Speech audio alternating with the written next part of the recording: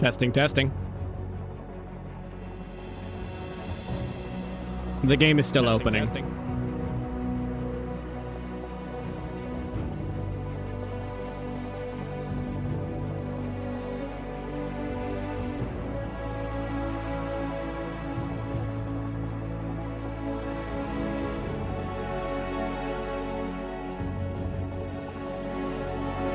Me? I swear.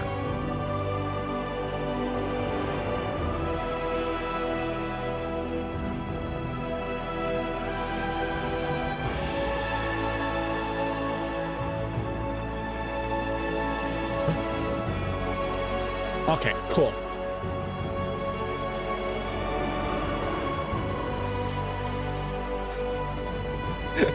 That one, forgot that one's vertical. Pregnancy test positive? Excuse you. That's crazy.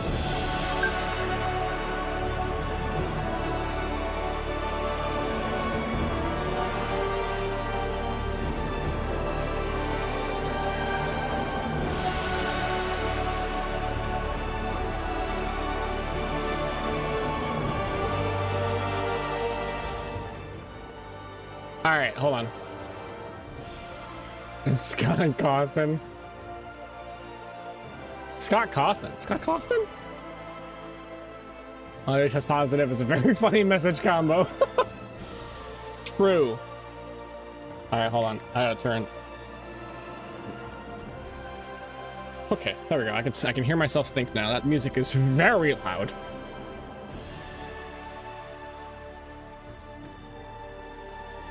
And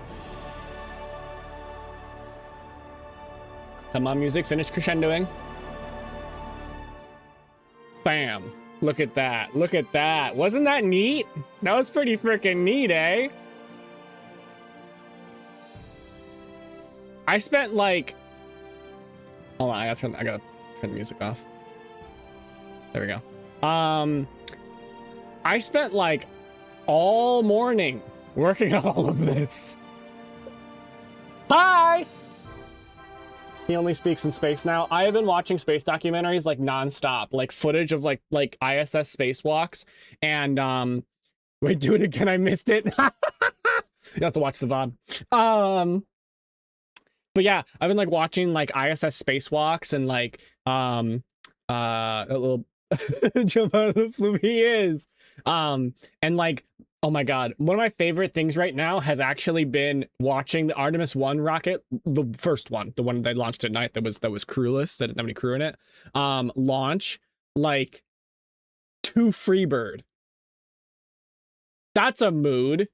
Like perfectly synced with the drop of Freebird. Oh, that was good. Oh, it was fucking good. Okay. Hi, everybody. It's been a minute. I gotta get the rest of my stuff set up here because I'm running a little behind. I spent all morning making the starting soon screen and didn't prepare anything else. I hope you can accept that. I hope you still love me. Do you still love me? Anyway, hi Noed, hi Meep, hi Matriarch, hi Bear, hi Kavoth, hi Ray, hi Ostadeth, hi Toma. My God, what the hell? There are so many of you guys today. I was kind of nervous. I'm not gonna lie. I was actually very nervous. Jebediah is safe? Yes. Oh. Stop it. So it's been a minute. It's been a very hot minute since I've done a solo stream. I've been doing a bunch of like Arc Nights and stuff like that, and like they basically collabs with the Matriarch with like Subnautica and stuff like that. This is a new save. It's a continuation because I've been playing this game a bunch off stream and I really don't want to have to remake my moon base and moon orbital station. But also, hi, welcome in. But we'll be doing a lot of stuff. I've got a lot of stuff planned. And it shouldn't be too hard to pick up where we are, where we left off. We've been to the moon. This is technically a new series, but just accidentally timed out Sam. Oh, you almost accidentally timed out Sam. That's crazy. But yeah, welcome in, Ember. How you doing? Do you like KSP? The moon. The end goal is to reach Kuma's home planet. Yes. We'll have to figure out where that's at, because it's definitely not Neptune. Anyway, I was definitely thinking Neptune. Anyway, so yeah. So I don't know if you guys know anything about KSP. I'm sure some of you do, but this game is all classic in the space in the space like game stuff. Where's the space spot? Yeah. Kuma Corp secretly funding this operation to get back to our home world. Writing that down. We're writing that down. Get Kuma home. That's a good idea. Sure you could say I'm somewhat of a fan, not addicted or anything. Just don't look at my playtime. Okay. Heard this game a long time ago, but I've actually never seen gameplay of this game at all. Try to send me back? No, we want to see what your home is like. I want to go with you. Yeah. Anyway, but yeah, it's been such a long time at this point. It's been like months since I've done a solo stream. Also, there is no music going on right now, and that bothers me. So let's go ahead and reopen the game and go ahead and pop into our save. So trying to remember if I have anything that I want to show here. Hold on. Give me a second.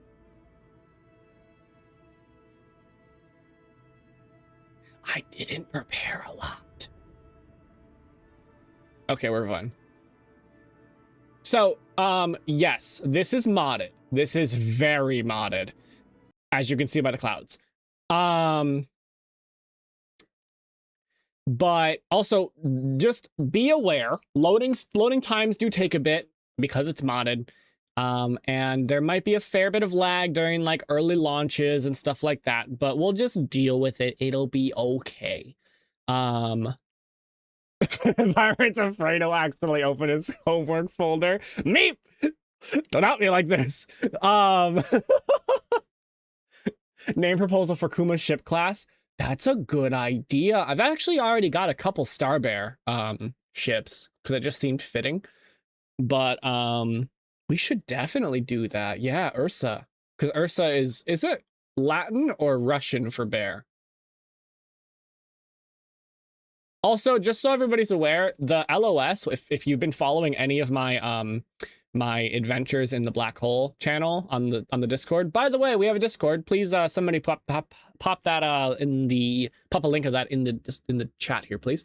15 terabytes of Artemis 2 footage in that homework folder. Dang, accurate. Portuguese for female bear. Ooh, I wonder if it's Latin then. That would make sense. Hiding it in a homework folder. So yeah. First of all, can we just appreciate, let me get myself a little out of the way here. Can we just appreciate how fucking gorgeous this is looking? Now, I don't know if you guys know how KSP normally looks, like just basic. Hi, Grabner, welcome in. Here I am, girls are melting in their shoes.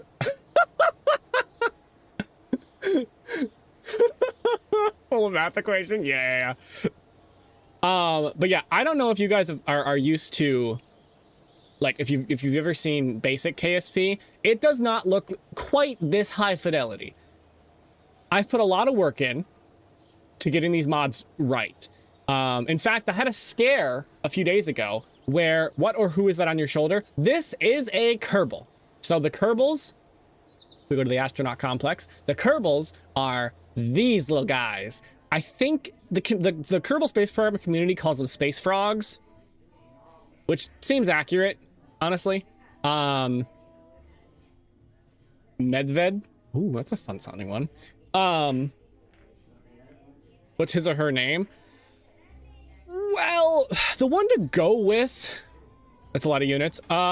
Yeah, we have quite a lot of Kerbals in our employed. These are the ones we don't have on missions right now.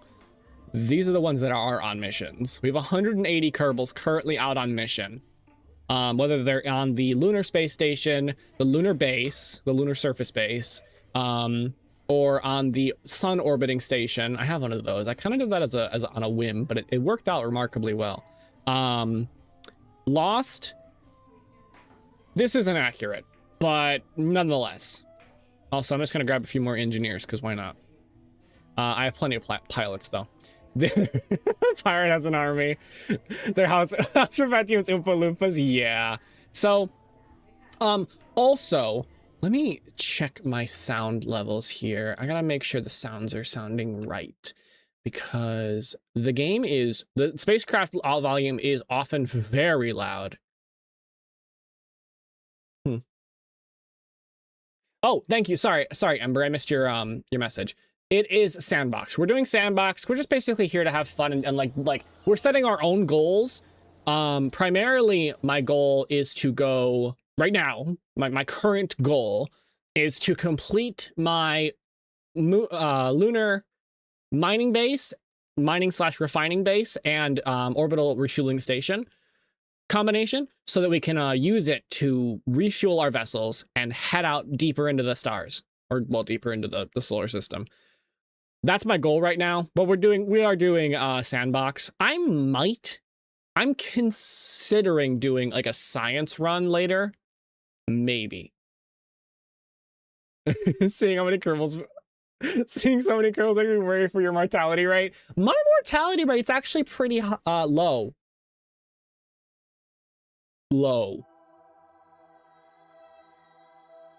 Yeah, that's what I was gonna say.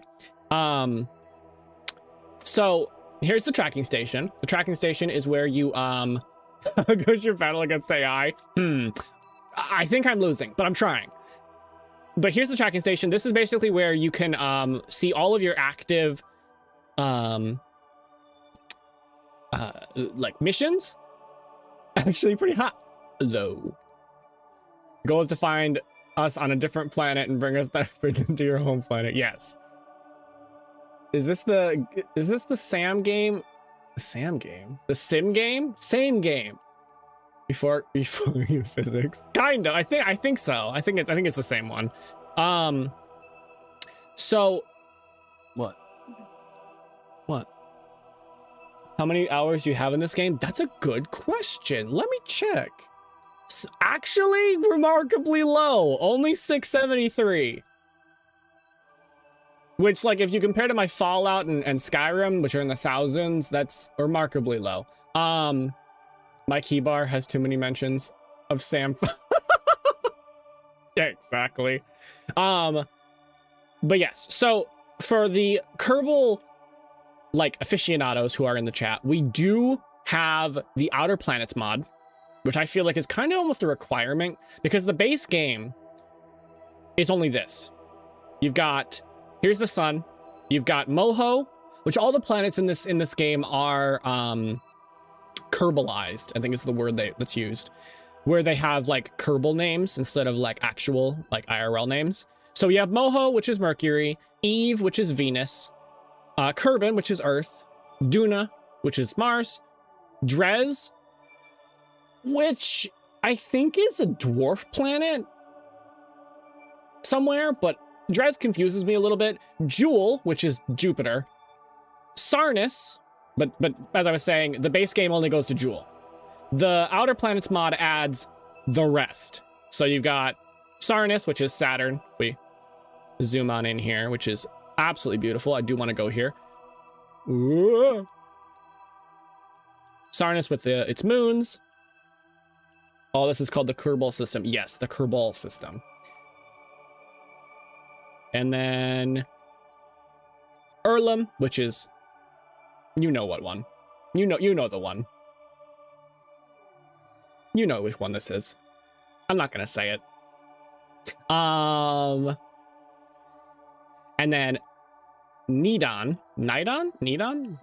Nidon is interesting. Neptune is the analog of Neptune. So Neptune, if you didn't know, actually has some of the most violent wind in our solar system, and I think that's fun.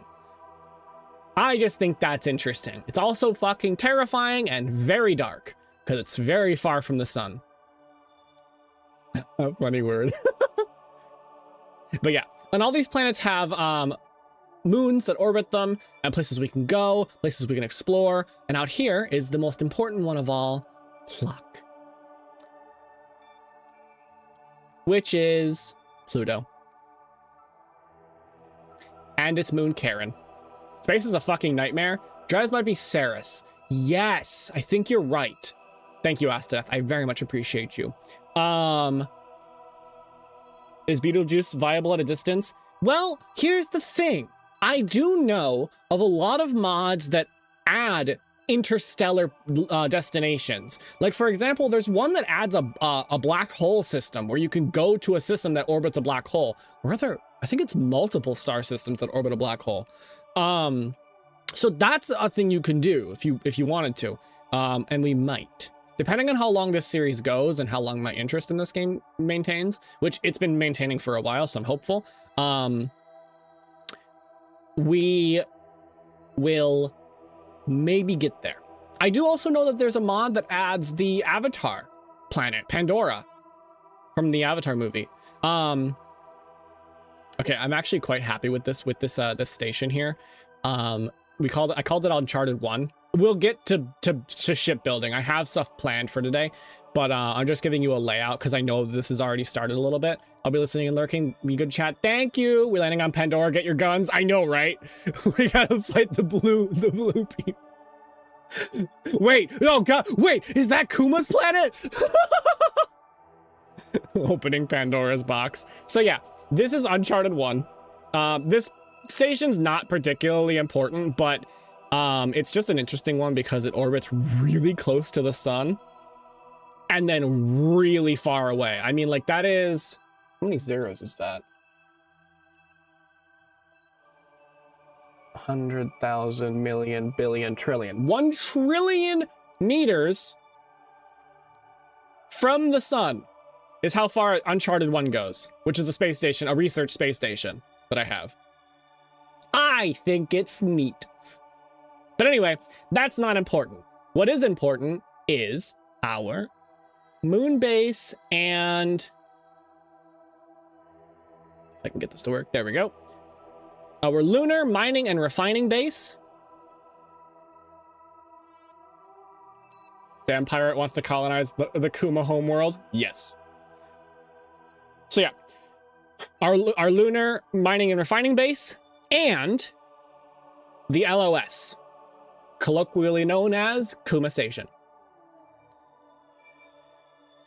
Being colonized? No! So you've got Voyager, but better. Yeah, mine's a space station. Mine's a researching space station. Actually, you want to see it? Hold on, let me see. It was not terribly easy to get it out there. I had to send it up as one piece. And it basically had 2 of the 7.5 meter, which is like the largest possible fuel tanks, literally strutted to the side of it, and like basically I had like trusses attached to the side of the station and then pointed down. So it had these 2 gigantic boosters sitting underneath it that kicked it out to the location. Actually, such a good probe name. I'm stealing that. Isn't it good? And the thing is, this isn't a probe. There are Kerbals on this. Here, I'll show you.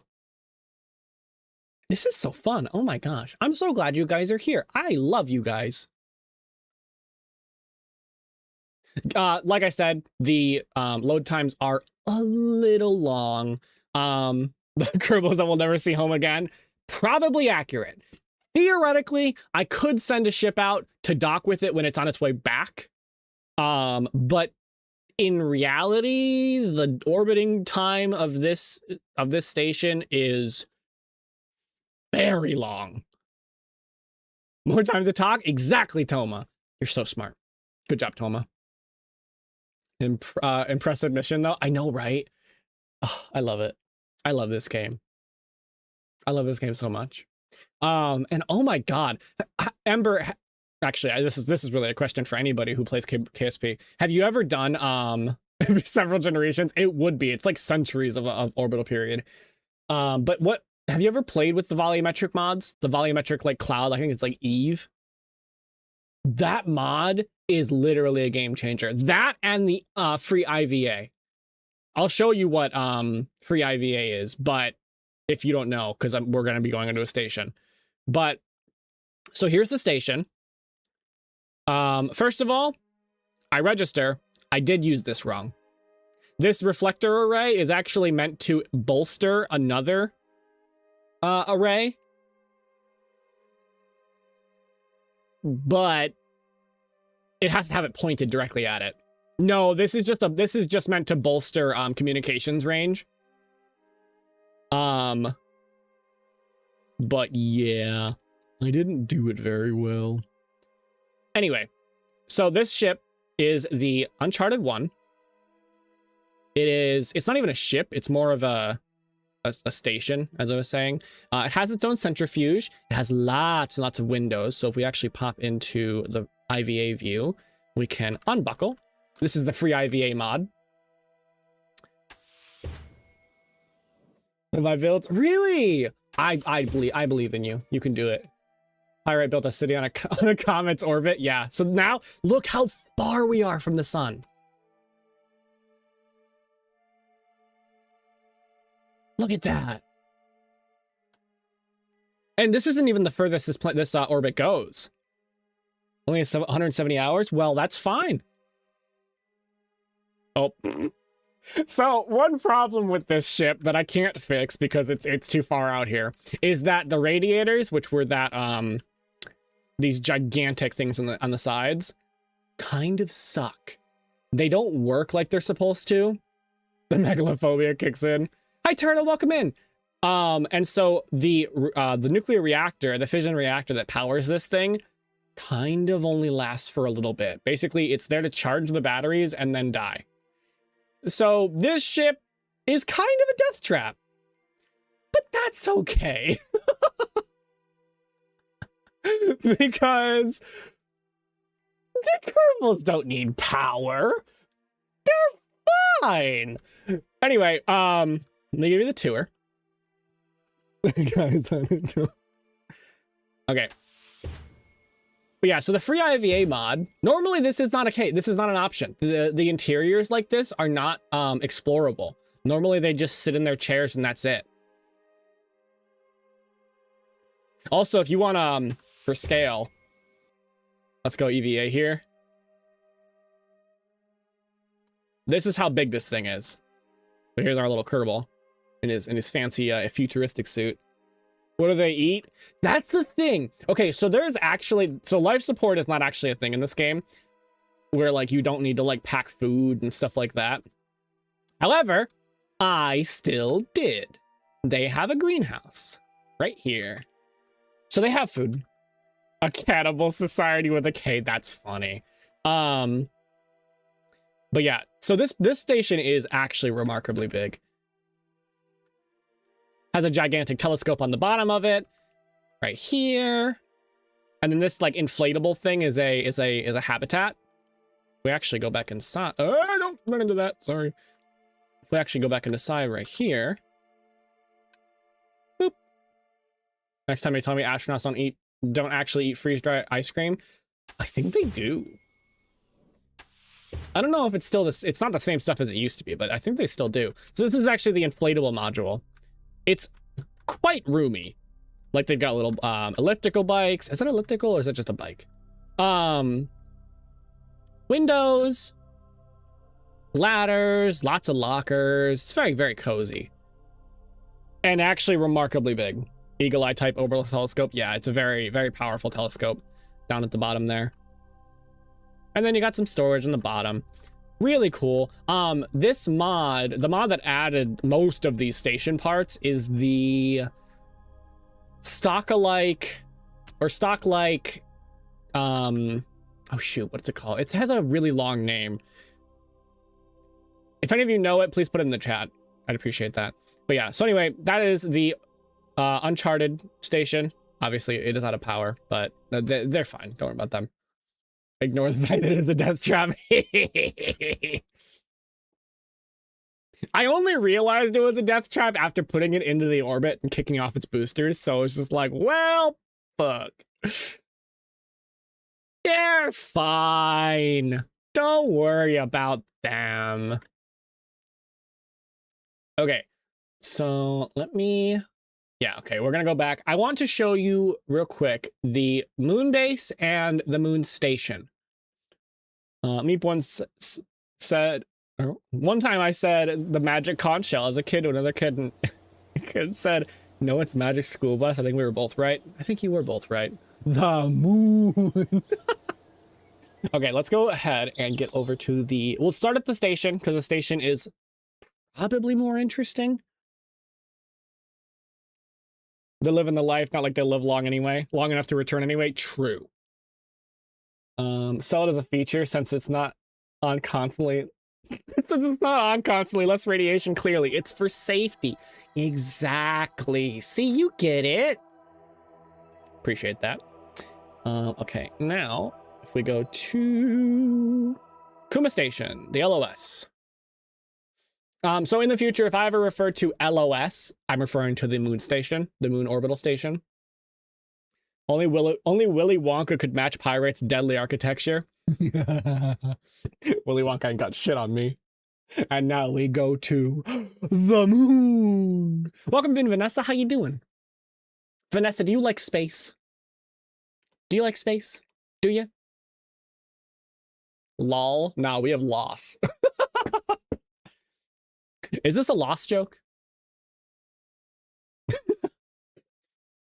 Actually, India's got a pretty solid space program nowadays, doesn't it? Also, thank you for the hearts. We are now in space. We are now in space. I hope you understand. I hope you packed a lunch and clean underwear. The launches can be very jarring. Do you like space? Say yes. Yes, exactly. I do love space. I love space. I absolutely adore space. That Markiplier Space song where he's like saying I love space over and over again, that is me. Oh my god, it's a lost meme.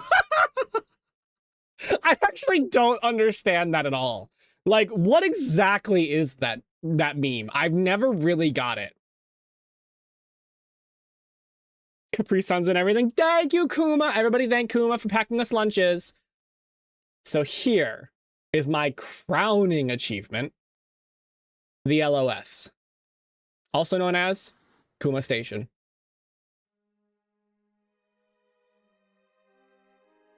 This is our orbital, our lunar orbital station. Its function is both research as well as a refueling vessel. So if we start at the bottom here, we also have a lot of branding on that bottom pod. That's a lot of centrifuges. Yeah, this thing has got a crew capacity of a ton.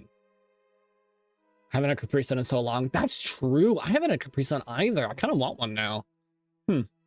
Thank you, Kuma. You guys are great. Oh my god.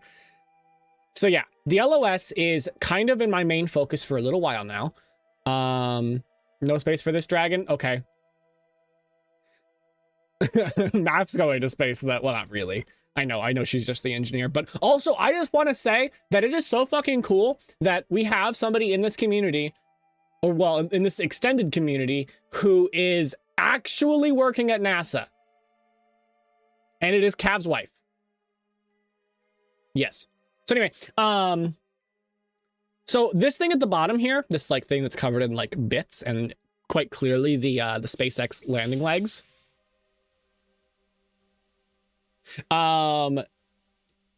Is yes, praise to math, absolutely. She sent a picture today in the Black Hole channel. So again, if you want pictures of NASA stuff, you need to join the Discord so you can check it out. I also put a lot of pictures. Like, for example, the launching of this vessel, I put multiple screenshots of the entire process and like narrated it as if, I think it was Fervin. Yeah, Fervin Kerman was like making a final like captain's log. But anyway, so what this is, what this big old long drone tube looking thing at the bottom is actually a lander. It's a drone lander that is made to detach, go down to the surface, land, refill at our lunar mining base. It refills on liquid fuel and oxidizer, and then comes back up docks with the station, and then whatever ships come out here are like going on an interplanetary journey can then dock at this station, refill their tanks, and go off from there. That is our basically, that's been the whole goal of this, of what I've been working on for a while now in this, with this station and the, right here. Sorry, I have some Kerbals outside, so I can't actually select the actual station, but, or the base, but there's a base right here in an ore hotspot. But yeah, so we got plenty of centrifuges so that the Kerbals that are here can stay here long term. They're not gonna suffer the I just got done with the treadmill. Round of applause for math. Round of applause. One small step for Demon, one giant leap for House Perpetuum. Fuck yeah! Okay, actually, fun fact. Did you know? I have a lot of space fun facts. Did you know that Neil Armstrong, when he said that line, actually meant to say it slightly different? I've installed a KSBN on my handheld so that I can now play anywhere. That is fucking goated. I am so impressed. That was impulsive? No problem. It was beautiful. Let's get remarried in space. It's pretty fucking pretty. Look at that. Oh, also, I have some camera effects, so if we wanted, make it like a VHS, like an old classic VHS vibe. Isn't that neat? So the line he meant to say, because the actual line he said was, one small step for man, one giant leap for mankind. He later said that he meant to say, one small step for a man, him, one giant leap for mankind. But he left off the A because he was like, you know, stressed and about to jump onto the moon, on accident. Isn't that neat? I can believe it. Yeah. It doesn't matter either way. Like, technically, like, if we're being very specific, it doesn't make a whole lot of sense the way it's currently said, but it's still fun. I did it bad and YouTube didn't like it. Jim? The A floated away into space, exactly. So yeah, this station is gorgeous. I'm very happy with it. I was actually, so what we are, he was a bit nervous. Yeah, you know, understandably so. Well, Velcro they use to scratch their noses. Oh, I forgot about that. It's in the helmet, right? That makes a lot of sense, actually. Planning a whole famous line for it being the first person and then messing it up. I know, that's basically what he said, Ember. It's very funny to me. But like, I don't know, it doesn't matter. The line is still iconic, but yeah. So as you can see, this station is very large already, but what we are actually going to be doing today, my actual plan for today, is to add an extension to this, because something I realized pretty quickly is that I need more docking ports at the bottom for 2 more of these drones, of these tanker drones, because one, liquid fuel, which is the basic, like as you can see here, liquid fuel is the basic liquid burnable fuel source. However, a lot of the mods that I've added use hydrogen fuel, liquid hydrogen, and liquid methane. Those are cryogenic. They have to be cooled in order to remain in a liquid form. Liquid fuel, which I believe is actually kerosene. I saw the video. In fact, Map has a video as well that she put on the in the Black Hole channel where because she was nearby, or near enough to see the light from it. That does suck. Most gas had to be freezing. Yes, exactly, Gravner. Which is why if you like watch, for example, SpaceX launches of like Starship, they have like the actual like tank, the rocket is usually frosty because they have to cool it to cryogenic temperatures. But anyway, the point is, this tank can't hold, it doesn't have the cryogenic capability. It can't hold hydrogen, liquid hydrogen, or methane. It is strictly the standard liquid fuel. And so we need 2 more tanker drones that can go down to the surface that actually are fitted with cryogenic tanks. So I realized pretty quickly that I'm going to need more docking ports, because these ones up here are meant for ships that are coming in to refuel. So basically I was currently in the process of making that extension, as well as a rocket to send it up. So that's what we'll be working on in a second here. Crying, screaming, eating my fucking chair. What? Okay, hold on. Let me give you a bit of a tour of this station. Also, beautiful view of the radiator panels from the heat control mod, if you are interested. Very useful mod. Allows you to use like allows you to much more easily use the nuclear reactors from near future electronics. So this is I think this is the center control module. Has these offshoot little windows. Very pretty. As you can see, game is only running at like 13 frames. This station is so large that it does make it a little bit laggy, but that's okay. I'm gonna head out, but I hope to catch next stream. Thank you very much, and thank you if you subscribed. I appreciate you. Have a great day, Ember. What's the name of the space clouds? Space clouds would be Nebula, if that's what you're thinking of.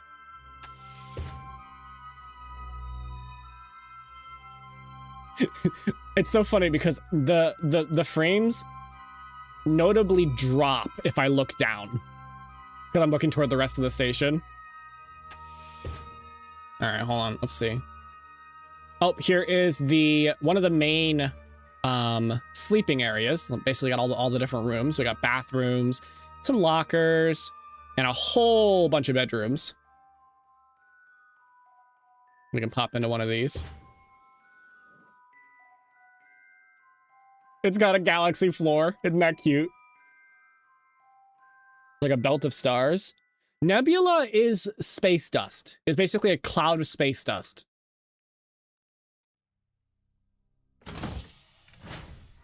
All right. The leg. It burns. Story. So a Russian rocket that was planned to launch was decorated with I almost said brother, it's deteriorating. Was decorated. Here's I think we are at one of the centrifuges. With kids' drawings. Rocket was filled with liquid fuel and oxidizer and became frosted over. People thought they removed the drawings. Aww. Imagine bathing or sleeping. Here is the aquaculture lab. Basically, they're testing, seeing how fish react to 0G or microgravity and food. Hold on, I want to just get you down to that centrifuge, because that centrifuge is very cool to me. Oh, this is, I believe, a laboratory. Yeah, this is a deep space lab. Obviously, like the different laboratories don't actually do anything for us because we're not doing a science build. Here is the centrifuge. The way this works is it uses centrifugal force, basically inertia, in order to keep your feet planted on the ground. No love, only deep space. Yes. Ta-da! This is one of my favorite modules. You imagine waking up in the morning, quote unquote, and coming down to the exercise room, and that's your view. Especially if there's like some ships docked out there. How cool would that be? Wouldn't that be awesome? What are you guys talking about? But yeah, this is one of the centrifuges with the best windows. This one has some of the best windows. But do they have enough protein? They do have fish, as well as plants. So, I don't know how like durable soy is, But I feel like soy, considering its ability, it's high in protein and its ability to be like turned into all those different like all those different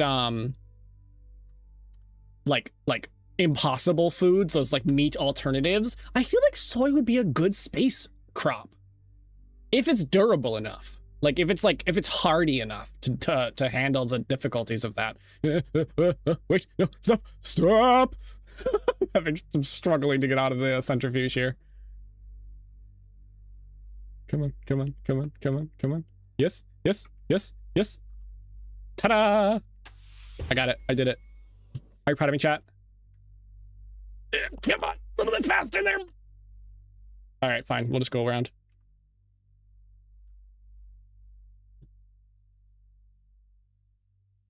A lot of whitey is made out of cauliflower. Oh, that's another one that's used in that a lot. That's true. Come on, grab on. I'm not sure why he's not grabbing on here.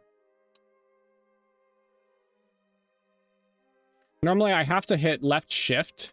Oh wait, oh.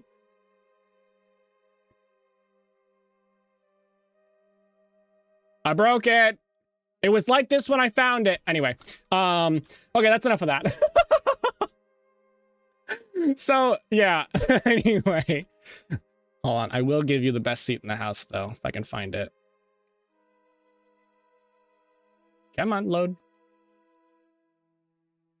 I know astronauts bring honey to space, but imagine figuring out how to beekeep up there. That's true. That would be pretty hard. Hello. All right, we'll just do it this way. I can switch between them. Oh, this is actually one of the, this is where I wanted to go. That was not intended. Okay, hold on. There. Oh, this is this again. Whatever. Here we go. So this is one of the big panoramic modules that have just gigantic windows in all directions. This is the lower one, just next to the docking ports. Basically, I imagine the Kerbals use this to kind of guide the ships in. Basically be like, oh, yep, you're on course, keep going straight, you know. Bees are already defying gravity. I think they're already aliens. Yeah, I think you're right. I think you're probably right there for sure. But yeah. Okay, so one more place I do want to show you. This one I'll be quick about. May I borrow the glaive, senor? Yeah, just make sure to give it back. There you go. Poor Laika, first to step out into the void, only to not return. Oh wait, was that the dog? Going to remove my leg? Yeah, give that back. Please do not do that.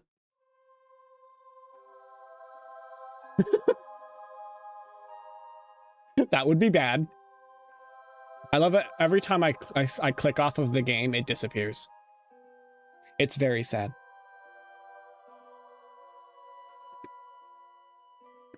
Come on, come back. Oh, it did the thing. Hold on a sec. It does this sometimes, where if it's in a loading screen and I click off of it, it will switch to my left monitor, which is my vertical monitor. It's not pleasant, but I have a button that I can push to switch it easy. Once it's done figuring its shit out. So anyway, hi chat, how you doing? How's life? Give me an update. Now. Or else. Me and the boys meeting at the panoramic view to discuss the most random stuff. Honestly, it'd be pretty fucking baller. Could you imagine that? Genuinely. Like, just on a random day, just being like, oh, hey guys, yeah, you wanna go play cards down in the panoramic room? There we go. Fixed it. All right, last place I want to show you. It's much less laggy, so that's lucky. Is the lunar mining and refinement. My mom is going to court? What? For what? Actually, don't tell us that. Unless you want to. Probably don't. Okay, nice. We didn't spaghettify. Yeah. Hey, Hasir, welcome in. Jebediah. Yep. Jebediah. And hi, Mage, welcome in. How you doing? How are you? Genuinely. Remember when IMAX was originally from museum presentations? Yeah. I don't, but it doesn't surprise me, to be honest. Actually, according to ancient aliens, all bugs actually originated from extraterrestrials. Ah, yes. Our most reliable source of information, ancient aliens. Zach's ribs.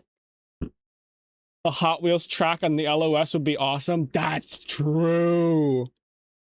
One of the upper centrifuges is actually completely connected. So like the bottom one that we were just in it doesn't have a connected point in the middle. But if you were to make a to go to like one of the upper centrifuges, which is just a full ring, you could theoretically just open all the hatches and lay like a giant like a gigantic Hot Wheels track through it, and just put, you would literally, all you'd have to do is just put the oh wait,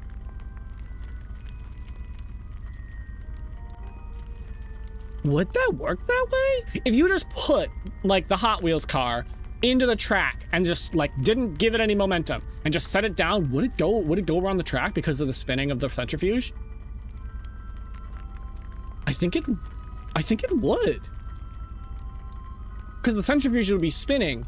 So basically to you wouldn't move, but it would just speed off, right? Have you ever been to a museum that had a big auditorium? I have. I love those. What are they called? Astrariums or like something like that? Anyway, so this is the moon base. This is the current moon base. I do intend to make some additions in the future. But as you can see, it is basically 5 towers. These ones are fuel, so they're fuel storage. We got LH2, which is liquid hydrogen and oxidizer. We've got liquid fuel and oxidizer, more liquid fuel and oxidizer, and liquid methane and oxidizer. And then over here is the ore storage, as well as here as well. Then here and here are our converters, our resources. What if we tilted these towers? They kind of already are. They are slightly inclined, or yeah, they're slightly on a slope, but they're stable. Basically, these gigantic drills, if I clip through the ground here, these gigantic and many drills are just boring into the ground here and are drawing up the ore that is in the soil, well, in the ground, storing it in the storage modules, and then it is piped into the converters, which refines them into all of the different fuels that we need. Very nice. Also, we are running on a nuclear reactor. We do not have solar panels. These are radiators. They are graphene radiators. And we are running on 2 different fission reactors. In reality, only one of them is on. We have plenty of power that way. Can we nuke the moon? Yes. We'll get to that. But we have basically the second one as a it's like a fallback, basically an extra one, just in case we end up needing it. But yeah, very stable. As you can see, we've got little Kerbals just sitting around, watching, doing engineering things and stuff like that. The interior is pretty neat. It obviously has an interior. Here's the top bay. Has this very big, wide viewing area. You can see for ages, especially in the daytime. Sometimes we do fall into the nighttime, because if you didn't know, the moon is has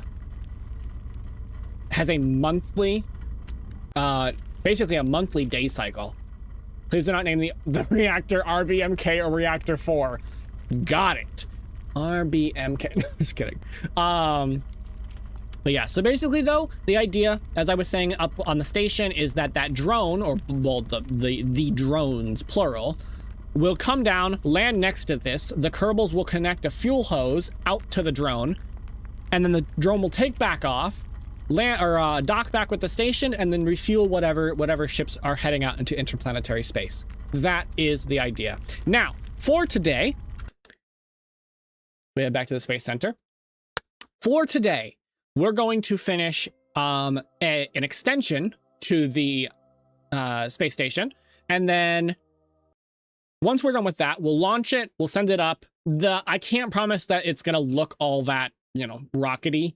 It won't look very realistic, but I hope you're okay with that. It'll look silly.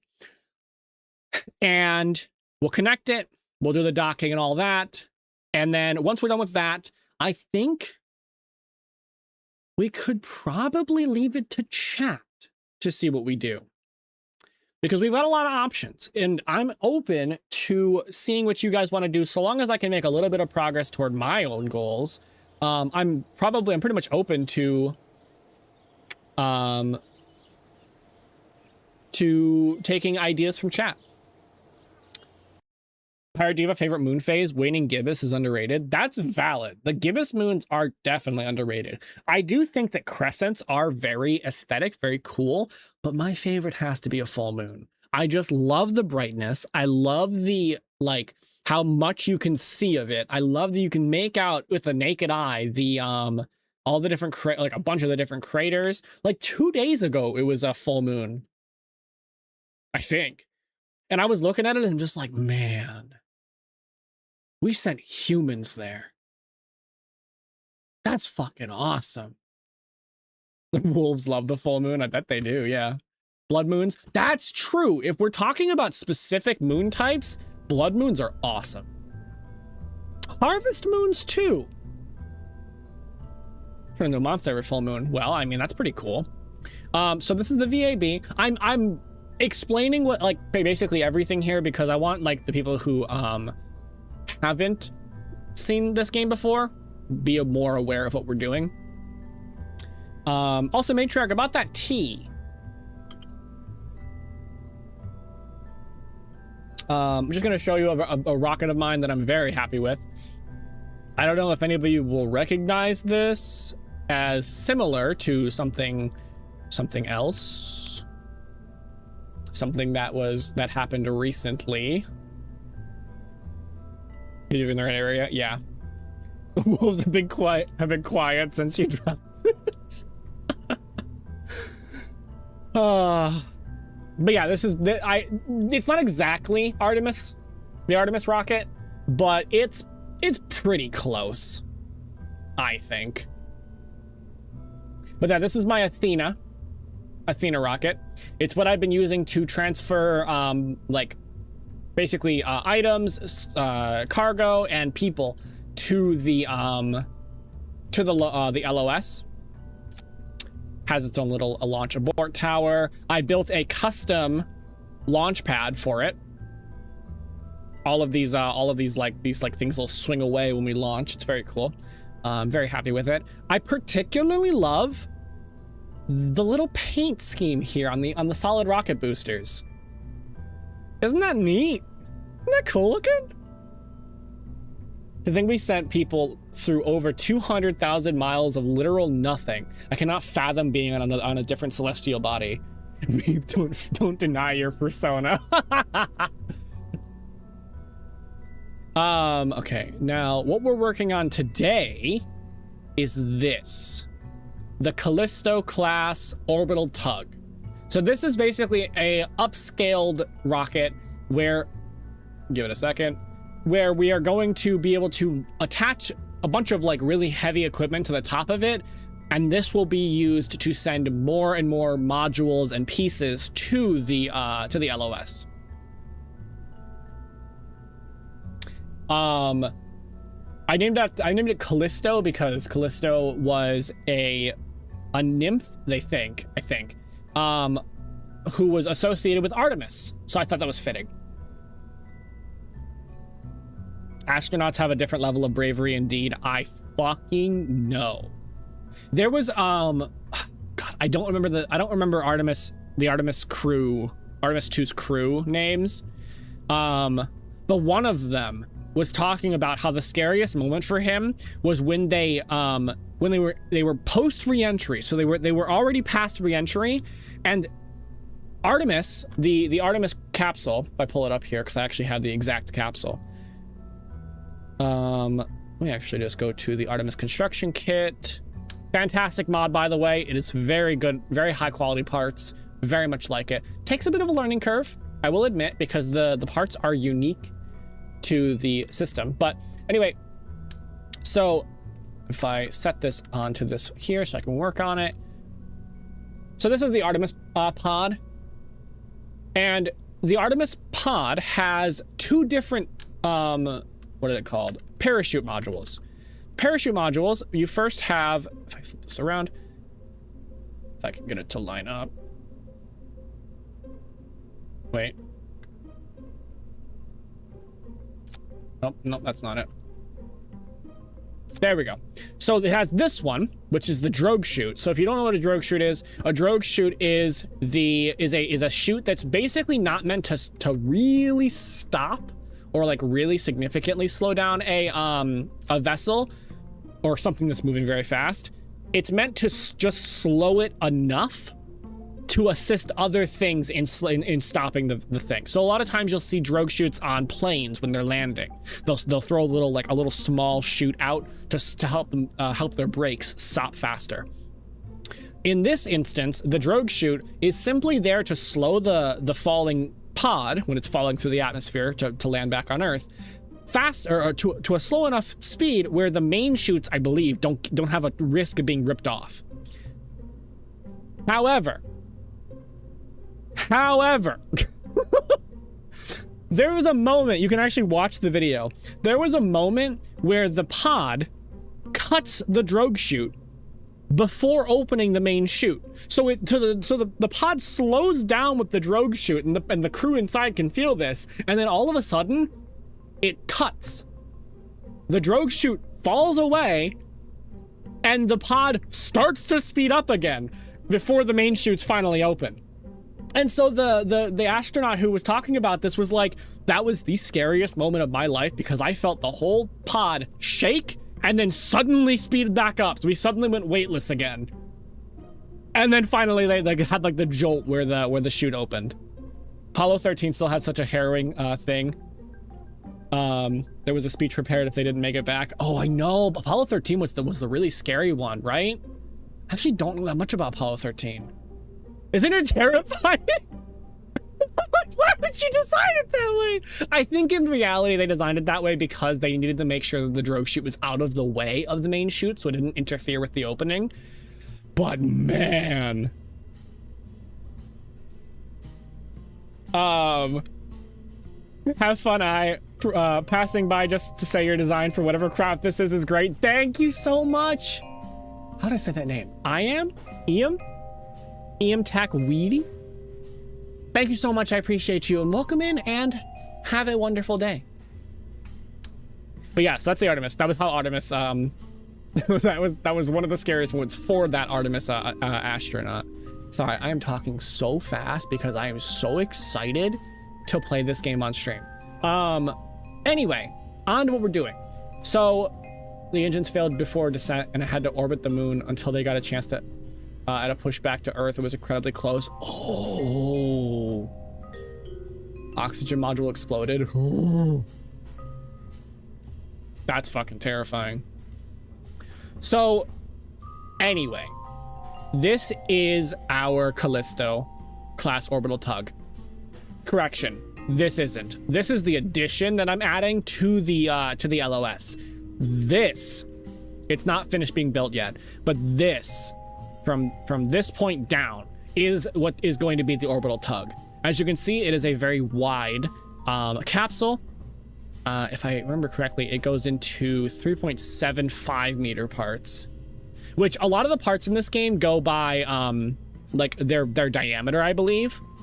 So for example, the some of the more basic pods is like a 2.5 meter. That's pretty like medium size.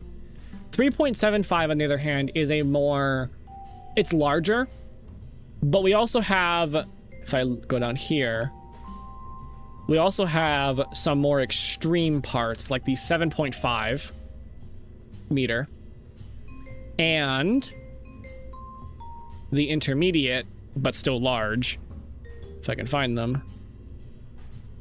I have a lot of parts. 5 meter. So yeah, those are the primary parts available, or part sizes. There's a few mods that I have installed, such as Blue Dog Design Bureau, which is a classic. It adds a bunch of historical parts, which adds some historically sized parts. So which, for example, this is called the Sarnis, but in reality it's the Saturn V, which the Saturn V is the which is the 60s moon rocket, is the Apollo moon rocket, is the Saturn V. Sarnis is the Kerbalized Saturn, so that's why they named it as such. But as such, this is a 6.25, which is not a usual size, which makes making parts in this size very difficult because there's not that many adapters. Blue Dog, Snoop Dogg, no! Anyway, so yeah, we're building this today. And so yeah, this is gonna be our orbital tug. I'm planning to use this anytime that I need to move something large like this, and as such, it needs to be very large itself. So, I need this rocket. Somebody mentioned Snoop Dogg. I know, right? Hold on a sec. I need to go check something. Is there a limit to how much parts you can put on? Not specifically, no. Technically, there is a limit in that, like, eventually, like, for example, if you make the craft too off-weighted, so if we activate the center of mass indicator here, if one of these arms of this station edition was too far off to the side, actually you can kind of see that it already is. So for example, it's off, there's too much mass on this side. If we didn't like take care of that, there's a good chance that the rocket will just tip over on launch. So that's kind of your more limiting factor, is basically what the engines are capable of, because the engines only go to a certain power. So if I get some of like the really, really powerful engines out, we have, where is it? I have a lot of parts. It does take me a bit of time to find what I can be looking for here. This one, no. Wait. Okay, no, that's actually a pretty small one. My bad. Here. So the Mammoth engine. The Mammoth engine is it's a 3.75 meter, kind of the quintessential really big thruster of this size range. It only has a maximum thrust, like of 4,000 meters or kilonewtons. That is a lot, but we have to have a thrust to weight ratio, which if you look up here, TWR is thrust to weight ratio. Try the leaves. Oh, thanks. We have to have a thrust to weight ratio of over 1 for our first, sorry about that, for our first stage. Otherwise we won't go up. Basically, 1 thrust to weight ratio, 1 here, is enough thrust to push the weight directly upwards and still gain speed. We're gonna make space Burj Khalifa with one of its limitless. So funny about that, actually. Hold on. Which is geekier, Star Trek or Battlestar Galactica? That is such a good question. I feel like Battlestar Galactica is way more niche. You know? Also, to answer to respond to your question, Vanessa.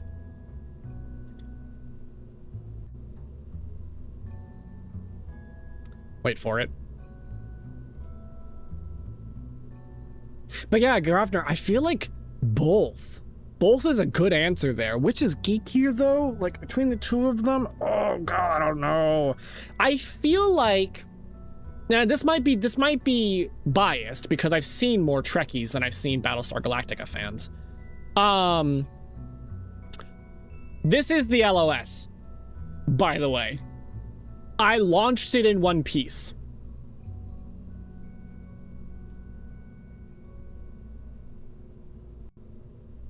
This rocket is 140.8 meters tall.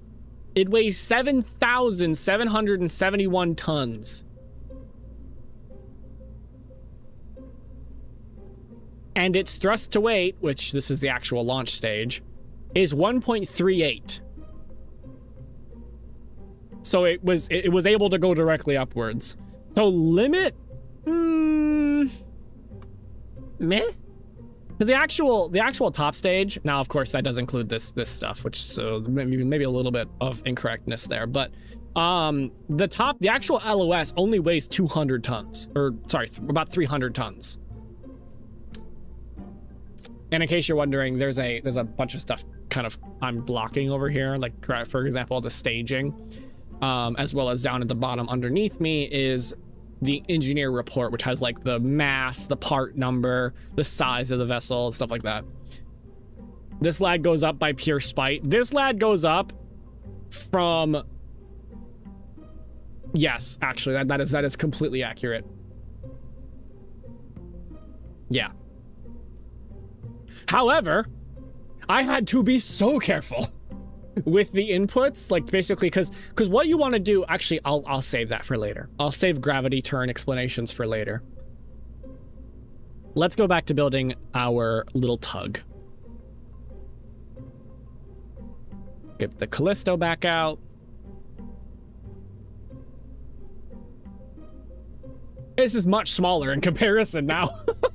Though admittedly it is lacking the rocket and the launch pad. It's so slow.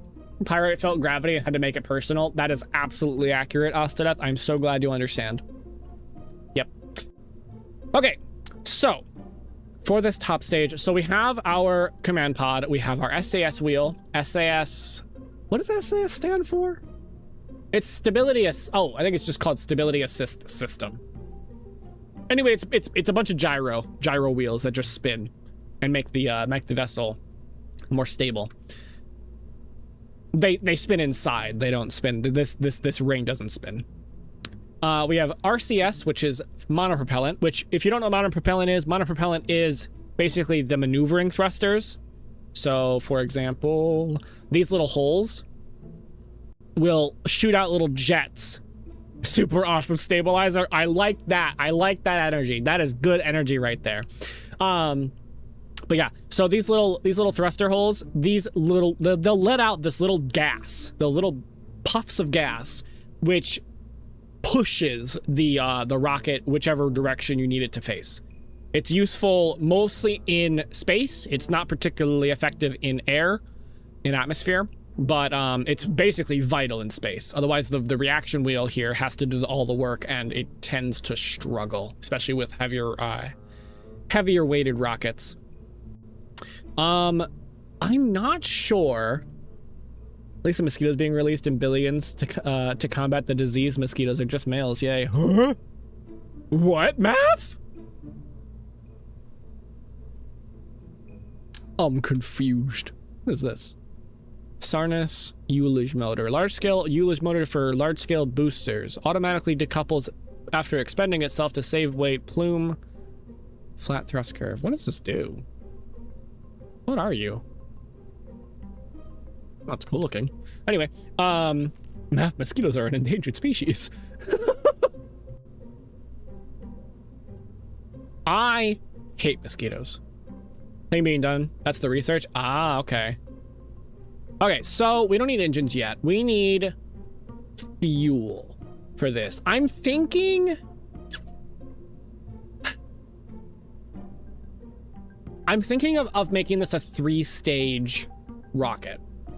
So we've got our first section here, which is basically the command module. Oh shoot, we are gonna need a heat shield. Because this is a rocket that's gonna come back into the atmosphere. So our heat shield is going to need to actually match. On the bright side, this is a homogeneous rocket, so it's very easy to put a heat shield on. I like the black shields. I think they're cooler. This is the classic one, but this is this one. The way these work, these heat shields, is they're ablative. They basically are covered in an ablative material. I think a lot of time it's graphite, which basically is a material that when it gets hot, it just flakes away. But it also takes that heat with it. Basically, it's what allows like rocket, well, command pods, basically crews, to come back to the planet without burning up on re-entry, because they're going like multiple miles a second. It's to disrupt the reproduction of mosquitoes and suppress the disease-borne population. Ah, let me turn the volume up a little bit. There we go. Ah, there's that music. Really, game? I clicked off and the game disappeared. Hold on. Is it gonna do it? Is it gonna jump over to the side? Oh, there it did. Hold on. There we go. Now she's back. Okay, so we've got our heat shield. We need a decoupler so that when we come back into the planet, we do not like have to burn through the bottom of the top stage. Decoupler. We don't need those ones. We need, that's where engine plates are. So many parts, so little time. Ugh. Here we go. 3.7. Beautiful. And then that covers the fuck? What the fuck? There it goes. Okay, my alt was pressed without me pressing it. But yeah, so it covers the heat shield with a shroud to make it more aerodynamic. Very pretty. Then the inflatable heat shield has a slightly lower heat tolerance than the ablative ones. The thing is, with that, is that the inflatable heat shield, which looks like this, which is very useful if you have a very big rocket that you're bringing back into orbit. We're not bringing the rest of this back. This stuff up here will be left up in orbit. Actually, it'll be left around the moon. These aren't ablative.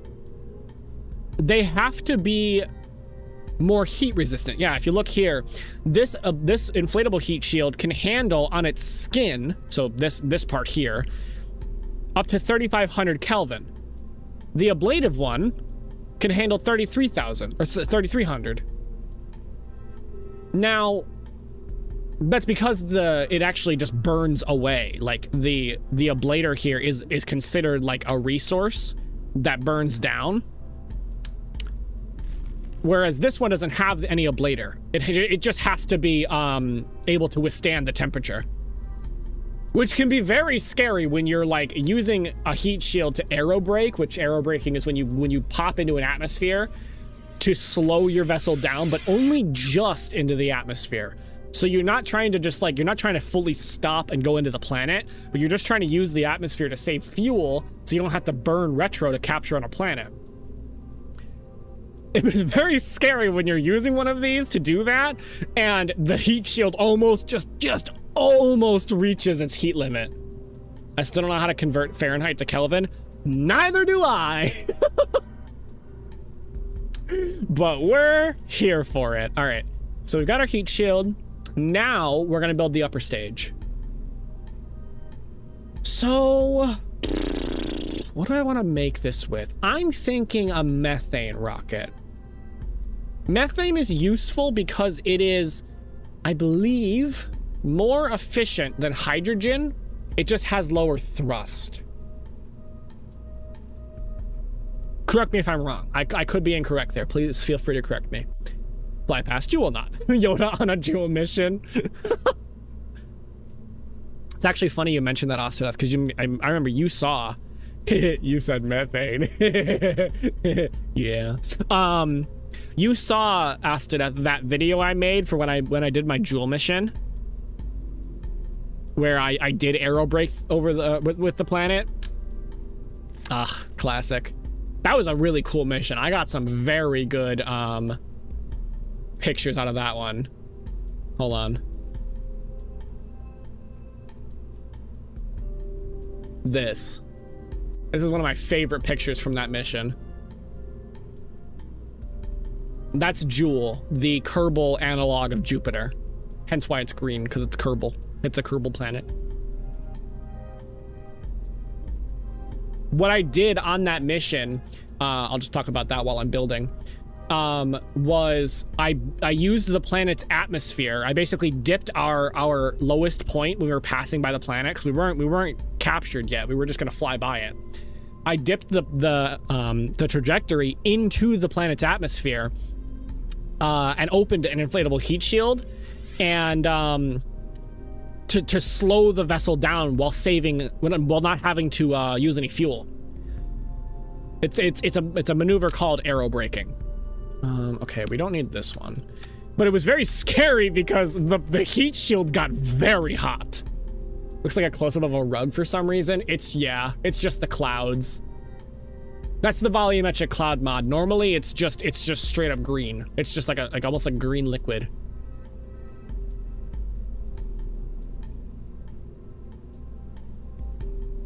The jolly green giant was not so jolly. Oh my god, dude. What I also did on that mission is I lowered a probe into, basically I had a little probe inside the vessel, and I kicked it out into the atmosphere, and it deorbited, so it burned retro, basically to slow itself down, and then fell with parachutes into the atmosphere of the planet, just taking scientific readings until it reached the bottom.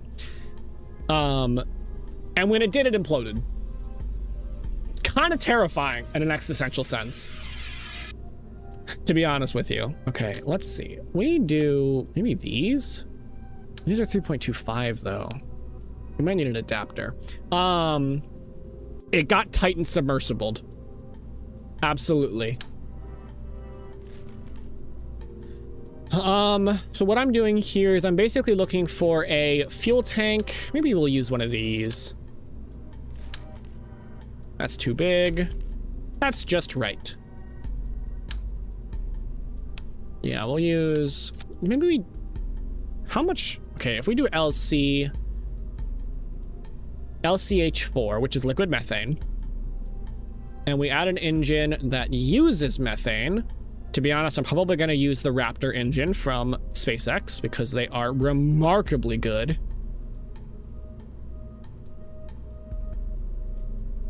The orb. Yeah, that's right. We actually can make it like this, but I kind of like the foil. I like the gold. What do you think? Where is it? Do I have? I do. I have this right here. Starship expansion project. So vacuum engine. How long could we burn? 3 minutes. 1,000 meters a second. Oops, sorry about that. My phone's ringer is on. Let me turn that off.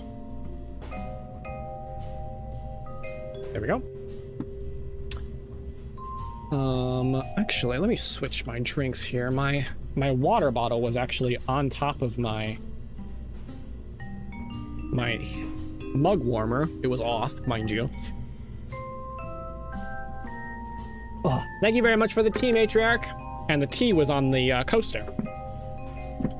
Switch that. That doesn't make sense. My phone ringtone is Ave Maria. That's beautiful. Chocolate can be eaten with the foil, but it is much better without the foil. That is a very wise individual. All right. Okay, so 3 minutes. Hold on. Switch this to the methane. So these are cryogenic tanks. They basically have cooling systems built in. Those cooling systems cost energy, but not very much. And in most of my rockets that I make, the energy production, excuse me, is not a problem. 6 minutes, that's probably too much. They don't necessarily...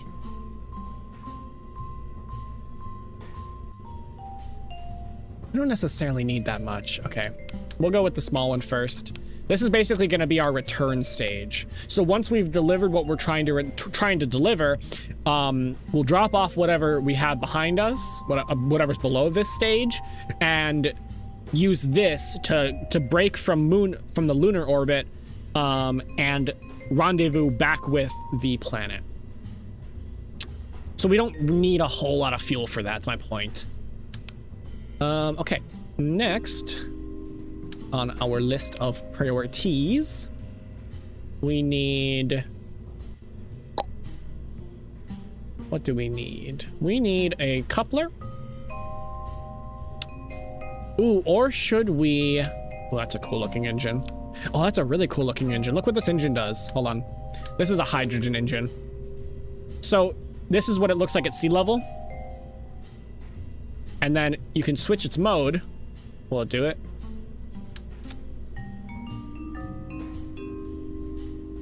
Come on. Do it. Anyway, this outer shroud, there it goes, slides down to extend the to extend the bell. Basically the outer ring of the thruster. Now, why this is important. Engines act differently, these thrusters, these boosters, act differently at different altitudes. When you're in atmosphere, at sea level, the outer atmosphere of the thruster is pushing the plume, which is basically like the fire coming out the back. It pushes it together. So the plume basically goes directly downwards, and that's basically it. Which is ideal. Because it's basically more of that force is being transferred into your rocket going upwards than outwards. In vacuum, as the atmosphere goes away, when you become in an airless environment, a lot of times what you'll see is the plume will actually go out the sides. Not out the sides of the engine, but the moment that it gets to this point, like the fire, it'll shoot out because it's so much lower pressure. Like a lens to direct force, exactly. Because it's so much lower pressure on the inside or on the outside of the engine, the plume shoots outwards, and so you lose a lot of the force that you would normally have because it's no longer pushing downwards. It's basically a pressure difference. So to increase the efficiency of that and to make them also efficient at sea level, this engine idea is that it just extends. Once it gets to into a vacuum, it just slides the bottom down and helps to keep the plume more directed downwards, at least for a longer period of time. Now, why you don't want a long thruster plume at sea level when you're in atmosphere is because it does something, I forget the exact wording of it, but basically air, because of the pressure difference, air will start to get into the bell, and it will disrupt the reminds me of putting a cup underwater and tapping air. If you let go, it shoots up. Yeah. Air will get into the inside of this and will then start to disrupt the fire plume, which can actually cause it can actually significantly damage to straight up destroy the engine. Basically, that's why that's a thing. It's also why, if I bring up the SpaceX engines again, these are the engines that are on the Starship. So if you know the Starship, these are the different types of engines. This is the same thruster. It has the same power output capability. It's the same fuel draw and everything, basically. However, one of them has a bigger plume, a bigger bell is what this is called. One of them is for vacuum, one of them is for sea level. My way of putting it in the simplest terms, yeah. But yeah, it's pretty neat. I think it's pretty cool. There is so much that goes into space stuff, you know? It's so freaking impressive. And I have nothing but the utmost respect for those, who work on these things, who figure these things out. It's so freaking neat.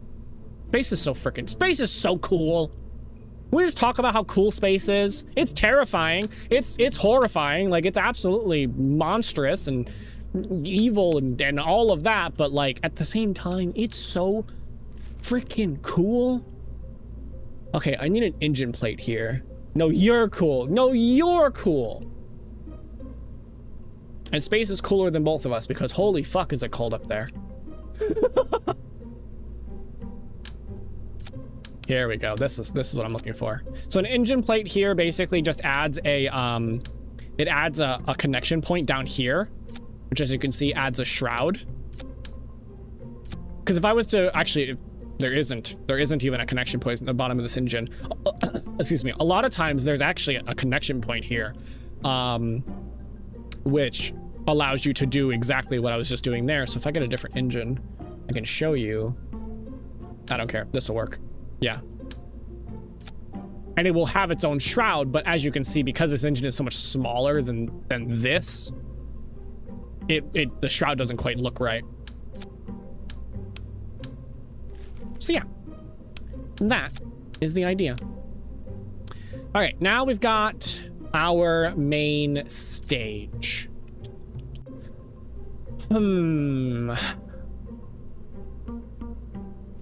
I wonder if I should make this one bigger. I think I'm gonna, yeah, because I want to go to the orange, like Artemis style booster. Specifically, these guys. Not that one. These guys. Because these are the orange foam insulation things. I like how gigantic space is. Oh my gosh. Funny story. Or actually, no, fun fact. Terrifying fact, but fun fact.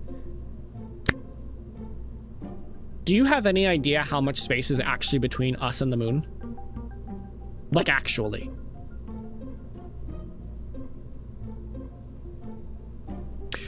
You can, with a little bit of extra space, fit every single planet in our solar system, including Pluto, between us and the moon, and you will still have a little bit of space left.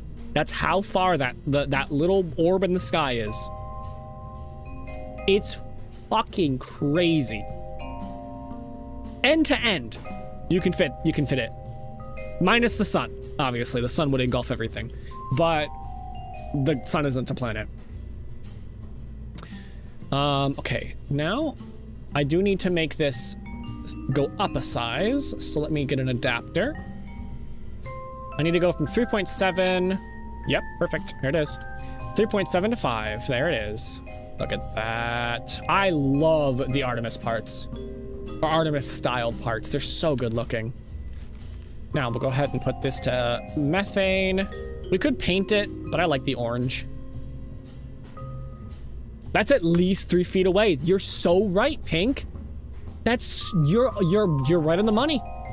That is at least 3 feet away. And the moon is the closest object to us. Isn't that fucking insane? It's so fucking cool. Oh, I love it. I love it. How would this one work? It's got an adapter. Does this have an adapter? Jeez.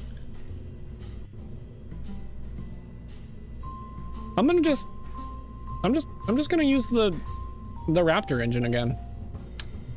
Hold on. It's kind of cool looking, actually.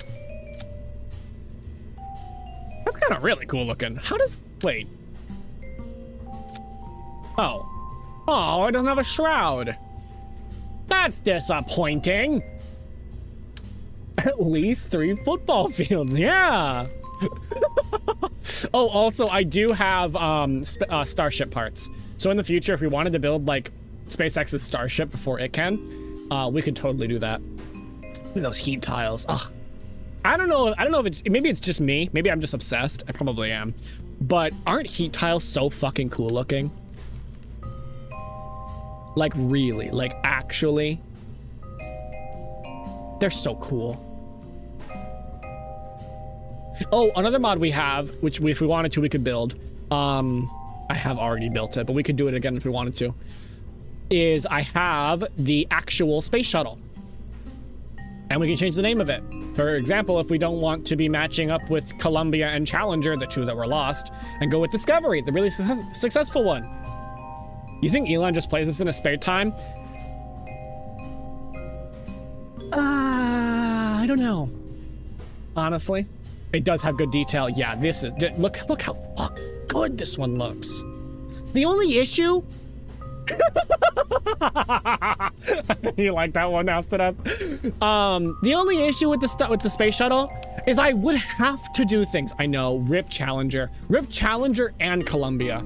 Those were both lost. Yeah, it just looks so good. Look at the fidelity on this one is just so good. Only problem. So here's the issue. Here's the issue with the shuttle. It doesn't go far enough.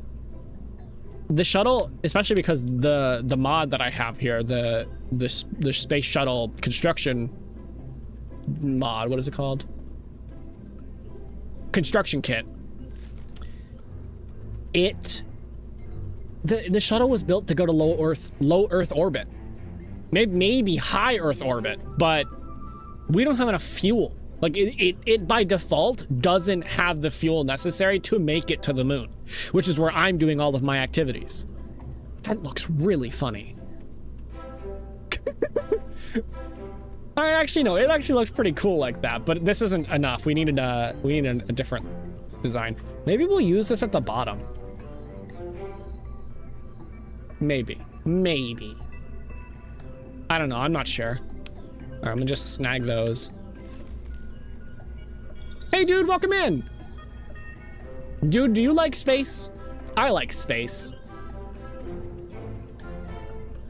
Remember when the internet, Elon probably watches Jimmy Neutron for his rocket.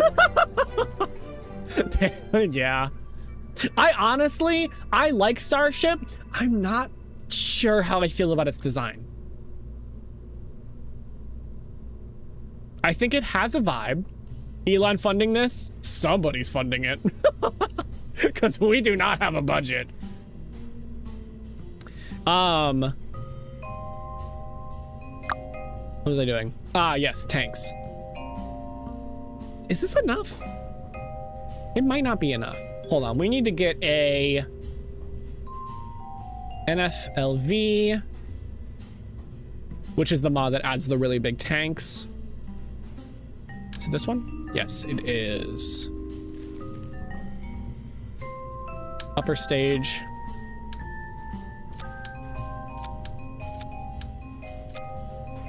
Hold on. That actually works really well. There we go. That'll only last for a minute. And less if we add the middle engine. Looks cool.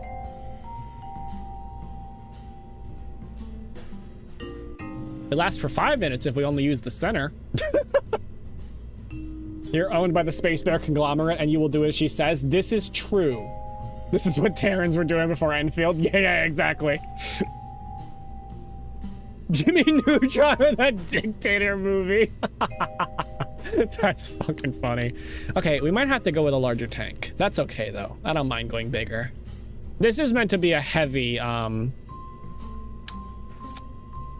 Ooh.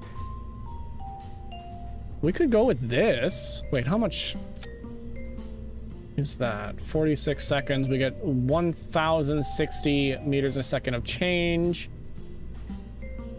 I don't think it's big enough. We need to make it bigger. 1 minute? All right, that's not terrible. Can I adjust the amount here? I feel like this is too many. Maybe 3? That's kind of cool. I like that. All right, I'm feeling it. Is it bad that I always like the Protoss?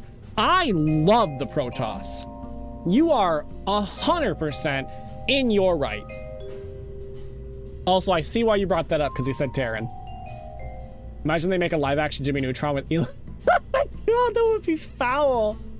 Time to sell the mutant rats on the trash ship to get more funding for the demon space funding. Aw, thanks, Bear. I appreciate you. Starship reminds me of Bullet Bill from Mario games, but silver. It really does. Oh. I'm about to give everyone a brain.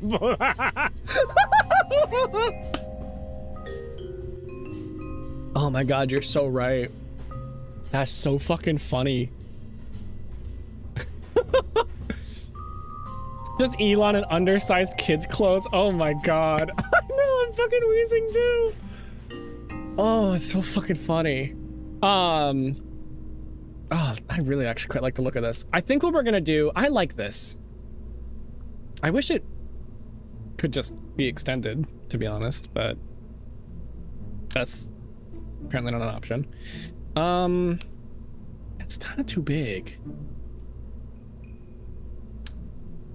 Neutron link. Oh my gosh. Imagine Elon adding ads to your dreams. Please no. Anything but that, Elon. I like that. This is good. 3 minutes should definitely be enough for an upper stage to get to the moon. It's really not that difficult to get to the moon, especially if we have enough thrust. And 1,788 meters a second is probably enough. Gonna force you to buy a subscription. Oh god! No! Anything but that, Elon! Oh wait, we were missing one. I can't get rid of the center line though. That's the one downside. It does give us a lot more thrust though. Not that thrust really matters in vacuum. It matters a little bit, but it doesn't matter nearly as much as just general delta V, which delta V, if you didn't know, is this nightmare is sponsored by Raid Shadow Legends. That's so fucking funny. Oh my gosh. Oh fuck, that's funny. Someone has to find a way to spread the liberty of rock cancer somehow. True. Maybe you're too young to watch Futurama. Add 10 and pray it'll still be intact. Ah! Okay, that's probably enough. But yeah, delta V is basically just change in velocity. That's what that means. So, but the delta V of this stage, in vacuum, in atmosphere it's much weaker, but in vacuum, it is 1,788 delta V, or meters a second change. Which everything regarding space and escaping gravity has to do with velocity. What the fuck? Today's sleep paralysis is brought to you by Factor. My god. Imagine that meme with the execution video where the oh my gosh, that's crazy. All right, that is good. Let's see. Okay, yeah, we need more distance on the inner stage. Again, the inner stage is just that. We're not gonna use the main liquid fuel tank. We're gonna use, we'd use this. We could do that. How heavy are we? 263 with the full, yeah, we're not that bad. Jesus Christ. All right, guys, let's bring it back to space. Onegaishimasu. I beg of thee. Oh, we could do the Sarnis. Go for the 6.25. I've actually not used these yet. That could be kind of fun. Yeah. Ooh, pretty. Lots of methane. Or we could switch to we could switch to hydrogen for the lower tank. Hydrogen, I believe, does have a higher thrust capacity. All right, nonetheless, we need a decoupler here. Be right back. All right, we'll wait for you. We're not gonna wait for it. We do appreciate you, though, Crofter. But I'm gonna keep building. I hope that's okay. Let's just hope Elon doesn't invent the time machine anytime soon. I hope not. I hope not. Okay, we need a decoupler. Ooh, that's perfect. Yes. Perfect. Awesome. That's cool. Okay. That looks great. Boop. It's literally plug and play. This is how NASA develops their rockets, by the way. Yeah, they just plug them in and they're good to go. 500F. I kind of like the extra black. Enable cooling, please. I need to enable cooling on these ones so we don't have boil off. Boil off. Blah, blah. Cool. Very nice. Very nice. And what exactly is this? Oh. Oh, it's too small anyway. 2.5 meter interstage decoupler to allow 2.5 meter spacecraft or stages to be mounted to the top of the SIV stage. What is the SIV stage? No idea. I'm sure it's fine. Ooh, this might be a good idea. These big decouplers. Maybe. Amount of fuel that thing needs is insane if it ever existed. Funny thing about that, dude. These tanks are based on real things. I mean, like, for example, give me one sec, I gotta Google something. Saturn V. Height. Saturn V was 363 feet tall. That was the moon rocket that Apollo used to go to the moon during the space race. It is equivalent to a 36-story building. And that's what these bottom tanks are based on. Oh, for fuck's sake, it went back to the side screen. We're in shorts view now. Just kidding, I'm gonna switch it. There we go. Fun fact.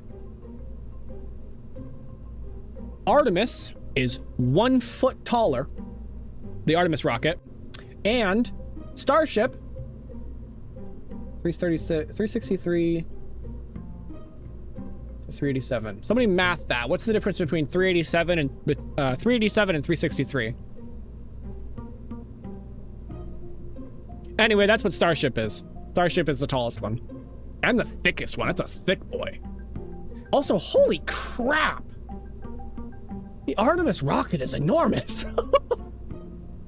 Do I draw? I do not. I have none of that skill. I write. That's what I do. And on that note, you can still ask your whatever was prefacing that, or whatever that was prefacing. 25. Yeah, it's 25. The Starship is 25 feet taller than the Saturn V rocket, making it the largest rocket ever built. Pretty sure, yeah, because the Saturn V was already larger than the N1, which the N1 was the Soviet attempt at the moon rocket. Just so you know, just so you know. Maybe we add another tank. We could add another tank. Yeah, why not?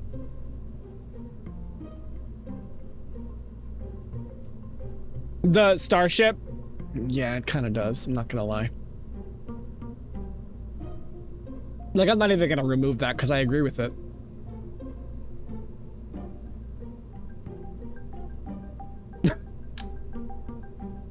Sorry. The Soviet attempts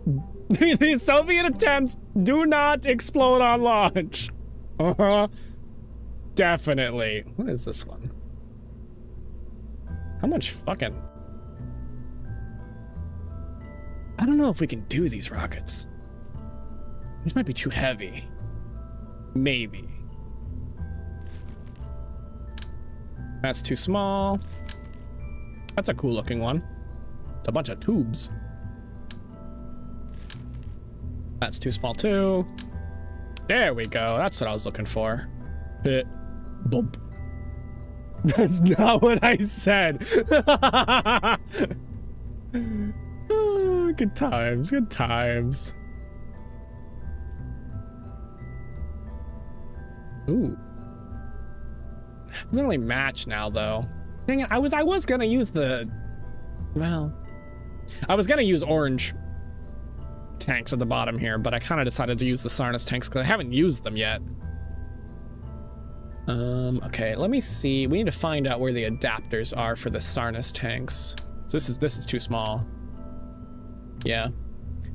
They didn't explode. They fucking detonated. I know. I watched the video. It was, at the time, it was the largest non-nuclear explosion in the world. I gotta love this. You just gotta love the Soviet space program. It's just interesting. Why is that so bulbous? Yeah, would y'all try to escape? That's a dangerous question. But I definitely wouldn't want to fight in it. To be honest. Here it is. Here's the Sarnis boosters. There we go. So I guess we're kind of unintentionally making this a bit of a,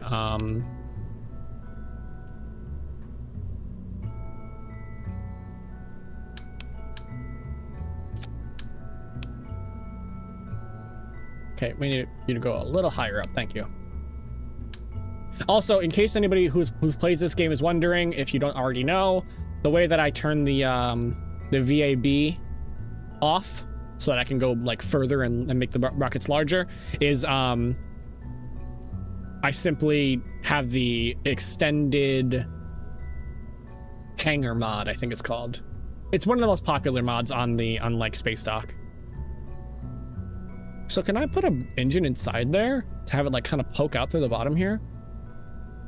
We need something that is using methane.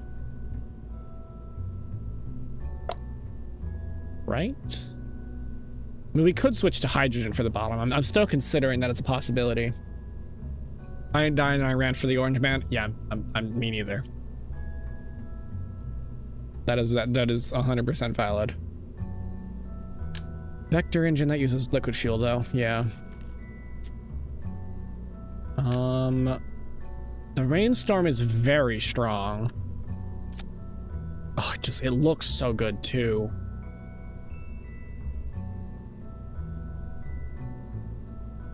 We need, wait, why is this, wait, what, really? Why are you jettisonable? That's very weird. Why would we want to jettison this?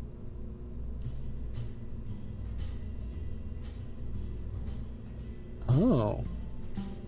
Auto jettison disabled. Thanks. I know, I've been watching a lot of that stuff. Anyway. Let's not get into that.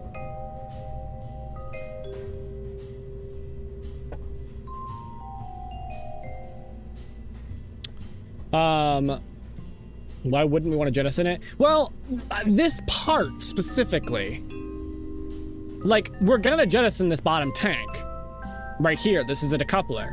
So from here, it'll drop that decoupler off, and then these engines will fire and launch up and go and continue upwards or out. But I don't know why this is even an option to jettison. It doesn't make a whole lot of sense to me.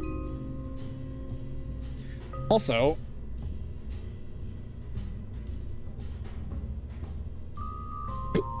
we're not getting fuel. Oh, these are my bad. These are fucking hydrogen tank or hydrogen thrusters. What is this?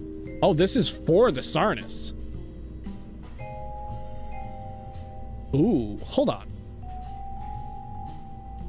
We switch this back to LFO, so liquid fuel. Which I, again, believe is kerosene.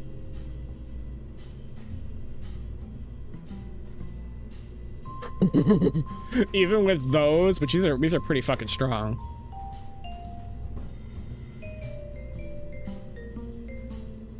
Oh, that looks really cool.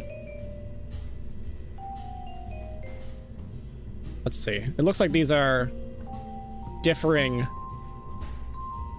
levels.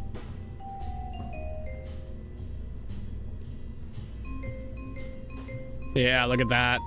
So, as I was describing earlier, if you notice, this one has a shorter bell, which is what this bell-shaped heat or thruster wall is. This version has better performance at sea level. This one has a better performance at in vacuum. Actually, no, it doesn't. It's worse in both directions. Why would you want that one? There's the improved performance, but it is this one is actually best, but it has a little bit less performance at sea level. Of course, it was hydrogen thrusters. That makes so much sense. It's okay, me. Basically, the engines that I was trying to use earlier, they burn hydrogen.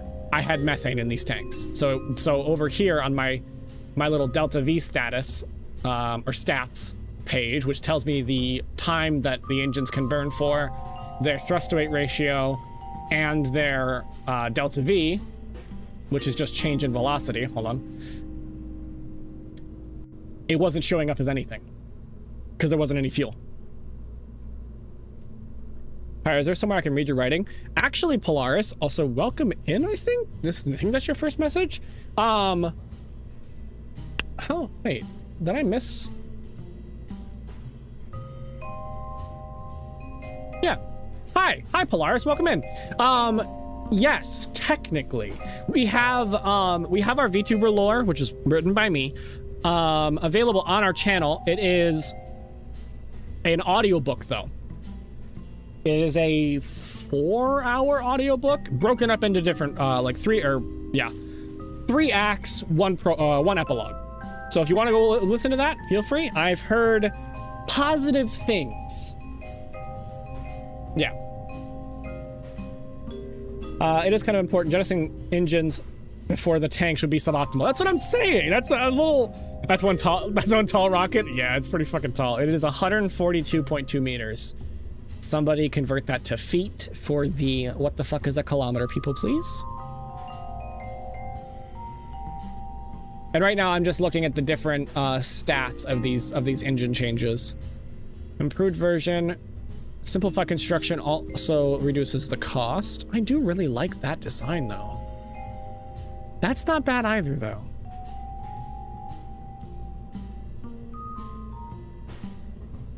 Best of all worlds except cost. Yeah, well, that's fun. It's awesome. I'll check it out. Yay, thanks. And actually, I'll use this opportunity to inform some people. I have been working on something behind the scenes. I have not been what's the word? Idle in my writing. I actually just finished writing a short story yesterday that I'm thinking of providing to you guys. I might do it as merch. I'm thinking about doing it as like a thing you can purchase. It's just a short story though, so I wouldn't charge very much. That is ultimately a goal of mine, is to make the the stories that I'm putting out purchasable. Obviously the lore is free. That's 4-hour audiobook for free. But I'm tempted, I'm considering making the other stories that I put out an actual purchasable like story / book. I hope that is respectable. I hope that is understandable. Please and thank you. Thank you for coming to my TED Talk. I mean, what I could do, because my thrust to weight ratio right now is too low. These thrusters are not going to work. Pyrite, what would you do if I wrote in Pyrite Perpetuum for the next election? Well, not win, for one. But, you know, minor details.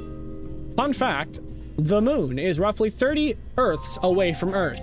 Yes. Actually, Math, I don't know if you heard us earlier, we were talking about how you can literally line up every planet in our solar system end to end from Earth to the moon and still have a little bit of space.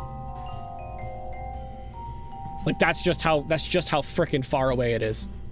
It is so neat and I love it. Thank you for coming to my space talk. Also, thank you all for coming. I really appreciate it. Like I was saying earlier, this is my first time streaming alone in a while. So I was a little, like I said in the beginning, I was a little nervous. I was very nervous, but you guys all showed up and I really appreciate it. Oh, that looks really cool. Yeah. Oh, this is that engine. Okay. I'm looking for an engine.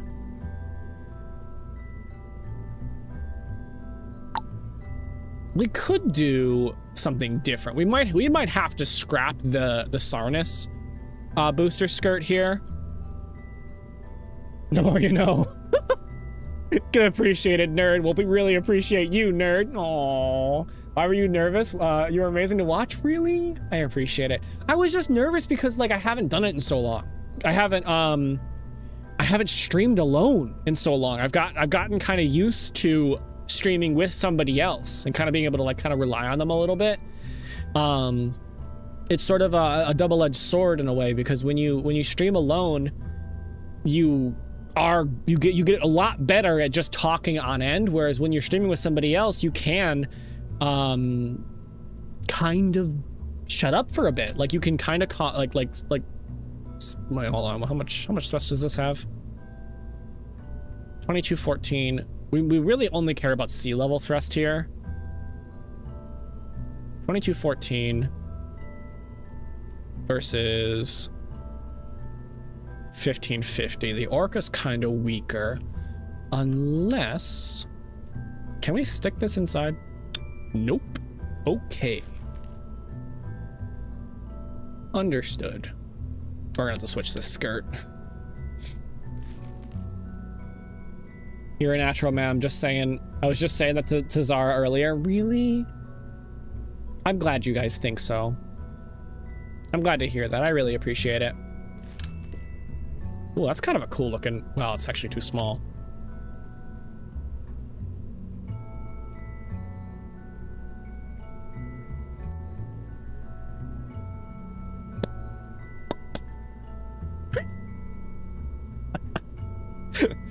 I have a mod installed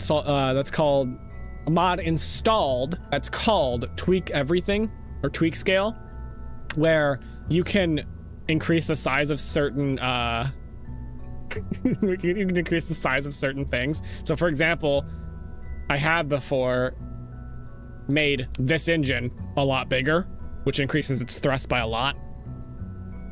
Can we do it here? Ooh. Ooh, that might be something we do. Okay, this is actually not gonna work. We do need a different skirt. Here's the engine mount. Okay, good.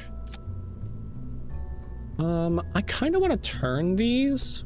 We can use the rotate tool. There's a bunch of tools in the corner. Let me get this out of the way. There we go. Can we stick this inside? Can we switch the skirt? Meep, I am going to invert your face. So anyway, up here, there's a bunch of different tools you can use. I don't quite know how these ones work. These are from a mod. These other four, they're like paint brushes and stuff. But these ones can be used to like rotate parts to make them fit better. That looks good. Yeah. Now they're not like completely mirrored or completely copying each other, where they're all of their little exhaust chutes over here are facing like the same side. Now they're all facing the opposite sides, which is nice. It looks better. Meep, you're grounded. Please do. I enjoy it. Space is so cool. And I love your enthusiasm. Having a lot of fun. Oh, thank you so much, Polaris. Also, Polaris, I love your name. Mr. or Mrs. or they, them, North Star. Also, happy Pride Month, everybody. Insulation. Insulation. What does that do? I wonder what that's doing. No idea. Anyway. Insulates. Well, I know, but I don't know exactly know what it is insulating. Let's go ahead and rotate this. There we go. That's good.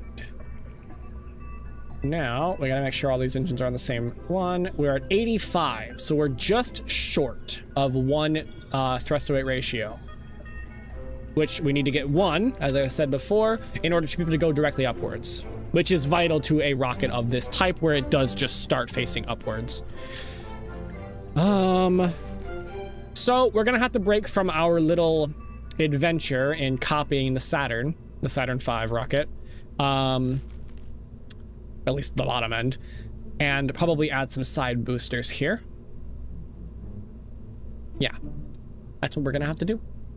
So it's gonna have to happen. I'm afraid that's what's gonna, it's just how it's gotta be. That's true. Men's Mental Health Awareness Month. Kiss your man. Get it? Because it's like it's Pride Month too, huh? I'm sorry. I'll see myself out.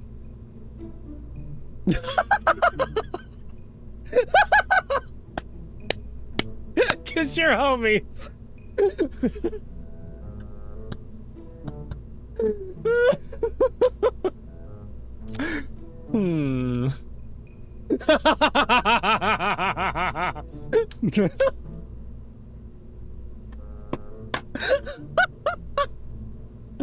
That was a great reaction. I love that. We could, sorry, completely just back to this. Oh, can we not? What if we just attached to like the side booster of a Artemis? Or alternatively, also, man, 4 minutes of fuel? That's fucking insane. For a first stage. That's actually really good, for at least for the way I make these. We could also, alternatively, I need to put a coupler on anyway.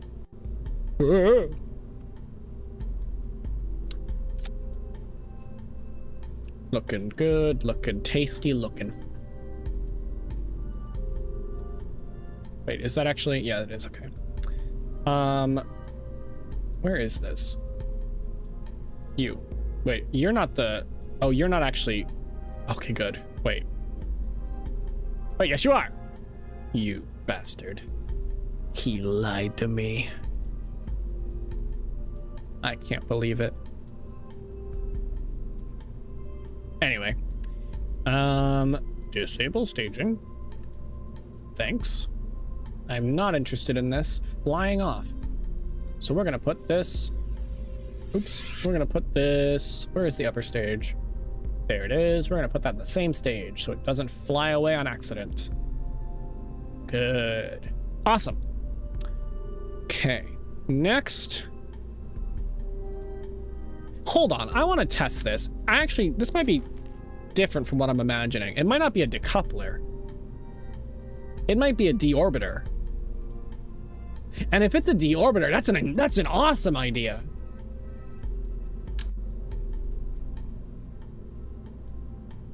All right. Let's see. Put some things on. We'll put it on the launch pad. Prepare yourselves for a long load time. Just give it a sec. Because that might be retro-facing solid rocket boosters, and if it's that, which I think it is, I also think I removed its. Did I remove its fuel? Maybe. Anyway, if it is a retro-facing solid rocket booster, that would deorbit it, which is nice because you don't leave space junk. You don't run into the Kepler syndrome. Which, if you don't know Kepler syndrome, you don't know what Kepler syndrome is, Kepler syndrome is basically when the space around your planet is too littered with space junk that you can't have any satellites because they just get hit with like ridiculously fucking fast space junk and it just pulverizes them. The tea matriarch is perfect. So anybody got any chisme? Got any gossip? Want to chat about? While we load. That's because I'm great. Yes, it is. And you should be happy with yourself. And you should like praise yourself. And you should treat yourself wonderful. In fact, you all should. Because you're all doing great. And I'm proud of you. And I'm really hyped up because I am very happy with this game. I love this game. It's very pretty. And yeah. Okay, he knows Cheeseman. I'm so proud of him. What's the Kerbal's name on your shoulder? We were asked that earlier and I kind of forgot about it. I'm thinking it's probably we're just going to go with Jeb because Jeb is like he's the face of the game. Not as pretty as you, my liege. I should have a blush toggle next time.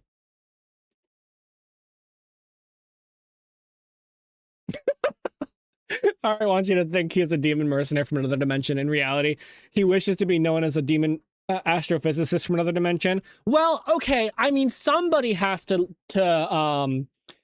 carry on Zagil's legacy, considering somebody in the other room wasn't going to.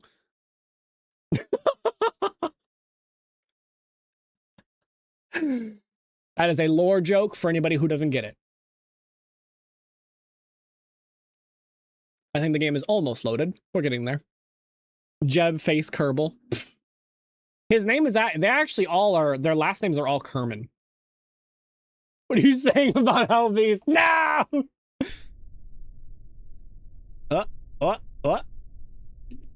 We're loading. We're almost there. There. Holy shit, this is a very tall rocket. It's wobbly. All right, we're good. We're good. You good? We're good. Okay, we're not launching right now. We're testing something. Okay, can I? Camera? There we go. All right. We're good. We've got thrust. All right, quick save. We're just testing what this solid rocket booster down here actually is. All right. Also, can we just appreciate these fucking clouds? They're volumetric. They're random. There's random storms now because of them. Anyway, sorry, I'm just so distractible. And 3, 2, 1. What is it? What's it doing? Is it doing anything? Huh? Oh, hold on. Okay, I did make a mistake. Back to the loading screen. Gonna get a little weird, gonna get a little wild. I'm not from around here. I'm from another dimension. That doesn't rhyme. Kerbal Space Program? Maybe, Ray.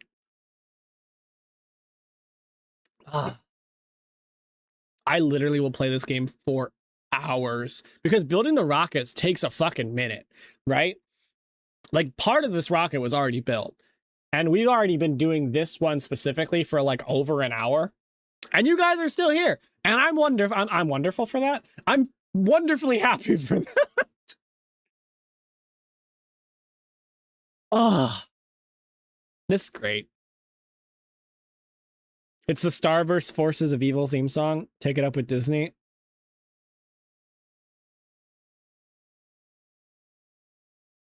What is Disney on these days?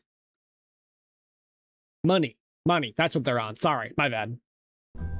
My mistake. All right, get out of here. Now you. Hold on, let's plop those into there. I limited the thrust. That's my bad. My bad. Let's do it again. Okay, I'm back. What did I miss? We built a rocket, but we're not done yet. That's basically it. NASA started because of the Soviet Union's launch into orbit of Sputnik 1. This is true. This is accurate. The Soviet space program actually, I feel like people nowadays who aren't aware of the history could like pretty easily make the mistake of thinking that like the Soviet space program wasn't that capable, but that is not accurate. They were for a while quite a bit ahead of the US in terms of getting to space. Yeah, they were the first man in space, they were the first animal in space, they were the first to make it to orbit. They were the first in space, like, well, technically. Sputnik. But did the V2 rocket actually make it to orbit or make it out of atmosphere? I can't remember, but I know that the V2 rocket is like widely considered one of the first kind of rockets that basically inspired the space program. Sort of. I told you to not beep. My phone beeped again. And determined. They were so determined to figure out Venus. How many was it? Like 13, 15, something like that? They put so many probes. They really like to probe Venus. Yeah, I don't know. We had to fake the moon landing just to catch up with them. Oh my God. Genuinely though, the Apollo program was insane. Was insanely good. Also, they ran into an issue because they're frickin' the N1, which is their moon rocket. Awesome looking rocket, by the way. The Soviet N1 rocket. It kind of destroyed itself because they couldn't test it properly. They didn't test the engines as a cluster. They tested the engines individually, but they had a cluster of like 33 engines on the bottom, and they didn't test it together. And so they didn't know that the vibrations were going to shake the rocket apart. So they launched it twice. The first one made it a little bit up and then kind of veered off course and detonated, falling back to Earth. The second one, it detonated over the launch platform. Kind of similar to the New Glenn rocket, actually, where it just decimated the launch pad. And it completely set their entire program back, like literal months. And so that was kind of one of the big reasons we won. Sorry, the US won the space race. Okay, testing. Yep. So it is. It's a deorbit system. So basically, what this does is that when you detach this, you activate those thrusters, those solid rocket boosters. So there's two types of, there's three types of fuel sources. Like basically, in space travel, there is liquid fuel, which is like I would include the cryogenic fuels in this, like liquid hydrogen and liquid methane, but also it's like kerosene and some other ones that I don't know the names of. And then you have monopropellant, which is what is used to control the direction of the craft, like maneuver the craft around. It is used in RCS thrusters, which is rotation control system, I think. Basically, it's used to point the craft in different directions when you're in vacuum. If you ever look at like an image of, or like a video of like the ISS reorienting, or a spacecraft in space and it's like doing some kind of maneuver, and you see like little jets of like white gas shooting out of it, those are RCS thrusters. And then you have solid rocket boosters. Solid rocket boosters, they don't use gunpowder, but to my understanding from the wiki page that I read, they use stuff akin to gunpowder as their fuel source. So they're really powerful, but you can't turn them off. Whereas you can, theoretically, turn off a liquid fuel thruster and stuff like this. Conspiracy theorists will applaud Stanley Kubrick for being the only one genius enough to fake the moon landing but then talk about how it's so obviously fake and flawed. It's fine, Grovner. No, I get what he's saying. He's basically saying that they're morons. Anyway, though, so this is interesting though, because what this does is, as I said earlier, once this detaches, this bottom stage, those boosters activate, hopefully pointing retrograde, which retrograde is basically the direction you face to slow down, which it's relative to your vessel, but it's whichever direction is the opposite that would make you go faster. And so doing so, when it activates, it would deorbit the bottom booster, which I think is a fantastic idea, and I love that for them. But I didn't think you'd like those people. I don't. But yeah. Rocket. I'm a little nervous about this rocket. I'm gonna be honest. It's very long. And the thing with Kerbal Space Program is it doesn't really like when your rockets start getting really long. I still like some of the Disney princesses. I'm sorry, Sam. I missed you. I didn't read the message properly. I read it in my head, but I was talking about something else, and so I just came back to it. That's valid. It's valid. Still liking Disney princesses. The Disney princesses didn't do anything wrong. Guys, the internet crashed out when I started talking about the moon landing. They're trying to silence me, chat. Oh my god. Yuri Gagarin sadly didn't get to do other missions because of the crash. It wasn't just a crash. He knew. Grovner. He knew. He knew that the craft that he was getting into was not safe. But if I remember correctly, he got into it anyway because he knew if he didn't, they would send his friend instead. And so he did it anyway. And the parachutes didn't work. Exactly as he expected. Yeah. Fucking awful. All right, let's do this. I'm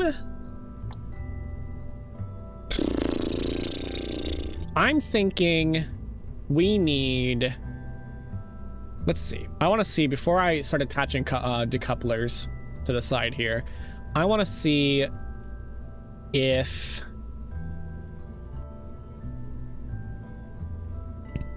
solid rocket boosters will be enough to get our thrust to weight ratio over the needed limit. Where are they? There they are. So Clydesdale, I like the Monsoon better.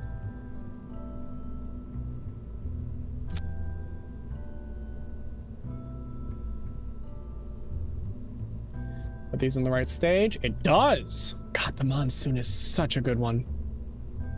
And it has that. Oh, I love that. I'm gonna turn that one off, that paint off, because it doesn't really match this design. So in theory, if we add 4 of them to match up with these, 129. That's pretty good. 129 thrust to weight ratio. That means we will gain speed going upwards, and quite a bit of it. That's about what I would hope for, honestly. Okay, cool. Let's go ahead. These are actually, fuck, these are so small on this. Holy shit, this is such a massive rocket. Should we add side liquid fuel boosters just for the gits and shiggles of it? My favorite variation of the moon landing conspiracy is that they were originally going to fake the moon landing, but Stanley Kubrick was such a perfectionist that he forced them to go to the moon for real. That's so funny. You know what the funniest, like, it's so asinine to me, because do these people not realize how, like, hyper-focused the Soviets were on the US at that point? They would have known the Soviets would have figured out. Tony, you are the second person to make that joke, and I love it. I'm escaping to the one place that hasn't been corrupted by capitalism. Space! But the Soviets were so locked on to everything the US was doing regarding space. You think they wouldn't have said that the US faked it?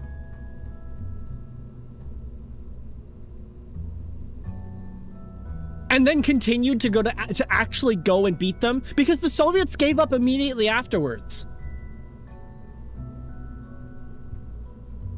Like,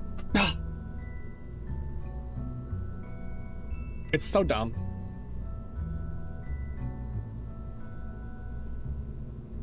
Anyway, maybe we should. Cold War. The Cold War was the moment in history when Soviets was playing tsundere. That's one word for it. All right, hold on. Let me go ahead and auto strut this. So auto strut is basically a system that makes the rocket more rigid, which is vital when it's this long.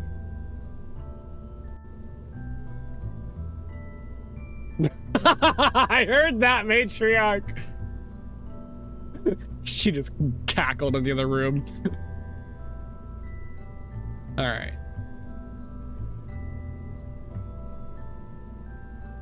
Go ahead and auto strut all of this. Very nice, very nice.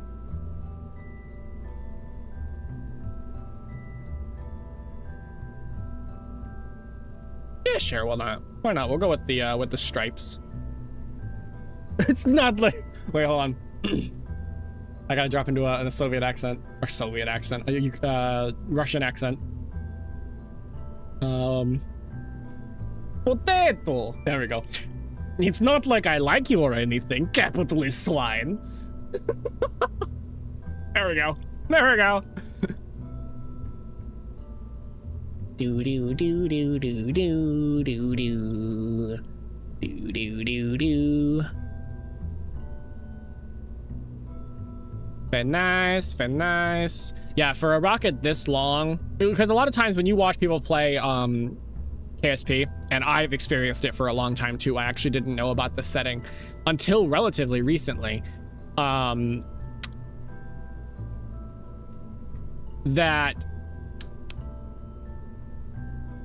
Okay, good. If you make the rockets too long and you don't have there's a setting called advanced tweakables. If you don't have that enabled, the rocket, if it gets too long, will just start to wobble and it will just break itself apart. Whereas this basically stops that from happening and makes rockets this long capable and possible. Yeah, it's very nice and very important, honestly, because otherwise I would not have been able to get to the moon base off the ground. Okay. All right, we are going to Pirate. Please say. Hold on, I need to actually get into it. I need to get into the Russian accent. What? Potato is here. Your milkshakes bring the boys to the yard. Is that satisfactory, Grosvenor? Stalin was actually an anime girl in drag. I just can't prove it yet. Oh, God, that's funny. What's your favorite conspiracy theory, sire? My favorite conspiracy theory? I'd have to think about that. I don't tend to focus on them at all. Like, ever. So it's a little difficult on the spot. I mean, couplers.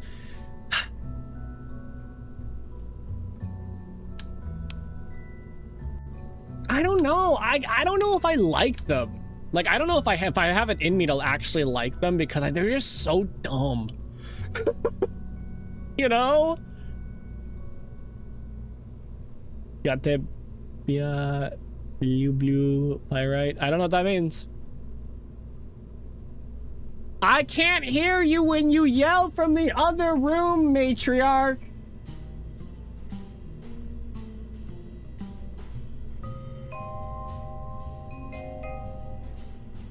She's still trying to yell from the other room, and I still can't hear her. Hey, bud. We attracted the ire of the Hellbeast. All right, let's see. Doom doom doom doom doom doom doom doom doom doom doom doom doom. We could use this. Or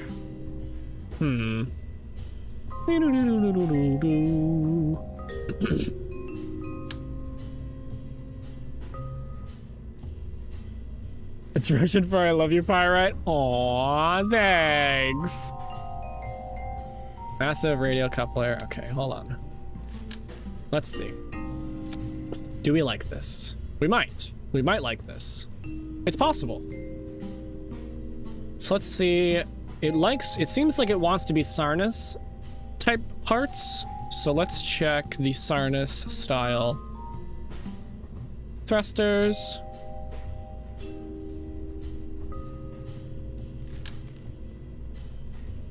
Aha. Wait, does this not have it? Oh, it doesn't. Can I make these orange? They're in copper. That's kind of cool looking, actually.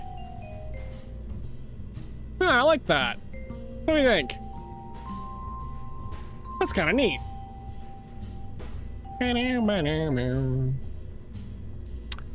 Okay, we need a little bit more on the bottom. That's too much. Wait, is it too much? It might be too much. Why do you get to be the foam insulation? I love the foam insulation.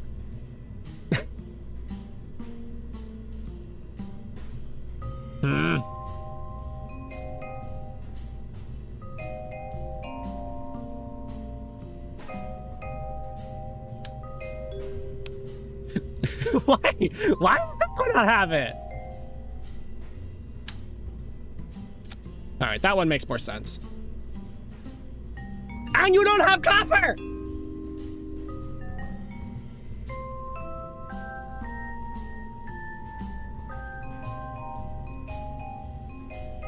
What the fuck?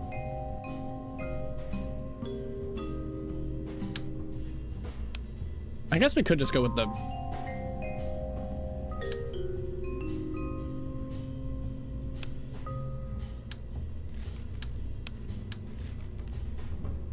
This is literally... This one right here is literally the entire first stage fuel tank for Artemis. For the SLS. Is it SLS? I think that's the actual term.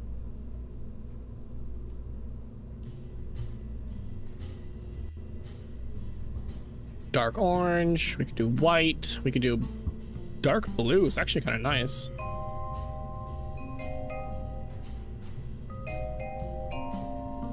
Black and orange, that's nice. I like that. I kind of like the dark orange. Yeah, look at that. That's nice. That's classic. Classic and class E. I remember I heard a conspiracy theory that the Looney Tunes takes place in the actual hollow Earth, and the cartoons are actually real footage taken from inside the Earth, and the characters are real. And the government had no idea how to tell the world because it was so absurd, so they released it as a cartoon.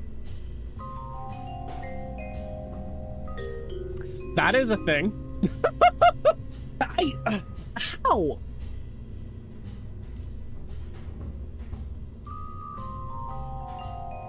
That's so crazy. That, like, I can't imagine. I genuinely cannot, like, fathom thinking that. You know, like actually thinking that that's real. All right, we need a different coupler because that one is just not going to work. Let's just go with the classic Big radio coupler. Yeah, that'll work. Are we lined up properly? Yes, we are. Get out of the way. Thank you. Probably right about here. Oh, fuck you. You can't be radially attached. What, you're too good to be radially attached, huh? Fucking hell. Okay, hold on. I've got better versions. Hold on.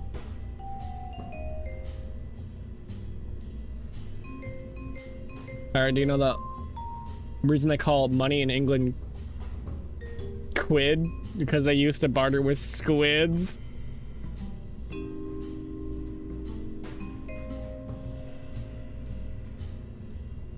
Are you proud of that one? That was pretty funny. But also really painful. Alright, let's see. Radial decoupler. Can I make you bigger? I can't. Dang it.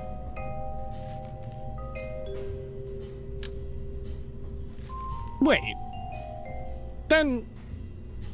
Wait, no, then this one... Wait. No, that one won't work. Never mind. I was gonna try and use this, this coupler again, since it has a little attachment point there, but it's... It would do that. And that wouldn't be right. So we're not gonna do that. Off with ye. What we could do, though, instead... No, because that won't work either. Apologies, apologies, apologies.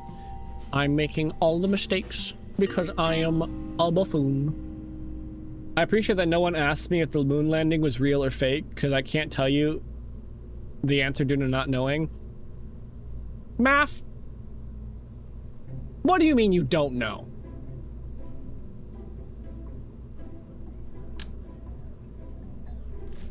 There it is. This is the one I wanted. Da da da da. Cool, beautiful. Heaviest part, thank you very much. Heaviest part, awesome. Enable cooling. I think we'll go with hydrogen for these tanks. These are cryogenic.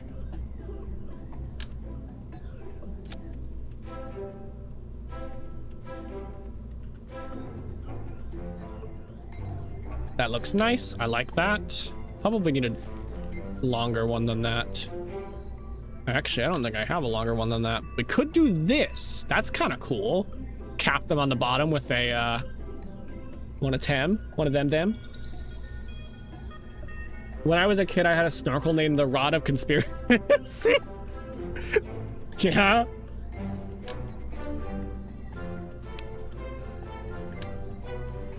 I actually don't know if this is gonna work. All right, at least we need to move this one down because it's too top heavy.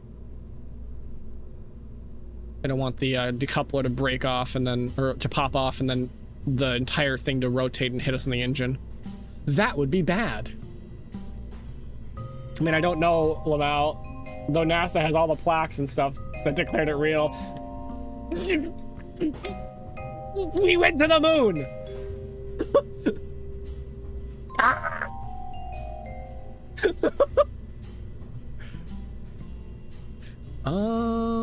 Okay. But we are gonna move the coupler up as well.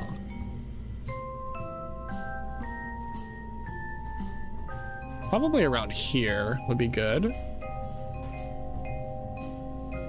Look at that, that's pretty cool looking.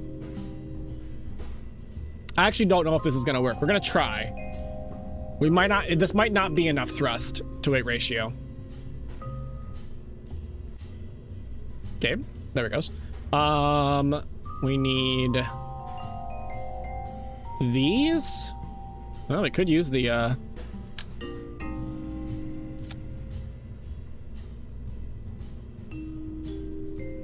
we could use that one. That's kind of cool looking. Yeah, we'll do that.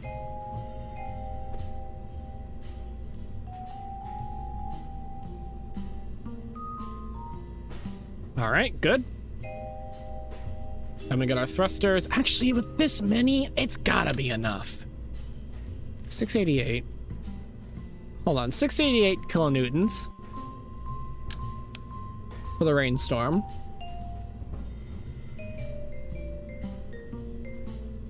Okay.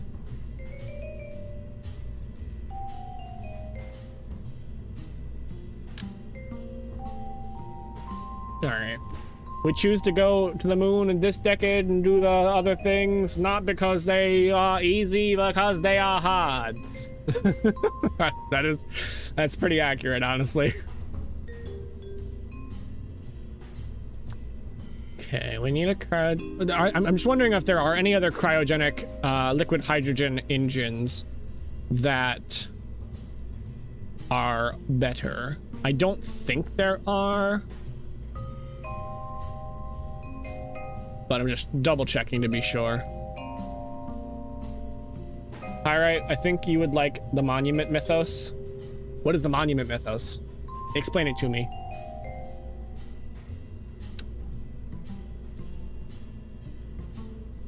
It's a cool looking engine, but it's kind of weak in atmosphere.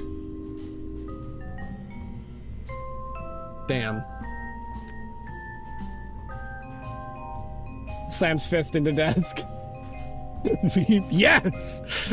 What? What is happening? I think that's probably gonna be our best bet, the rainstorm.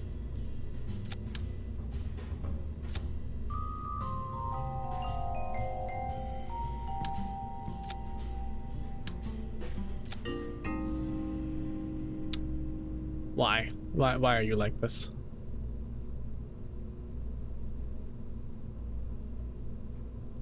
Okay, all engines into this one, please. It actually isn't. Oh shit. I mean, we're still gonna add, I'm thinking we're gonna add some solid rocket boosters, like maybe here, here, here, and here on the interior one. I just like the way that looks. That's just cool looking, isn't it? Kind of balances the rocket out a bit.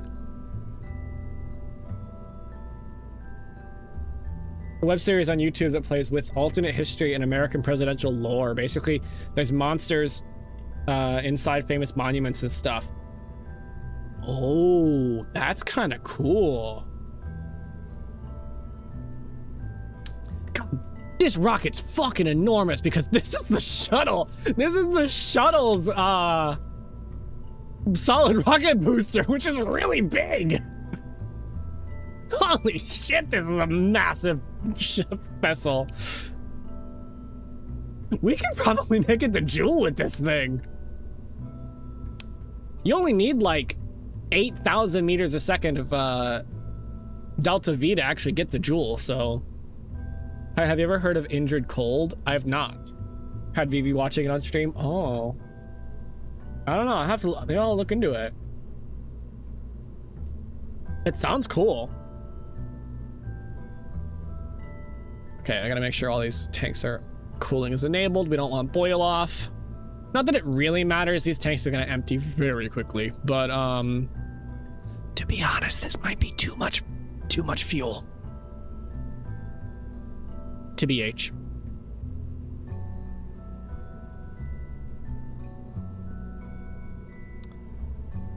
But that's fine. That's okay. I like these linear side boosters. Those are really cool looking. You like it? What do we think, chat? I'm not quite done yet. We need to add the solid rocket boosters to actually push our thrust to weight ratio over 1 again. But I'm thinking we're gonna do 4. Doom, doom, doom.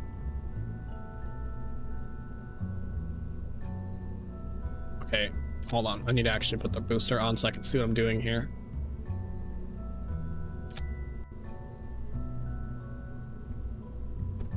Drop this down a little bit, all the way to about there. Nice. Very good. Ow, ow, ow, ow, ow. Hello, welcome in, Shin. Welcome back. The mysterious smiling entity that was encountered in the late 60s and thought it was on topic because there's ET conspiracies about him. Why are we talking about, I mean, I guess we're talking about conspiracies because of space, but all right, fine.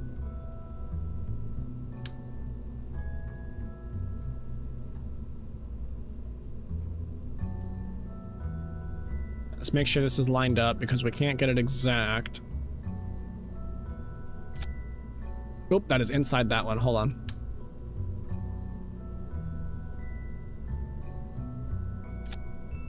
That is still inside that one. Are you inside that one? No. What's the... Oh, I see. All right, so that's inside that one. We gotta go back one. There we go. Now you're lined up. That's better. You're also really high up. Okay, we need to pull these down a bit. Fine. I want these to at least be, at least here. So probably 1, 2. Yeah, we're kind of clipping. Dang it. Hold on, I need to check something. Both of these. Hack off.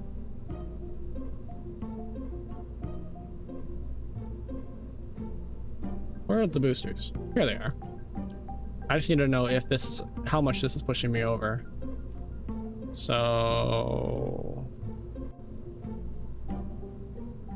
Fuck.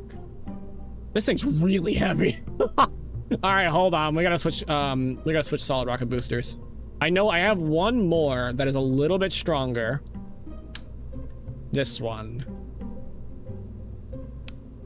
Yeah. It's not nearly as interesting looking though. So we're gonna have to have this booster in the center line. Ugh, why do you attach so fucking low? Fine.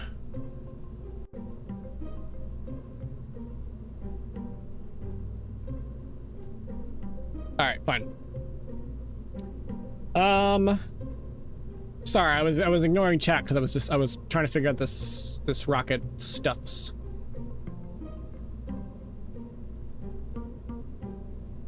All right, well, we're above. I think I might decrease the length of these guys, these side boosters. Yeah, we're gonna drag that up a bit. Drop that off, take that off. We will give you, just so you don't look so silly, give you another top. There we go, that's gonna be better. We'll adjust these so that they aren't so, I don't know, weird looking.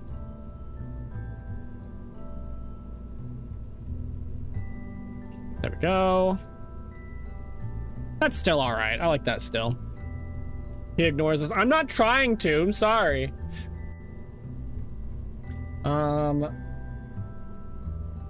Indrid Cold is sometimes thought to be an alter ego of the Mothman. He might have been an alien or an experiment. True or not, it's interesting. Yep. Meep, you must know about the Mothman species. Yeah, of course Meep knows about the Mothman species.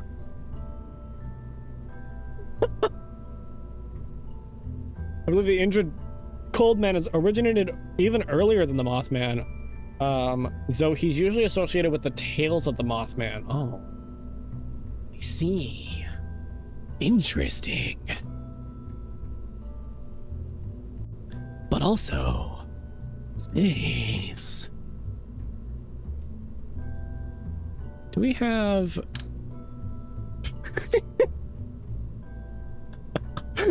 What do we think? What do we think, guys? Is that enough of a nose cone?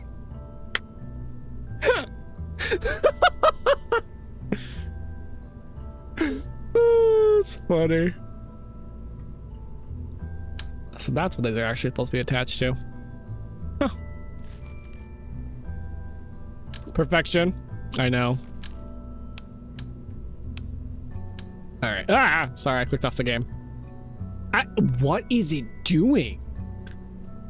It has not, in my, like, hundreds of hours of playing this game, it is not attached to my side monitor this often.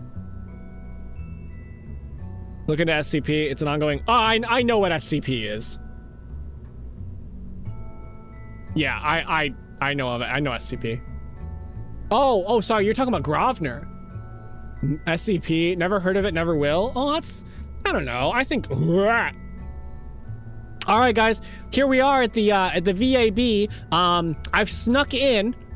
I'm recording on my phone now.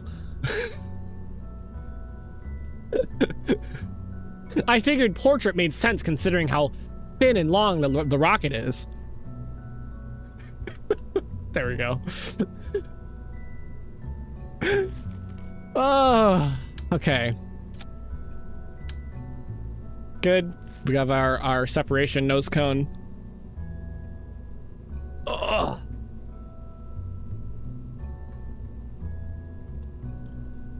Okay. Alrighty. We are good. We are over. Let's not do that, please. Attach that to that so that those will activate at the same time. Good. These are then the next ones to drop off. Very nice.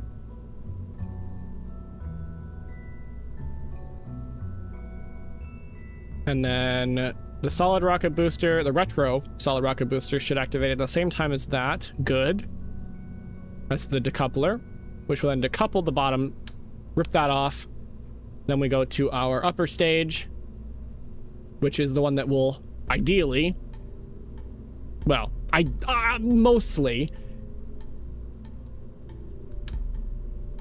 going to be the one that gets us to the moon. I actually don't know how much extra fuel we're gonna have considering how much is underneath us. We might actually just make it to the moon on this booster. We'll see.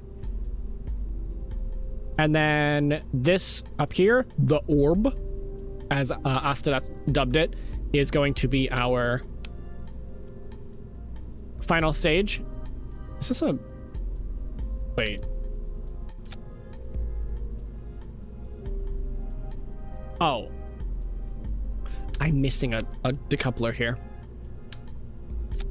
Right? Yeah, this isn't a decoupler, it's just an adapter. Let's get that coupler in.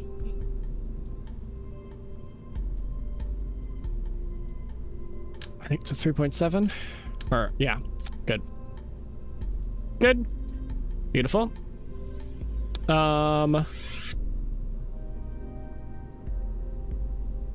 Some say I have a very strange patchwork of knowledge as anybody's gets. Gotta do some stuff out the PC. Some off the PC. I'll be lurking though. Okay, see you later, Sam. Have a good day. Alabama, we have a cryptid called the White Thang, which is basically Bigfoot with white fur. Wouldn't that be like a Yeti? Oh, sometimes thought it was misplaced Yeti. An albino Sasquatch, or the ghost of Sasquatch. Oh, interesting. The skunk ape is from Florida, but it sometimes finds its way. What the fuck? I don't know. How did we get like so firmly onto friggin' random ass cryptid conspiracy talk? I don't understand. I'm not complaining. I'm confused. All right, let's get a fairing adapter here. Just kind of like them. They're cool looking. Cause it's cool. Next question. That's fucking funny. Touche. Touche. That is what I will say. I will say touche to that.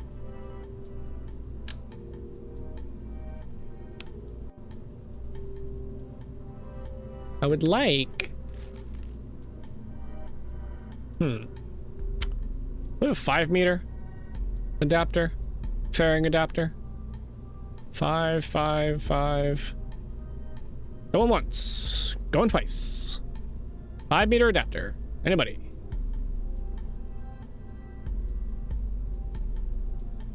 No. The answer is apparently no. Why are you the wrong size?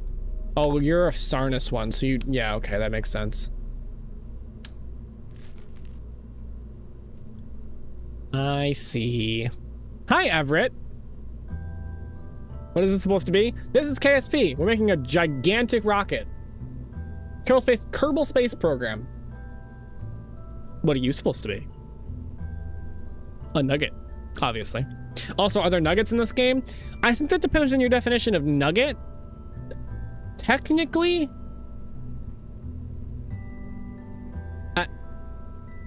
no. No.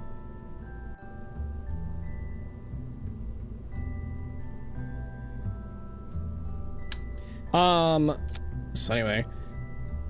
Okay, that's a 5. Yeah, okay, so this is a 5 meter.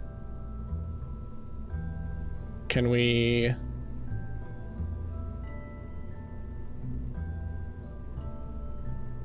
Actually, don't know if this is... Oh, it's perfect. Perfect length. Perfect. Awesome. Kind of. We fold those lights in. Then it is. Gorillas used to be cryptid before it was widely known they existed. Really?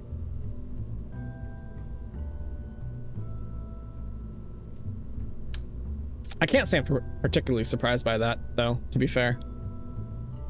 Okay, let's open up the fairing. Beautiful.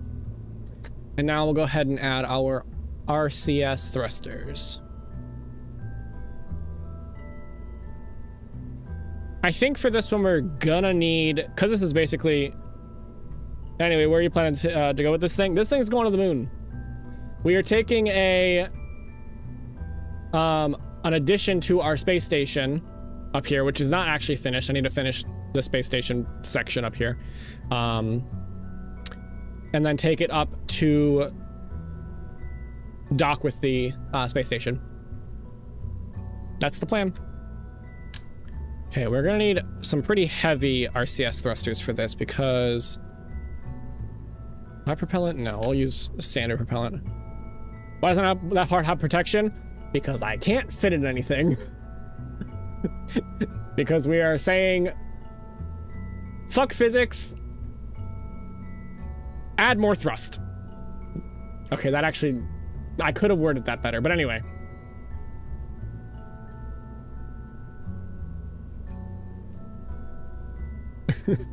On that part is a very bad idea. Well, I've already launched a entire space station into orbit without protection. Without aerodynamic protection. So it didn't have an issue then, so I'm hoping it won't have an issue now.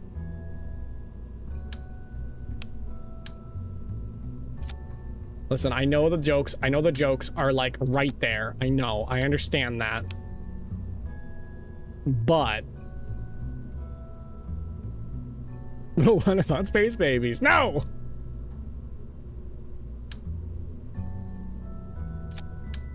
Bad. No space babies. We have enough babies as it is.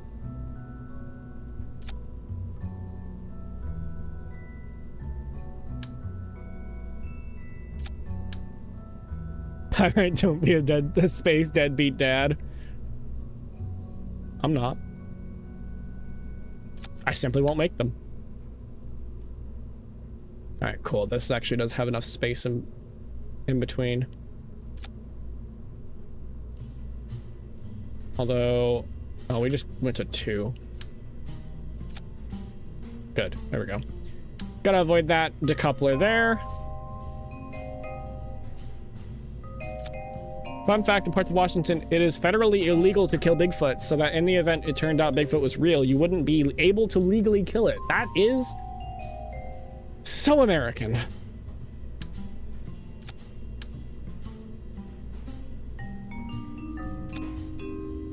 Okay, good.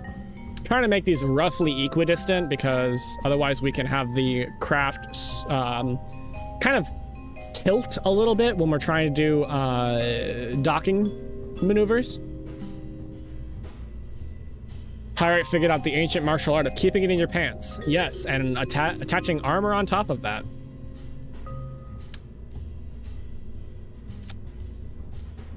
Precisely. Glad you understand. Maybe we should add some directional thrusters up here. That makes sense. I think that makes perfect sense. Pyrite use protection. Yes.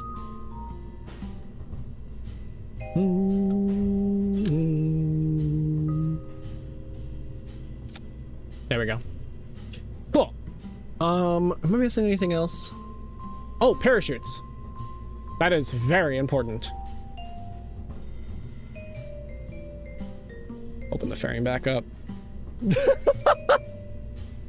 How you doing, Matriarch? Maybe we attach... No, we'll attach the parachutes, like, around here, I think. Ooh, we should probably also add some batteries. Parachutes first, batteries second. And then power production, otherwise we're gonna run out of power very quickly. Where are parachutes?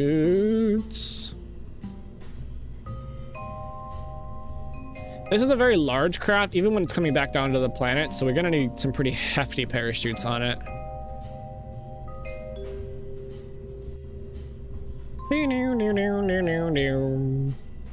Pirate is the meme of, do you want to go upstairs? Sure. Do you have protect?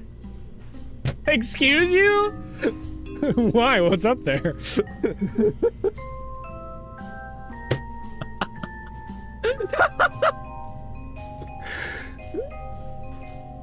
Shin monsters, that's what. Oh gosh, guys, Matriarch's on a warpath. Save yourselves. All right, let's do parachutes here. Don't mind the fact that that RCS thruster would definitely, almost certainly bore through this. If I can leave these anymore, I'm too young.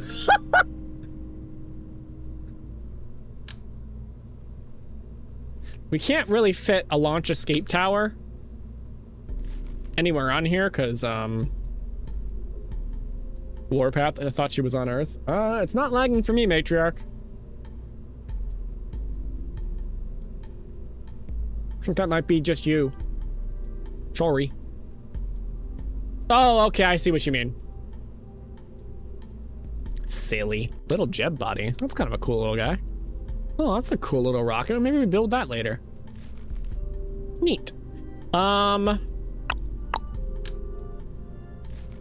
else? All right, we got parachutes. Now we need power. That's right.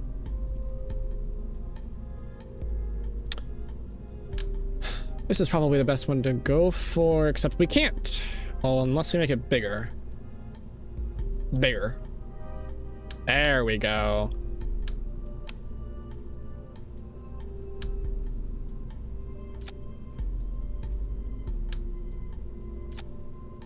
Grab the heat shield, thank you. Slap that in there. Wonderful. Let's get the power readout up. Thank you. So probably solar panels makes the most sense here. We have a lot of solar panel options. No, that's too small. What can we do? Experimental rollout. Oh, that's kind of looks nice.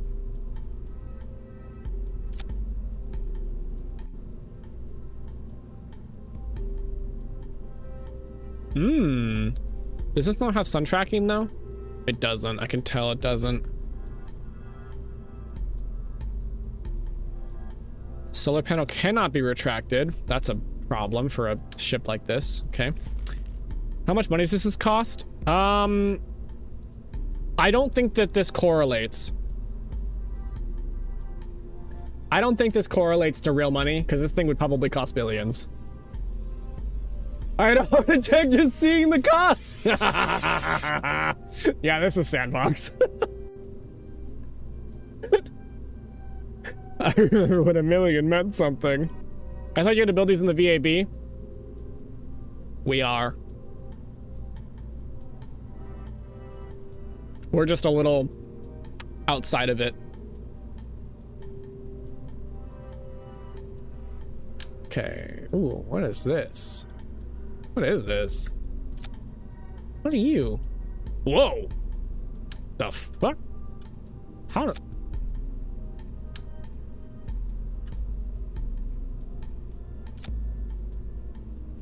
Huh. That's kind of cool looking. Meh. I'm thinking the ore.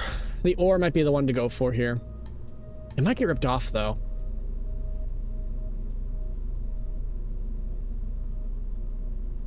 Yeah, I like that one. As a camera mode, if the rocket costs more than 100k, it's better it better deliver my ass somewhere interplanetary. That's valid. That is valid. Okay. So that's enough power. So long as we're not... Wait, maybe we throw an RTG on here just to make sure we don't run out of power at, you know, in the dark mode. In the dark mode. We also do have a lot of power storage. Electric charge 42,000. Yeah. All right. Cool. Very nice. Very nice. Power is good. We don't need any thermal radiation because we don't have anything that's making a particularly large amount of thermal load. So we're fine there. What is this? Huh. What else? Is there anything else I'm missing? Let's shorten this a touch. Good. I think I made a rocket that cost 150k and it got me 5,731 science with 70 experiments. That's very good. Well done. Guy that lost dinner at the SCP Foundation is trying to shut me up. Can you blame them? I mean, really, can you blame them?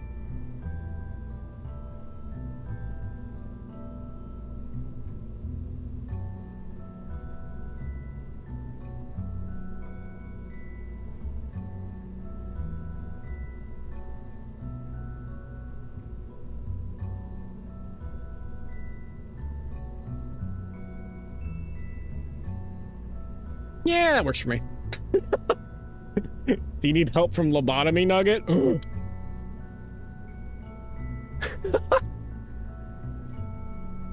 All right, cool.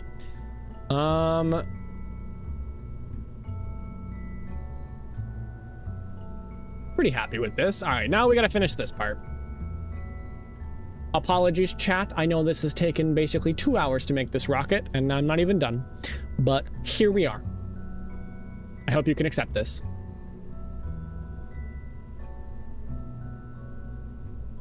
Anyways, I'm gonna say that Pyre is my favorite cryptid. Oh. Am I a cryptid now? Interesting. I see. Understandable.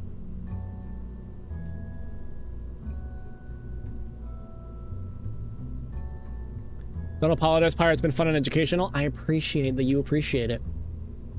Very appreciable. Very appreciable indeed. Maybe we balance this out with extra RCS thrusters up here. That might be a good idea. Or not RCS thrusters, RCS fuel. That might be a good idea indeed. That's too... Is that too big? Yeah, that's too large. Pick up your Space TED Talk certificate on your way out. That is funny. So we gotta balance it because it's a little off kilter here. Although it might not matter with so much weight at the bottom. I learned a lot and I'll forget a lot. That's fair, Pink. I respect that. I think you and Zara are cryptids. Are we?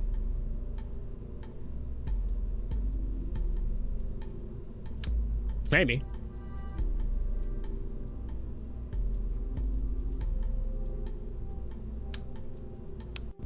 Why is that top one not having a... Really? Oh, there it is.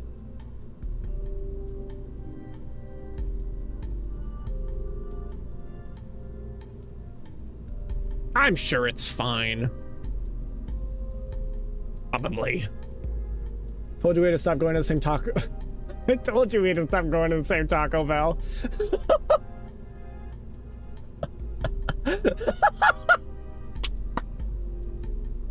You're the worst footage of the guy with a long, extra long arm, Bigfoot suit walking down a hill. Why are we screaming? Me, or sorry, Shin. Why do I always do that? Can't think of the last time I've eaten Taco Bell. We had Taco Bell yesterday. It was very good. Okay, let me... What do we do? Maybe put a... We could put windows on the top of this.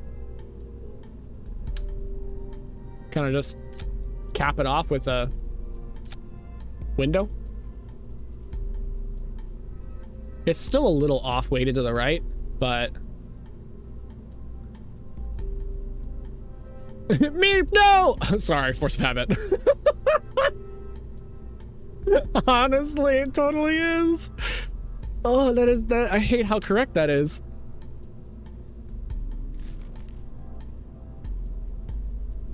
All right, what is this?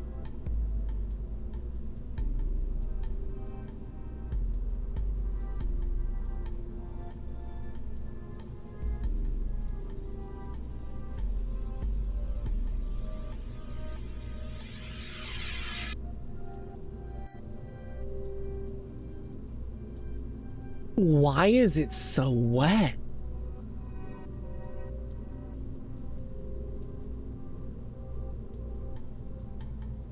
Why is it so wet, Shin?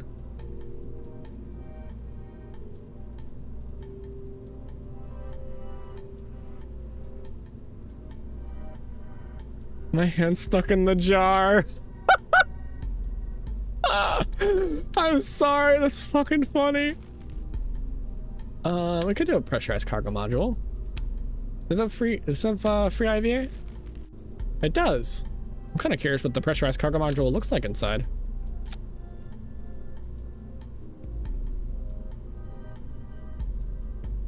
We could just not increase the diameter again, and then it'll make sense.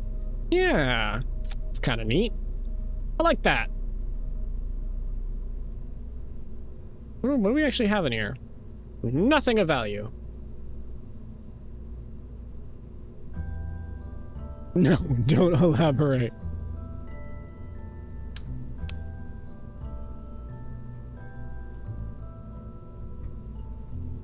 What is the difference? All right, fine. Okay, all right, whatever. Do I have, wait, let me look at payload.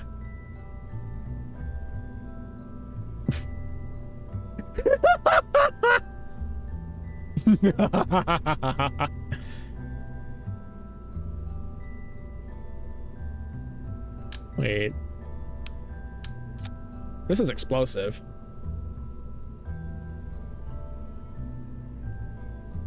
Oh. Oh, it doesn't have a... It wouldn't actually stay connected, would it? Alright, no, it has to go.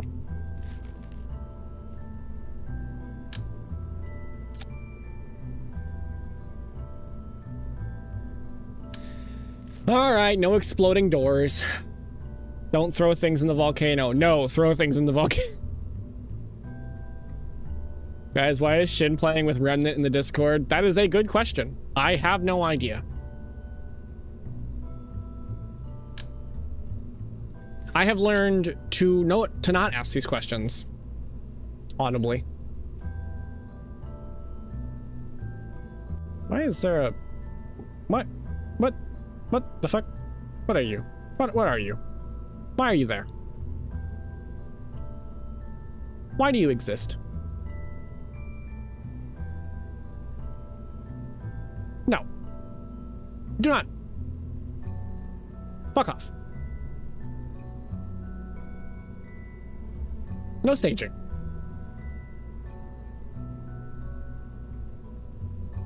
You are not to be staged. Auto deploy fairing? Yes.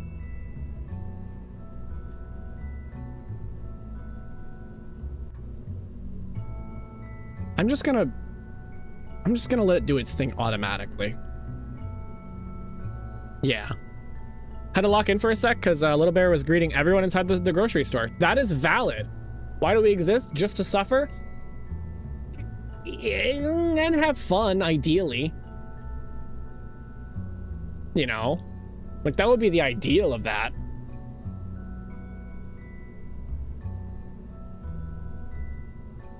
But maybe. Maybe not. I'm not sure. I don't make the rules. I'm just a guy. Yi Sang? I don't know what that is.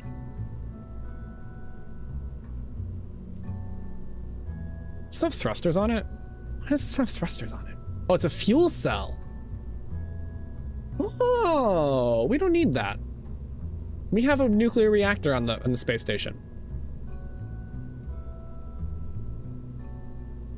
Okay, so let's just bring water, just for the gets and shiggles of it.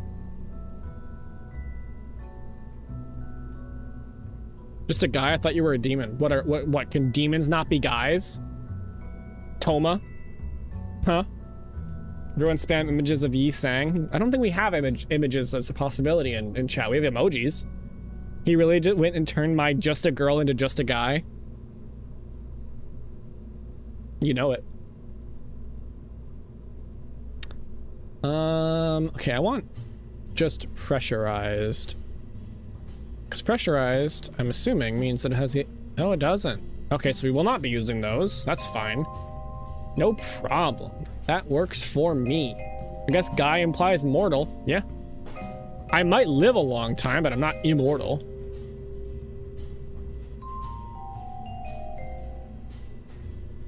Stock-alike station part. That's the mod that adds most of these parts. Just so you know. That's too small. There we go.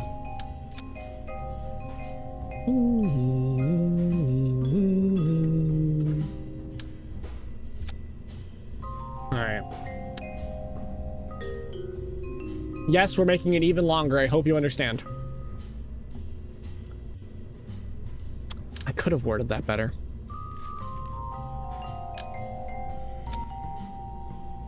Sorry, chat.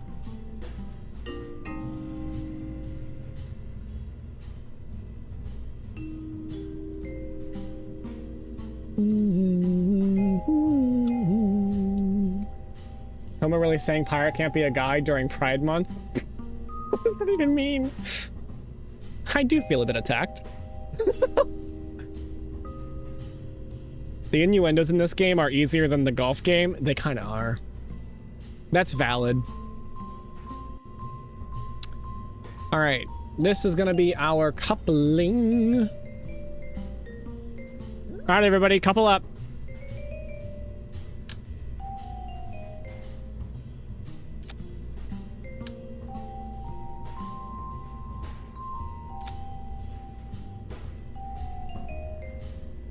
Okay. Yeah, that's fine.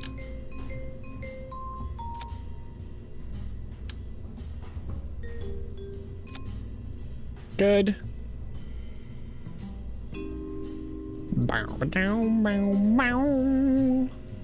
Time to add couplers. Or docking ports, actually, not couplers. Gosh, guys, get it right. That's just me being me, par for the course. Pride Month allows people to celebrate their gender identity. Toma's really out here saying you can't identify as a guy. Okay. No fighting. Oh. I see. There we go.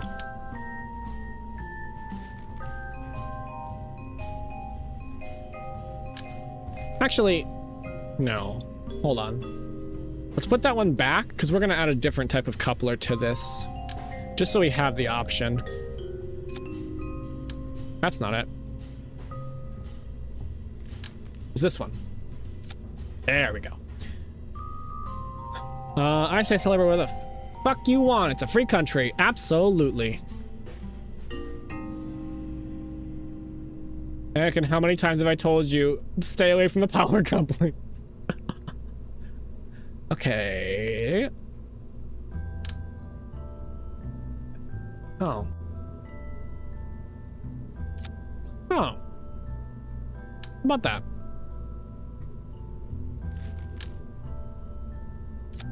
Wait, is this...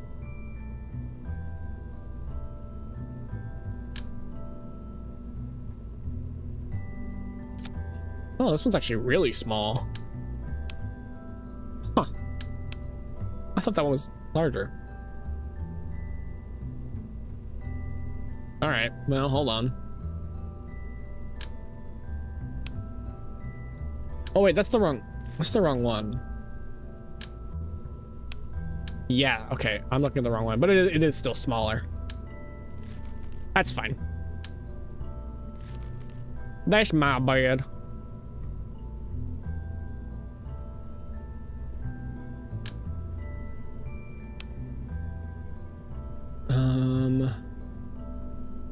I think. Hold on, no, where's my Artemis construction kit? You guys. Yeah, you. Why are you see-through? Ah, okay, I am just being dumb. It's this one. It is this one. Understood. Oops, don't grab that, please. Thank you.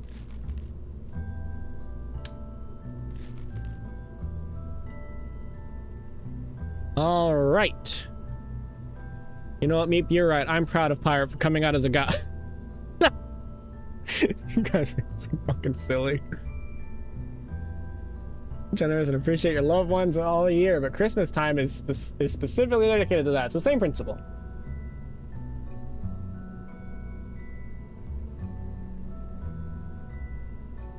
Ugh. Okay, so we're gonna need to make this a slightly smaller coupler.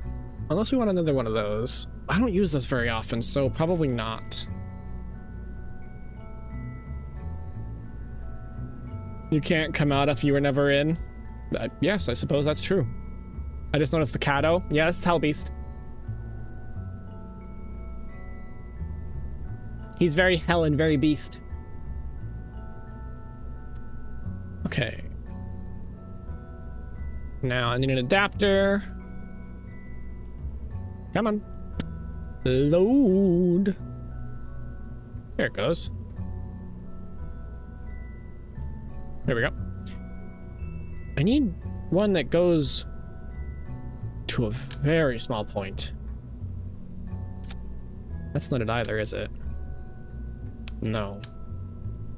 Bow, bow, bow, bow, bow, bow. Sure.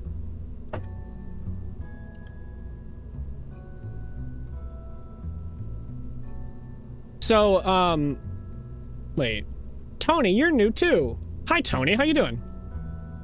I think you're new. Oh, no. Tony, you haven't been here since Kingdom Come Deliverance 2. Welcome back. Also, you've been here for a little bit at this point. Sorry, I didn't know. I base a lot of my recognizing of people off of their profile pictures, and if the profile picture colors are similar, I do tend to miss them up a little bit.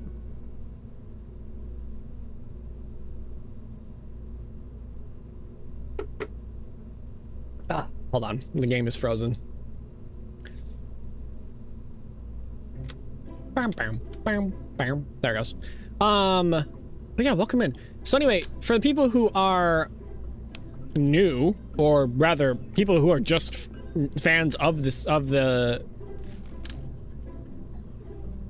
Kerbal Space Program series, do you have a favorite planet? And that can even include mod planets. Like, for example, I think that the Outer Planets mod is kind of, I feel like it's basically integral to the base game anyway. But yeah, I'm interested. I'm interested to hear. Okay, not that one.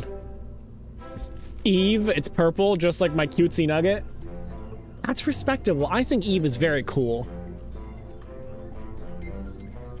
I'll respect that. There we go. All right, cool. We'll just slap that onto there. Nice. I kind of like the metal. And the gold, of course. There we go. Nice. And we're gonna add 2 of these because I do tend to use these type, the C100 Mark II docking ports a lot.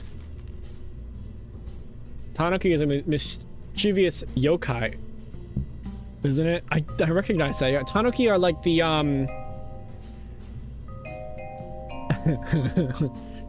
they're the raccoons, aren't they? Aren't they raccoons? Is it or like a raccoon? There. They're raccoons. Yeah. But they have really big. I know. Nuggets, yeah, we'll go with that. They have very big nuggets.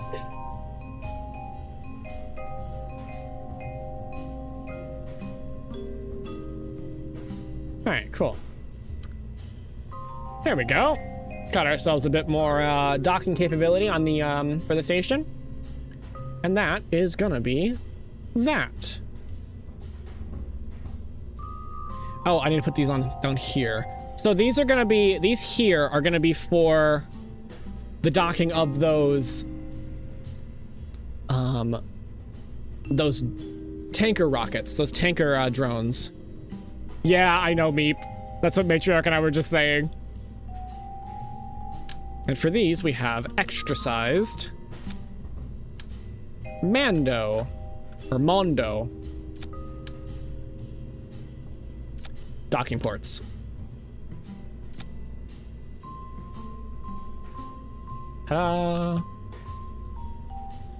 Okay.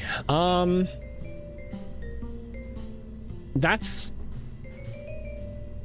that. She's ready. I need to add some. I think I'm just gonna add basic.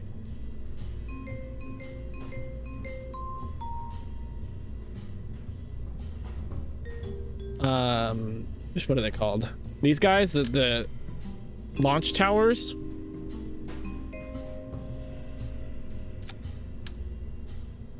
Or should we add some? Maybe we should add some. Yeah, let's do that. Let's add some grid fins so we can control our ascent a little bit better. I'm not gonna bother trying to make the like boosters and stuff land. This guy.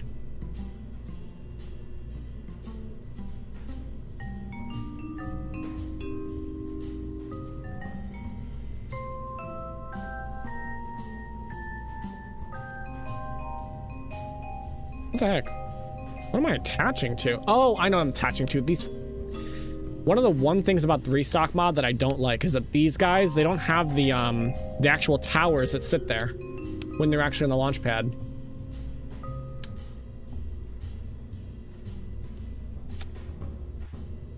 Nice. Very nice. We'll put one on the outside of this too. Mario jumped on my family. So these grid fins, technically I think they are to some extent a like, what is this? Why is that attached where it is? No, that's bad. Don't do that. Where are these thrusters? Here they are. You go there. That's better. Good. Wait.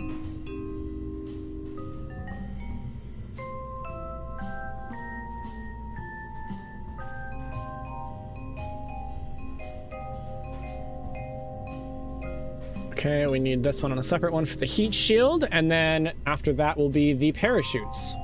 Nice. All right, let's close the fairing. And good. That will help us with orienting very well.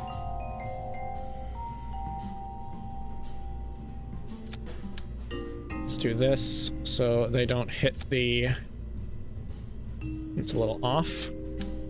God damn it. Clicked the rocket. Control Z! Control Z is our friend. Because Control Z undoes all of the damage. Also makes the game freeze.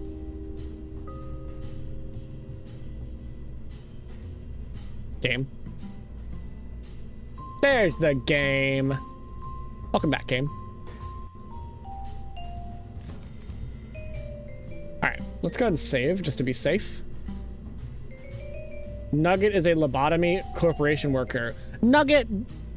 Everett, do you know Nugget from... What's that game called? Jacksepticeye played it a bunch. I forget the name of it. That's not right. There we go. That's better. Kindergarten. Yeah.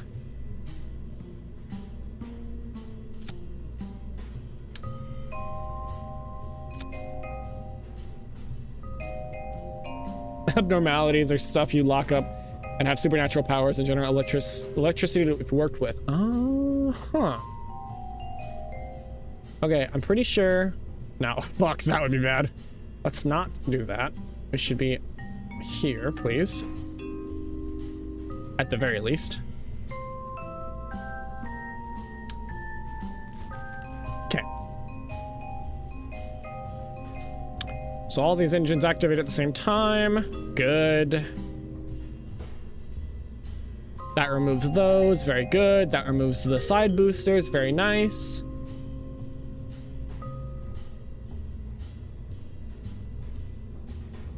This is one hell of a fucking rocket. Nuggets tend to die to them a lot.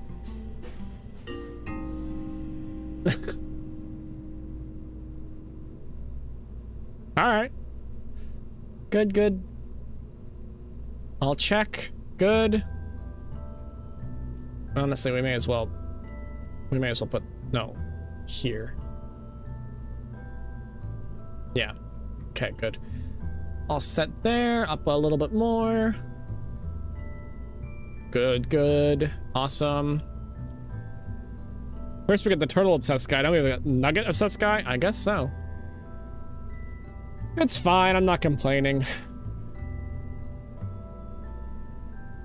I don't mind. Everybody's got their stuff. Their stuff that they like. If Everett likes nuggets, Everett likes nuggets. That's okay. I respect that. I respect the nuggeting. Hello. Ooh. We got a pre-launch sandwich. Yeah, packing lunch. All right. Cool. Actually, we do need to add a... We need to add a Mando port here. We do. Okay. Boop. Oh, we need one more attachment here. One more adapter. This is where the actual station is gonna attach to the, or this is where this extension is gonna attach to the station. And in order to do that, there. Maybe we add just one more of these. This is really tall, but it's okay. Probably.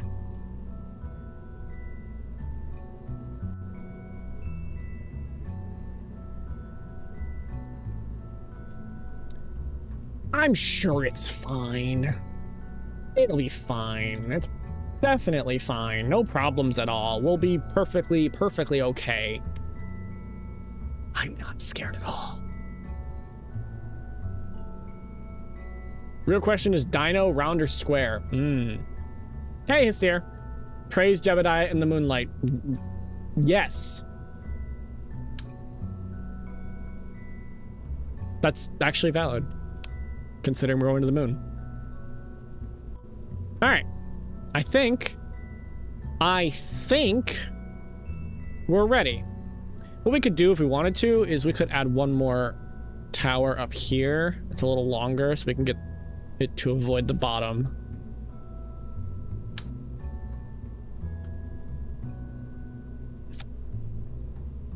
There we go. Nice. Cool. All right, I'm ready. You guys ready? Should we eat our sandwich on the launch pad? Oh, we should. Oh, I should, before I forget, there's so many aspects to this that you gotta not forget.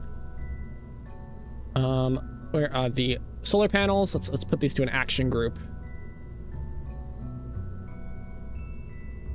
Toggle solar panel, beautiful. And then we should also put these on one as well. These little lights. What would it be? Toggle spotlight, probably. Because they're currently folded in right now. All right. Looks good, looks good. I think we got everything set and ready to go. Let's make sure our crew is prepared. I guess we could put some people inside. Let's go ahead and put you guys back in EMUs. There's our Jeb.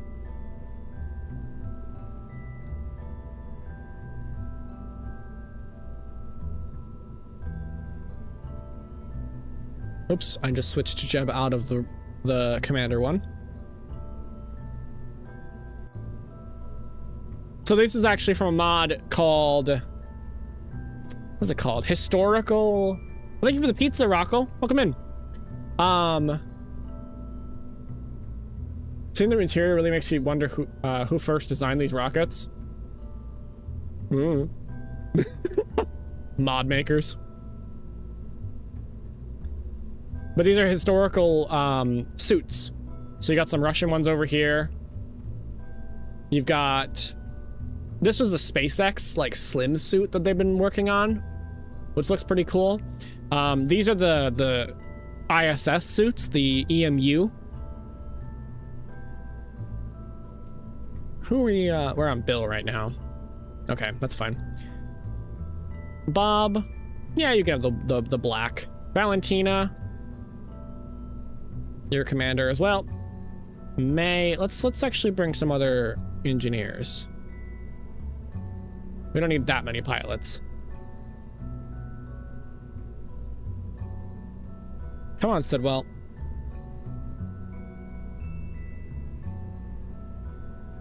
There we go.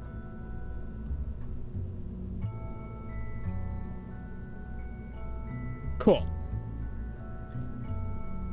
Telling me there's communist Kerbals? There can be.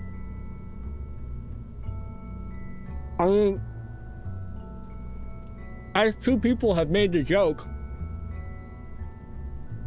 we're going to the only place that's not been that's not been touched by capitalism, or whatever however the line goes. Space.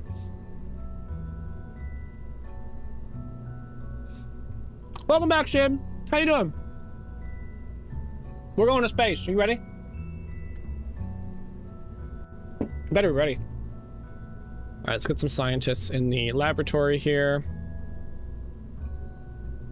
We are so low on scientists, actually. We might have to pop over to the astronaut complex. Actually, we're going to, because we need some more scientists. Don't start counting down yet. Give me a sec.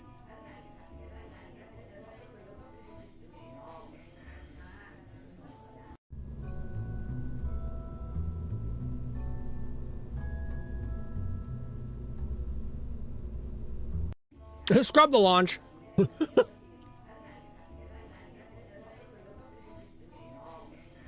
There we go.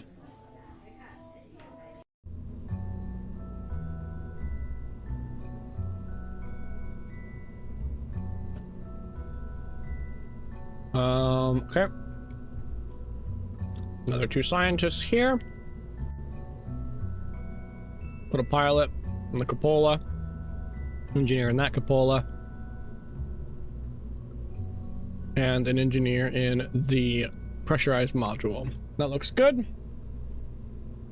Everything else is fine to be empty. That's okay. We don't need everyone in those. Remember to press space to slow down. Does anybody get that? Because it's not actually accurate to this game. Does anybody understand that joke?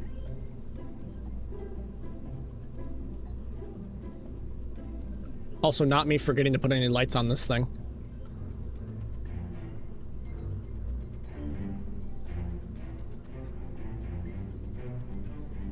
One sec. I'm sorry. I know this is taking an age and a half.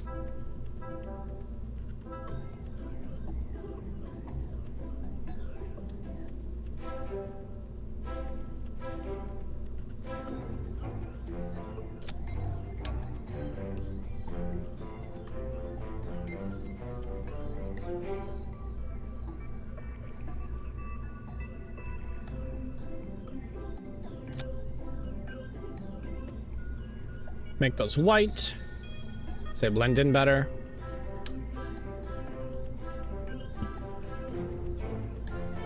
Cool. That's probably enough. We're good. I do want them to have their helmets, though. I like the helmets.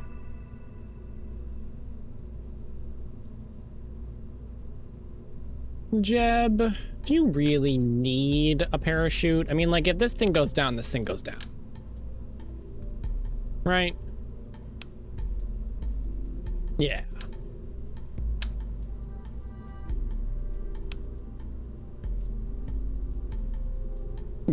Yeah, that's good.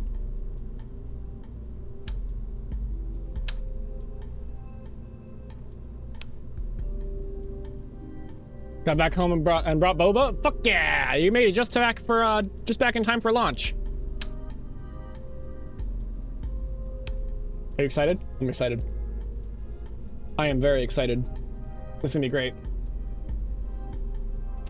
I don't think we need anything else. We are good. We are actually good for launch. Ready, chat? I have no idea if this is gonna work.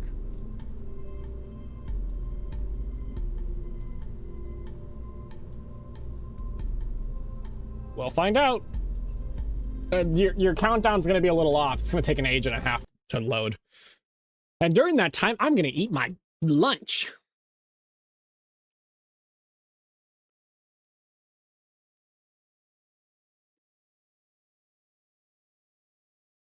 Peanut butter and jelly.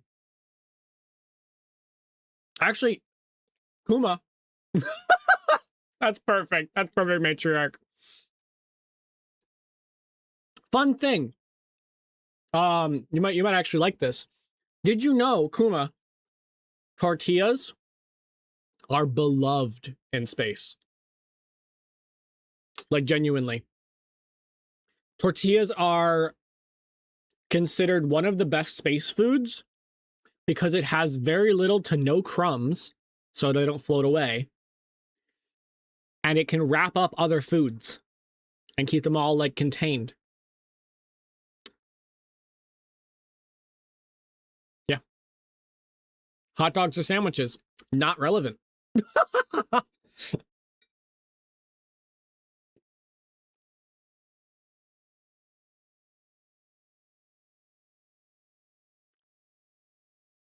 Yeah. Cereal is a soup. Also not relevant.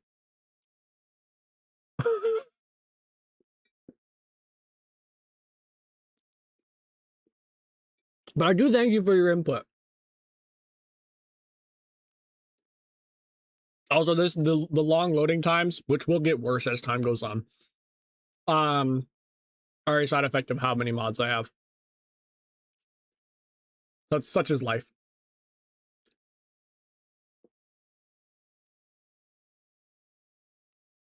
Can you guys not talk about pee while I'm eating?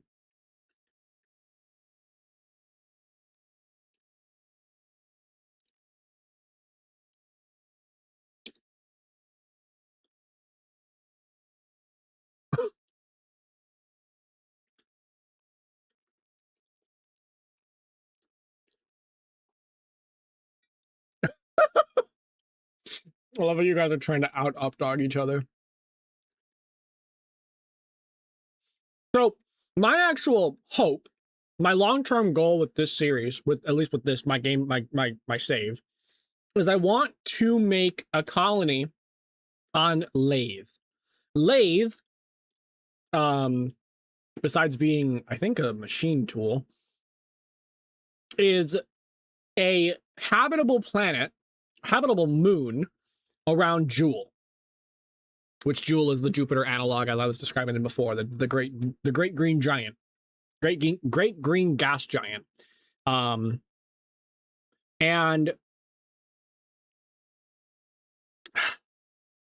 so it's an archipelago world, so it's mostly ocean with a couple, basically a few islands, and I'm hoping to go there, make a station, make a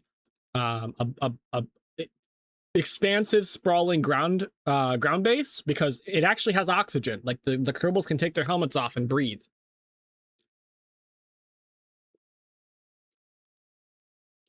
Wow, this is a long loading time. I'm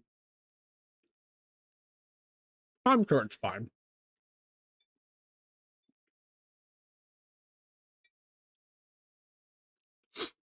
Have you had a propaganda? Be cool if you did. But anyway, this station on the moon is all in support of that goal. It opened.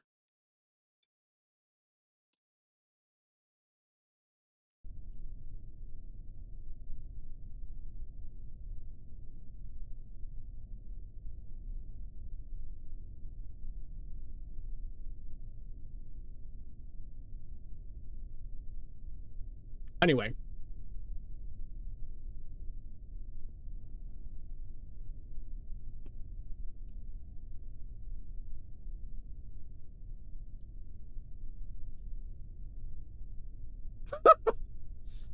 All right. Here we are. My lunch is consumed.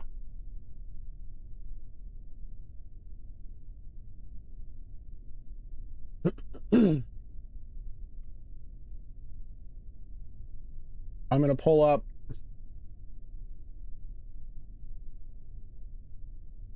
some music because the game is not actually playing any music right now.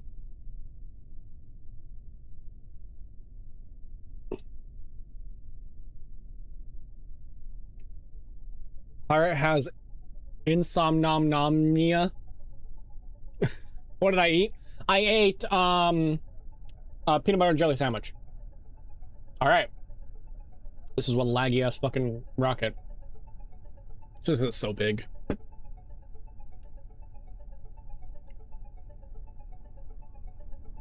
Chat, are we ready?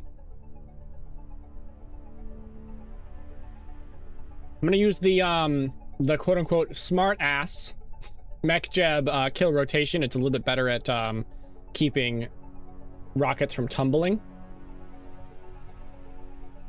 Throttle up. Here's what the Kerbals see. Currently there's a fairing blocking their windows, so they can't actually see it right now. But there we go.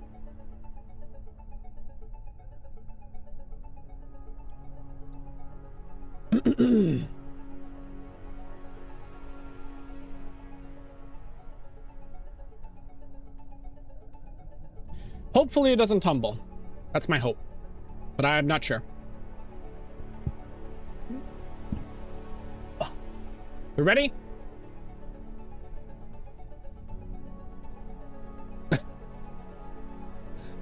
All right. 3, 2,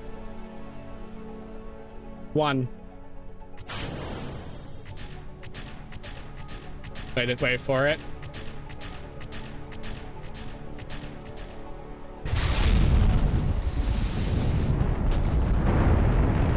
Oh, I forgot something. I forgot. If you look right here, see how that booster is bent? I forgot to strut. We'll be right back.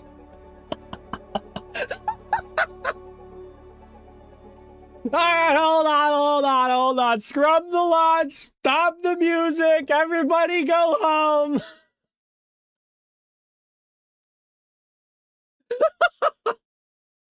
Should have let it launch anyway. I know, right? What happened while I was gone? Nothing. We didn't forget struts. There's so much that has to go on these damn fucking rockets, especially when you make them this big. It's okay. We'll get it. We'll get it in a second. You know what's funny is that when I was landing, when I was doing the mission to land the don't worry about that. When I was doing the mission to land the moon base, the surface moon base. No joke, Freebird started playing as I was as I was doing the deorbit and bringing it down to land on the moon. Freebird was playing in my ears as I'm trying to land this thing calmly, and I'm like, ah! It was a thing. Puts down mic. Dang, how are we gonna beat Seger in the Terra space race with all these production setbacks? Lord knows I can't see. Oh my god. Genuinely, Shin, if you haven't seen it already, you might have to go digging for a while or just look it up on YouTube. But Artemis 1 synced up with Freebird is some of the hypest shit ever. Yeah. I recommend.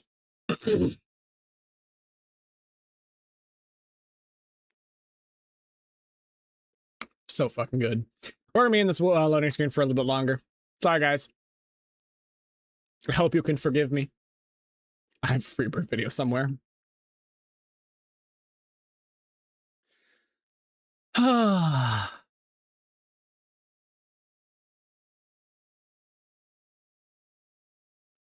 Doesn't Wizard of Oz match Pink Floyd? I don't know. But Meep seems to think so. Hello? Hi. We made a mistake. So we're going back to the VAB to fix that mistake. I meant to type meow. Meow. Alright. Struts are very important.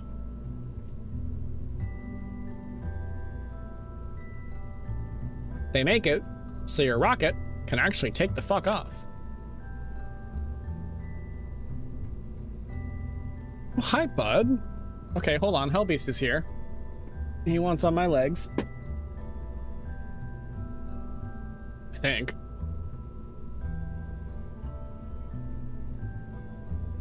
I'm gonna rip my nails off. That sounds painful.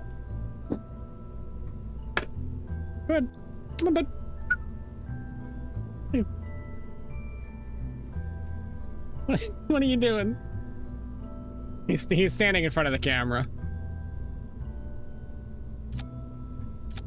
All right. First of all, we get some struts there, and some struts here. Hey, bud. What do you? Come on. Come on. Good. There you go. Good boy. That's a good boy. Yeah.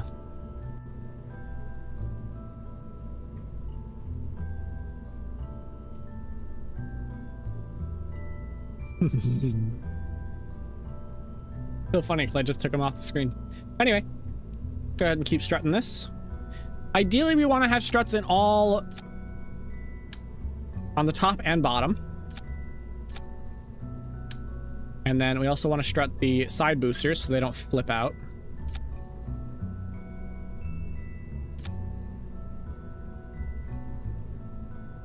Game. She is struggling right now. Nails on a chalkboard. That... Meep, you concern me sometimes. Did that... Okay, this one didn't work.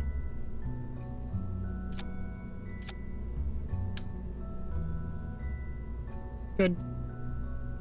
And then we get the top. Basically just grab one in the middle, put it there. All right. Now, we should actually be good. Half of what I say is a cry for help. Meep, are you okay?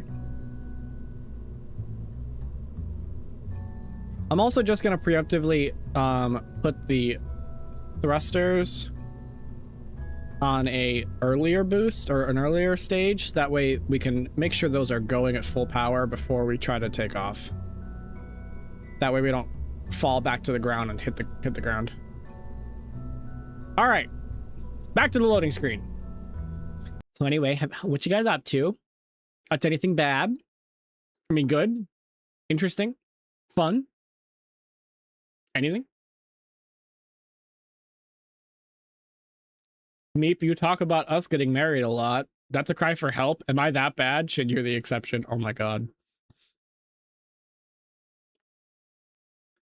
Meep's the kind of person to announce before a crazy stunt.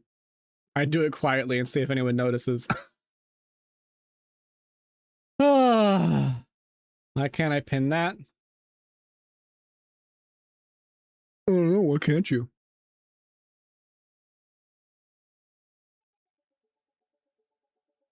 Okay, I gotta go do stuff. But the launch, Shin! The launch!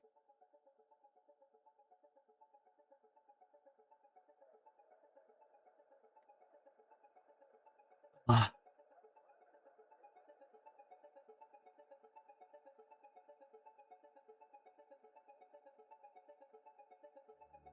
Matriarch, you've never been able to pin as a mod.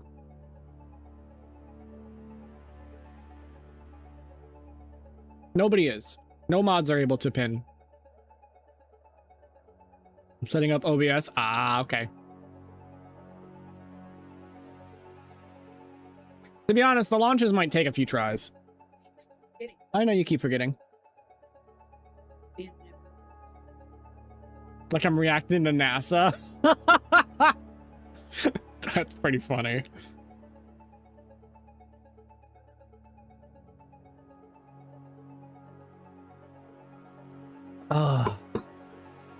I'm okay with that.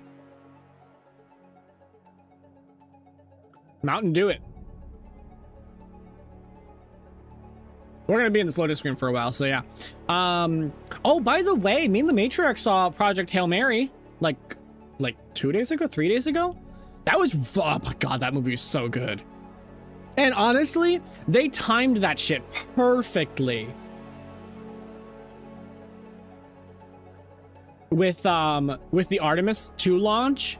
Holy shit, dude. I feel like Space Fever is at like an all-time high again. It's fantastic. Love that movie. It's so good. Rocky is such a good character and he can't even talk properly, which is wonderful. It's so good. Ugh. I read most of the book. Well, I read like maybe half the book. Matriarch read all of the book. But I don't know. Faithful movie adaptation, actually doing a really good job. Kind of insane. James Gunn's Superman and the Backrooms movie. How was the Backrooms movie? Ryan Gosling is a goat. That's for sure. Absolutely. He kills that. He killed that role. It was so good. Also, the ship design was fun. I did like the ship design.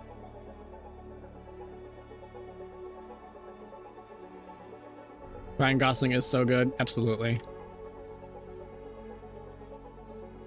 Makes you think the space might be the 90s equivalent of dinosaurs. Yeah, kinda. Like there's like a fever for it again, like there was in the 60s. And I love that. I fucking love that. Like I don't give a damn. I don't give a singular damn if the moon base that they're trying to do is just a desire to beat China. I don't care. As long as it gets NASA more budget, that's all I fucking care about. All right. We're ready. Making sure all the systems are correct. Our electric charge is going down rather quickly, but it's okay. We are fine. Cramp was campy but hilarious. Yeah. All right. Hey Shin, you ready? Somebody tell me if Shin's ready. Because I'm launching this really soon. All right, so quick save. I'm gonna make a full save just so I can come back if I need to. LOS edition Callisto launch.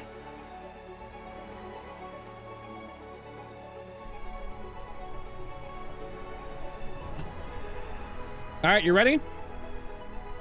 I hope this works.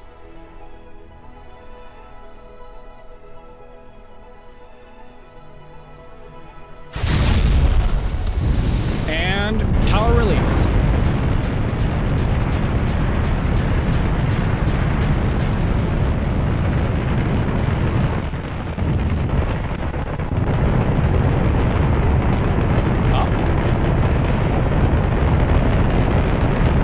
Up. Here we go.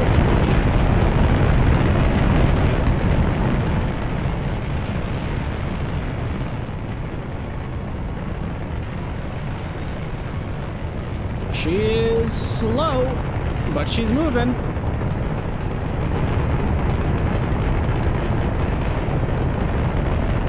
Oh, she's tipping though. Oh, she got caught in the tower.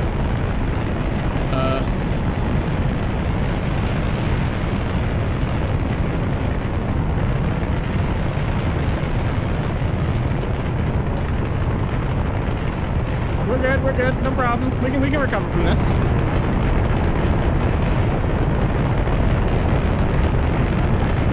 Yeah, we're fine.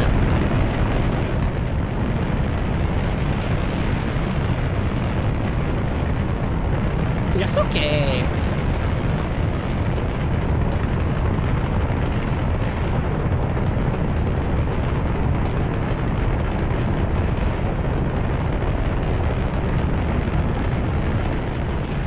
All right, good.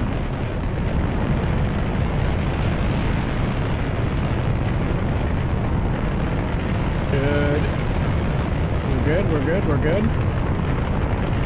Only 4 hours to get to launch. True. And she might not even work.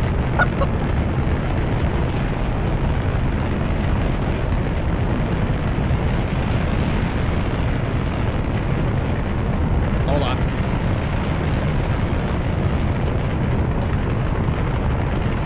At least there's no lag.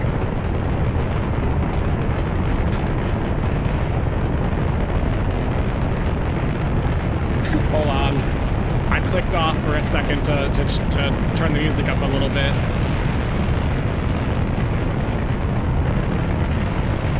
There we go.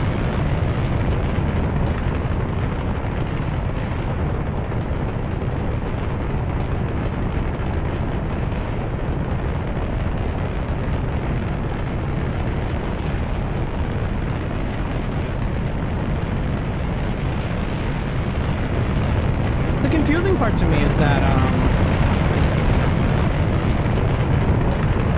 she should have plenty of thrust to weight. She's very slow. Then you do it again. I have a YouTube display capture set up. Good.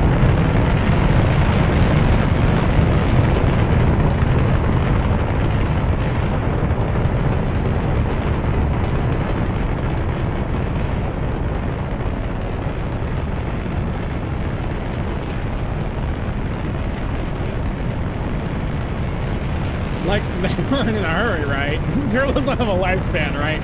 Yeah, I think Kerbals are effectively immortal. Not invincible, but immortal.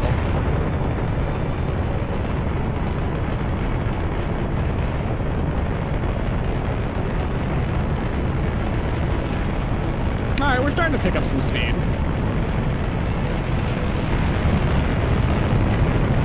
It's fine.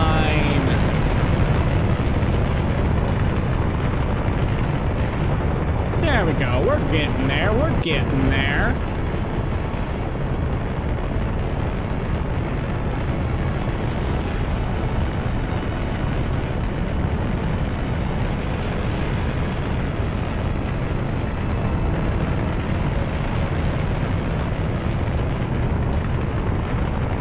Take a screenshot. For posterity, of course.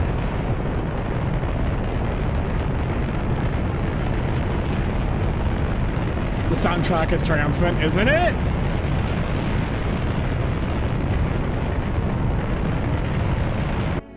Also, let me turn, I'm just gonna turn the volume down a little bit. The spacecraft's a little overly loud. There we go, that's a bit better.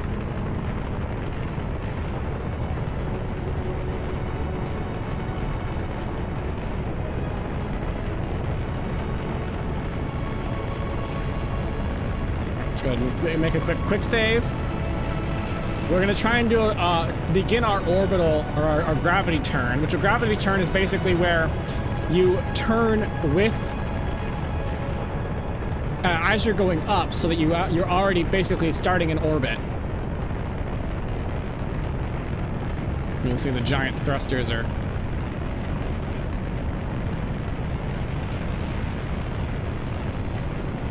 gimbaling down there. I'm back. What's going on? Yes. Yes. That's going on.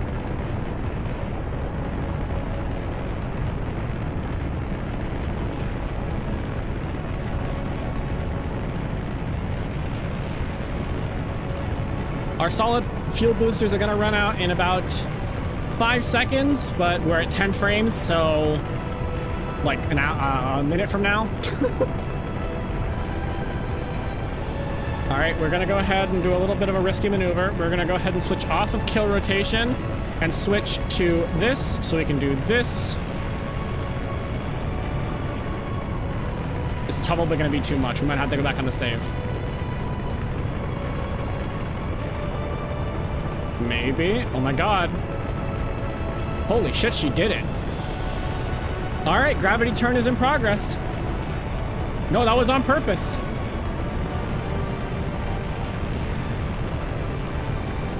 Solid fuel boosters running out in a few seconds. Solid fuel boosters are out. Quick save and detach. Don't mind that. That was definitely meant to happen. Superficial damage at most.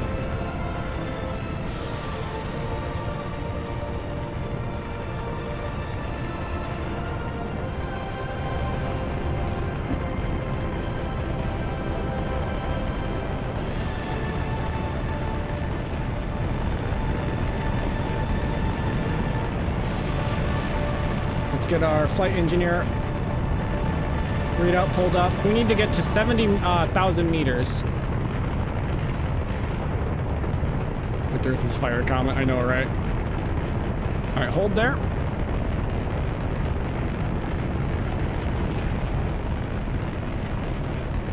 We're up to 6,000, or sorry, almost 700 meters a second. It is fucking gorgeous, isn't it? Those clouds add so much.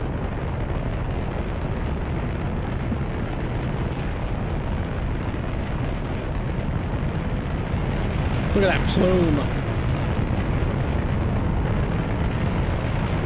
You actually did it. You crazy son of a bitch. You did it. Go to the map view.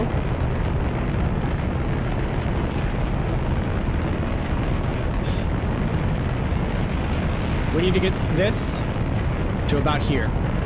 But we're already doing such an aggressive gravity turn that we're not going to have to do a particularly long, if at all, orbital burn to circularize the orbit.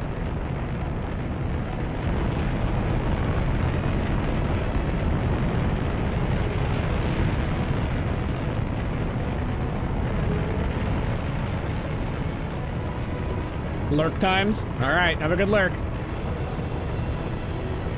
You can actually see that apoapsis up here. Right here, apoapsis height. Apoapsis is the highest point of the orbit. Periapsis is the lowest point. I think IRL, the word is different. It's the same like A and P, but the actual rest of the word is different, I think. But in Kerbal, it's apoapsis or periapsis. So as you can see, we're at 32,000, almost 33,000 meters, which is 33 kilometers. We need to get up to 70. We are also going so fast and still in atmosphere at this point that we are getting some re-entry effects. That's fine. We're not at high enough speed to do any heating damage, I think. Yeah, we're fine.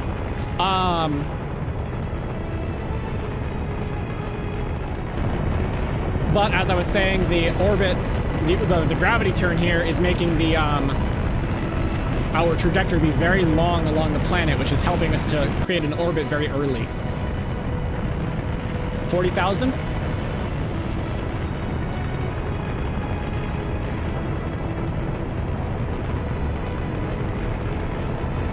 Pretty pink? Yeah, I know.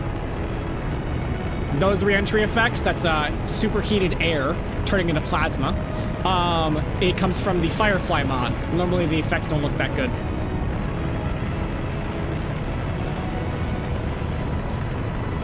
How's that front part not burning up? Because we're actually not going fast enough for it to do serious heating damage. Our critical percentage, thermal percentage is only 50%. We're not quite to 100, which is where it would pop. 70? 70,000. Turning to prograde. This icon here is prograde. And activate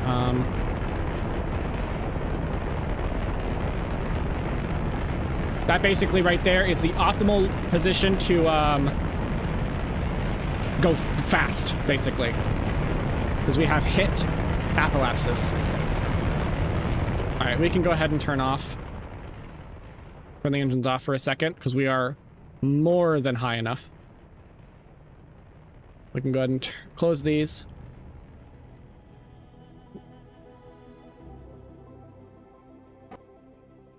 How to maneuver. We'll go ahead and... Oh, nope, don't do that. All right, cancel that.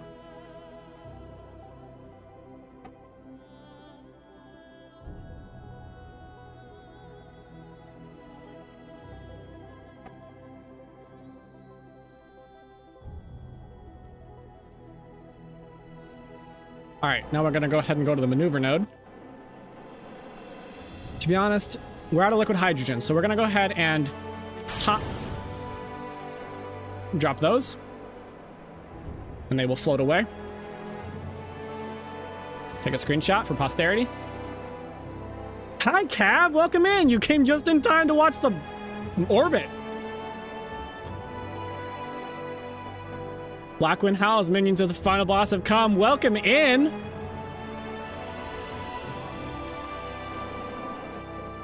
There goes the fairing. The protective aerodynamic fairing that was protecting the crew module. We're currently taking this giant section at the front here to dock with the lunar orbital station. It was a very adventurous and triumphant launch, honestly. A very successful launch at that too. Thank you, Ray. I appreciate it. Did you really need that protection? It just looked cool. I realized that the fairing was kind of useless.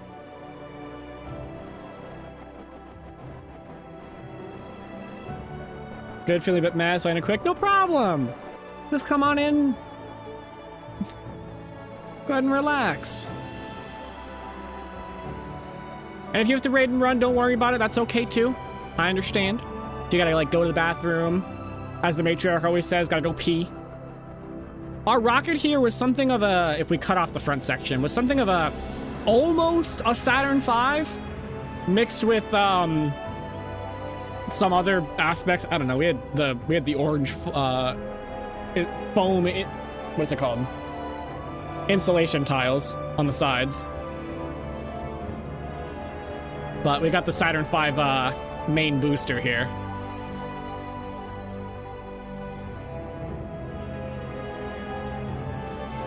Look at this, isn't it beautiful?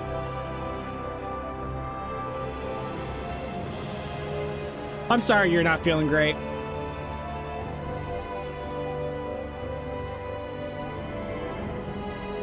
All right, gonna go ahead and use time warp here to jump up to the point at which we will do our maneuver.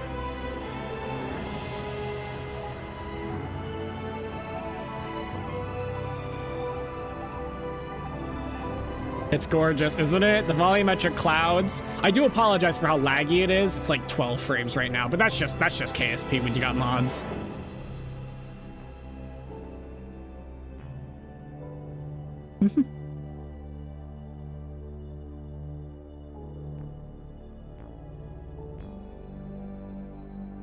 All right, 1 minute to beginning our orbit burn. And then once we're done with our orbit burn, we will choose the optimal location to intercept the moon.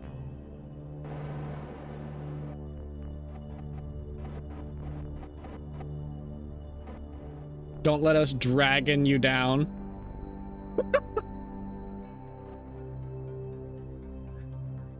Why are my emotions acting like I'm actually witnessing this in real life? Isn't it so good with the music? Well, we actually turn the in-game music off. The in-game music is classic, I will grant. But sometimes you gotta add some Scott Buckley into your life to spice things up. We're gonna go ahead and we may as well. Let's go ahead and open our solar panels so we can start making sure we don't run out of energy. I'm also realizing that we are running very low on RCS propellant, so we're gonna go ahead and turn that off for now. Theoretically, we shouldn't need it.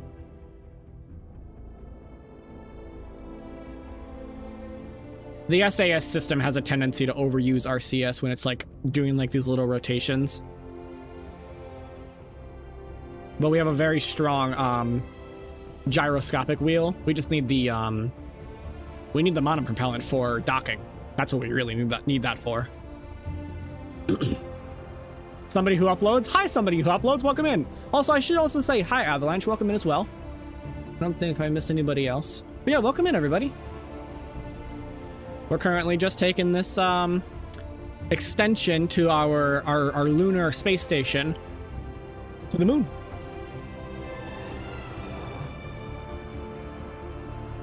$13 seconds to burn.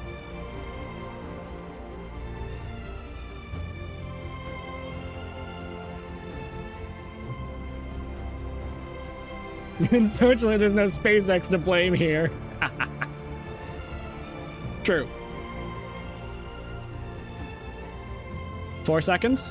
3, 2, 1. Full burn. We've only got a little bit of fuel left in this.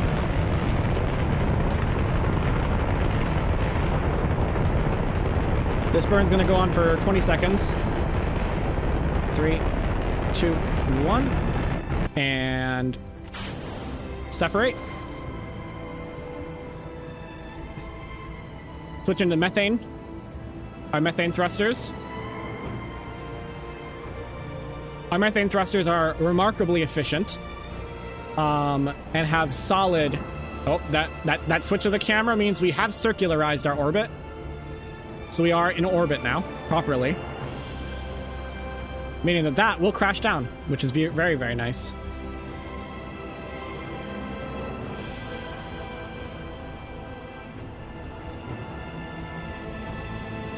Good. Orbit is made. Our apoapsis is at 119. So that's 119 kilometers, 119,000 meters. And our periapsis is at 113 kilometers. Now, we must go to the moon. The moon is going from right to left. So we could probably, if we wanted to, we could just hop out here. We have enough fuel.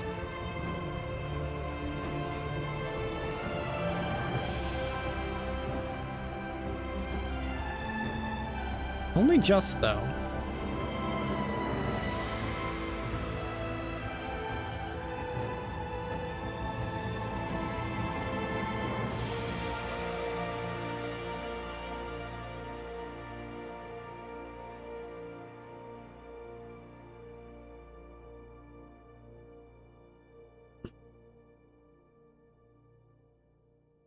We might actually scrub the maneuver for the time being and let ourselves orbit a little bit. The space shall be conquered. I'm happy to see this day. Hey, Easy, welcome in. Welcome back. She's giving her all she's got, Captain. Music is going crazy, isn't it? Let's see. If we do a maneuver here, the moon probably isn't going to be over here in time. Yeah, I didn't think so.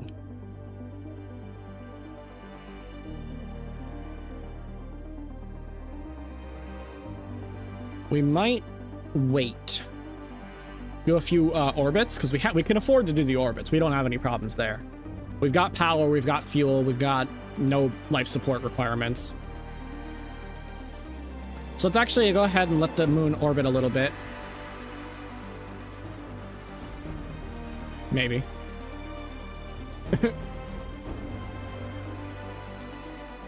If it'll let me.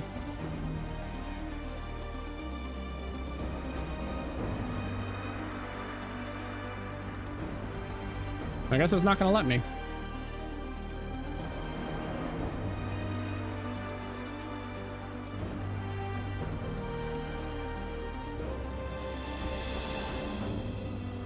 Let's see. If I do...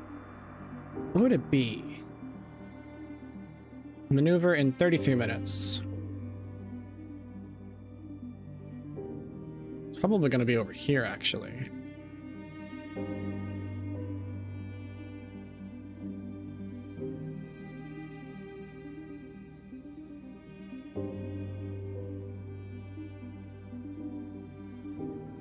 Really? Give me it. Give it. Give it. There you go. Good little maneuver node. Game says no, I know.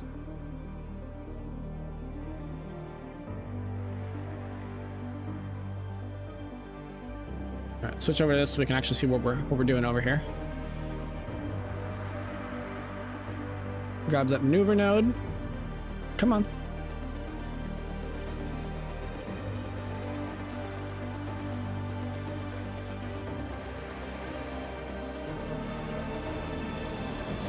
There it goes.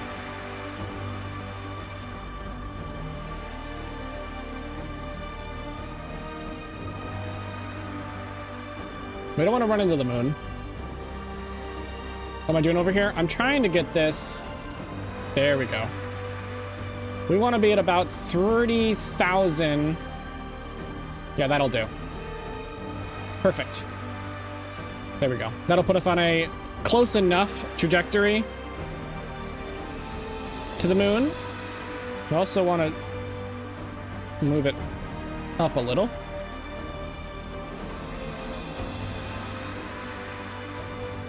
Too much. Rocket science is a science.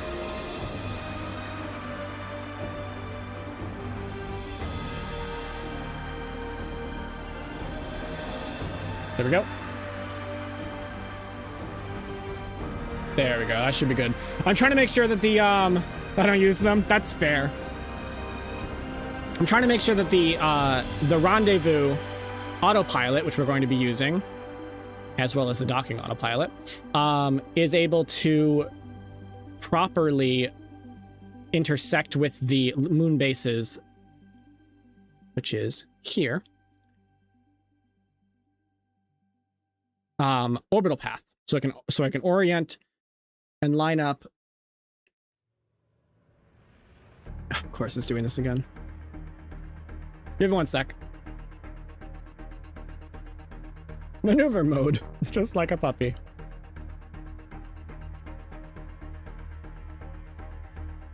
Space frogs, space frogs. Yes, these are space frogs. Give me 1 sec. The game is having a bit of a freeze, but it's okay.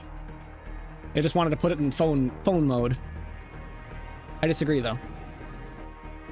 Don't do that. The fuck was that? All right, we're good. All right. Let's jump back over here. Oh, wow, we're actually very close to probe A there. Wouldn't be KSP if it didn't pause and have a good think every now and then. Exactly, Tom Blooms. I'm so glad you understand. Also, welcome in. How are you? I take it you're a fan of KSP?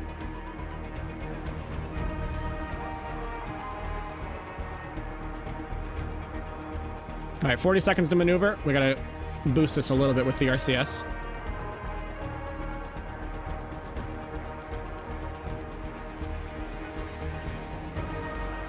There she is.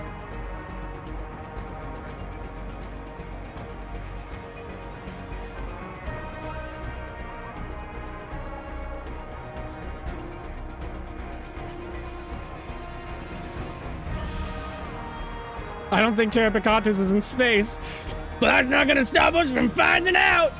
Use some kind of texture pack or something. Yes, the clouds are volumetric. They're from the Eve mod. And I'm using the TUFX mod, which has some different configs you can do to affect lighting and stuff. So for example, if we wanted to go VHS, suddenly we're back in like the 60s. Start burn.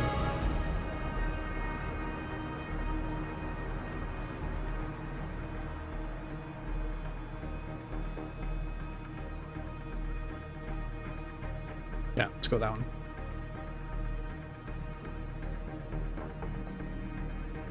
Look at that plume. Remember what I was talking about earlier, with like the big plumes in vacuum, how they just spread out to the sides. Like a lot of the energy here is wasted because there's just not a lot you can do about it because there's no pressure. But still, these SpaceX Raptor engines are very strong. And they have a beautiful purplish pink. I already answered. Hello, love this game very much, and having both Kerbonaut and Kitty Patch on your VTuber model sealed the deal for me. Aw, thanks, I appreciate it. Well, you are absolutely welcome. Here's the interior view.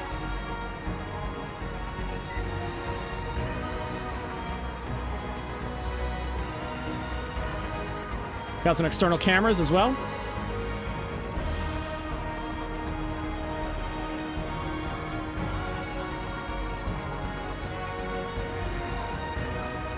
$35 seconds left on the burn. You can see what this burn is actually doing to our orbit. It's pushing our apoapsis way out. Apoapsis is currently at 2 million meters away from Kerbin.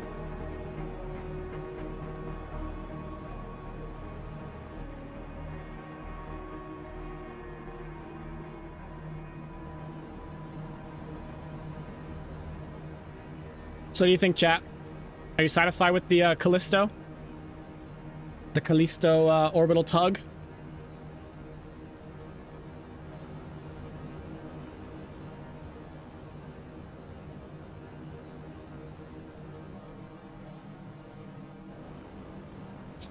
I'm pretty satisfied with it. I was a little worried. I was actually extremely worried on that launch because she did not have the thrust that I was expecting. So she, the like knock against the tower, that was concerning. But we figured it out. We got it. And we made it on nearly the first. Oops, I may have overdone the burn. I absolutely did overdid the burn. Oopsies. Let's go ahead and flip ourselves around. We'll just adjust that.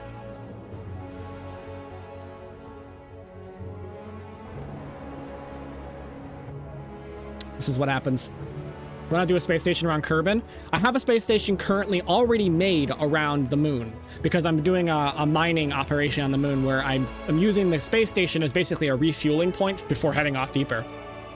Yeah, I could do, I'm tempted to do a Kerbin space station as well, for that matter. But I don't know.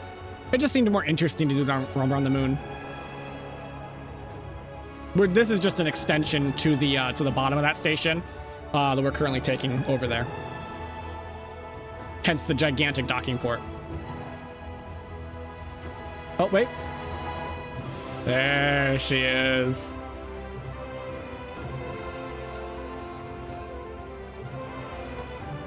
All the lights on. Screenshot. Oh, we overdid that a little bit. Trying to conserve our RCS because our monopropellant, because we need it for the docking.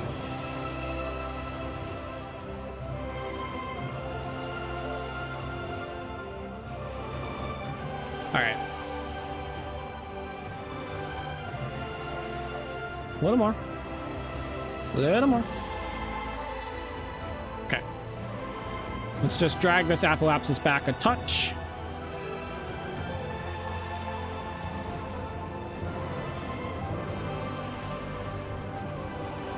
And slow.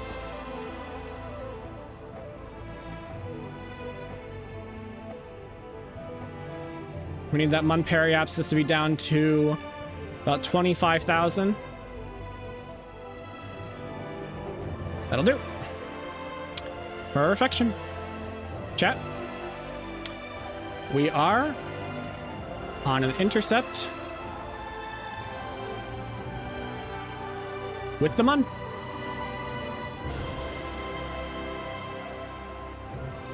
Seeing the lights on Earth from orbit must be unmatched. Yeah.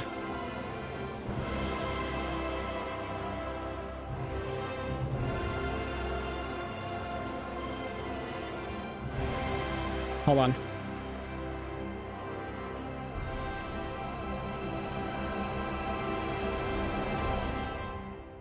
Who's in this one? Is there anybody in this one? Yes, Katri Kerman.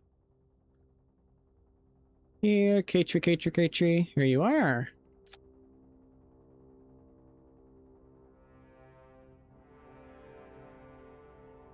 How about that? Don't mind that the lights on our thing are actually lighting up the ground. They shouldn't be, but whatever.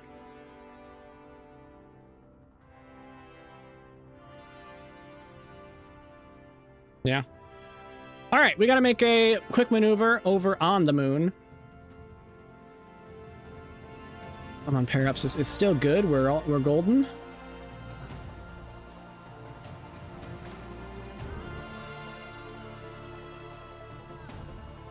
Can I snag the moon there? Apparently not. That's all right. I'll just do it this way.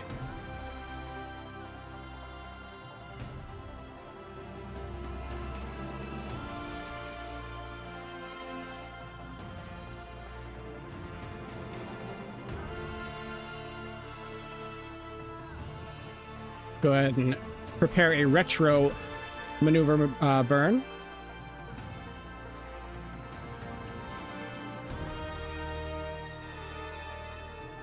So we can circularize.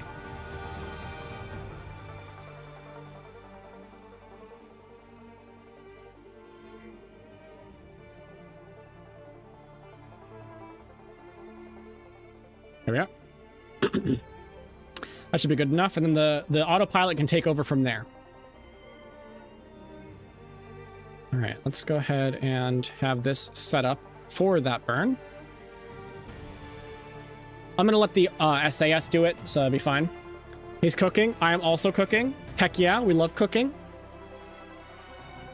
Oh. Isn't she gorgeous? Look at that, the way you can see the atmosphere there and the sun behind it. He's not just cooking, he's smoking. I'm not sure what that means, but I'll take it.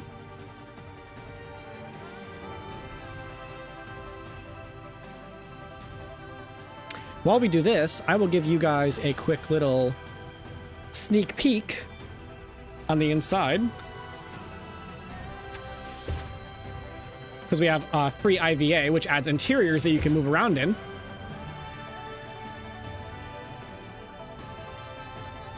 The music's way too dramatic. Yeah, I know. Never heard of smoking hot? That's fair. I get that. Wait, thanks.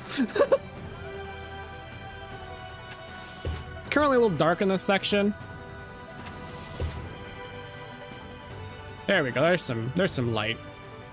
Another cupola style kind of viewing port room.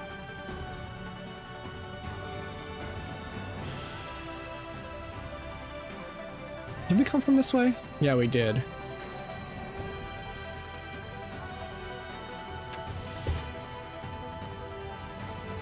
I think this is down. It is. Okay. We don't actually need to go that way.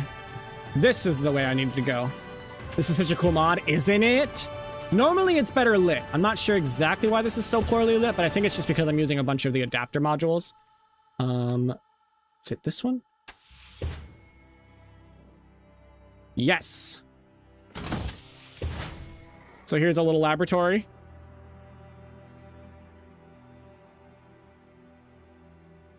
This doesn't make this look like Wayland Yutani Space Program. Somewhere in the universe, there must be something better than Kerman.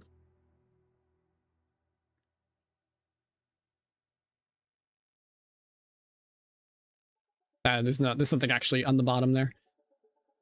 And then back up. We have another laboratory up here. Who are they? Just more Kerbals. We've got Klauman and Franzor. Who are you and why did you and how did you get in here? I built this. And here, ooh, bit of vertigo, is the much larger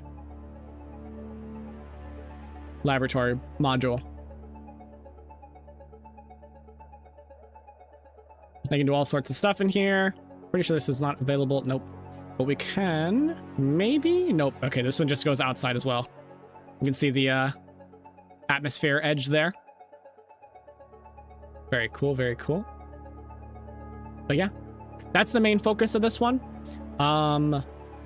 There also, the other main focus of this addition to the space station is the many docking ports that are on it for docking of the different. Ooh.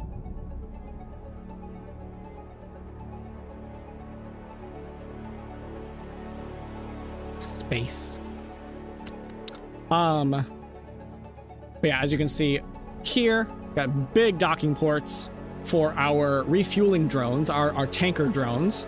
And up here, we have some smaller ports for like interplanet or some, what are they called?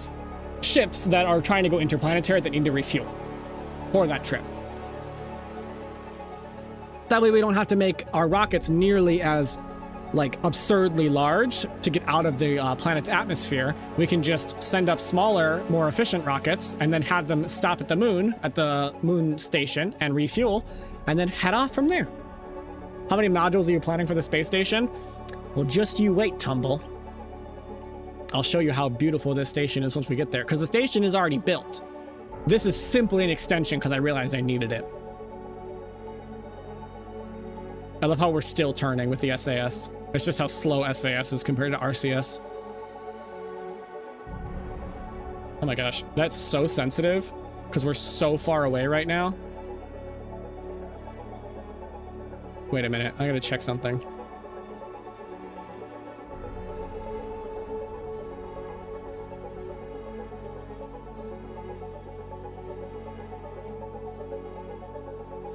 I was afraid of that. Hold on. We need... Which way do we need to go to fix this?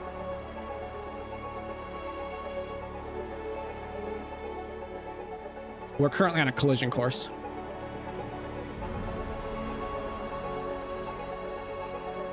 Yep, that's what I thought. The effects that RCS, that like any thrust can have,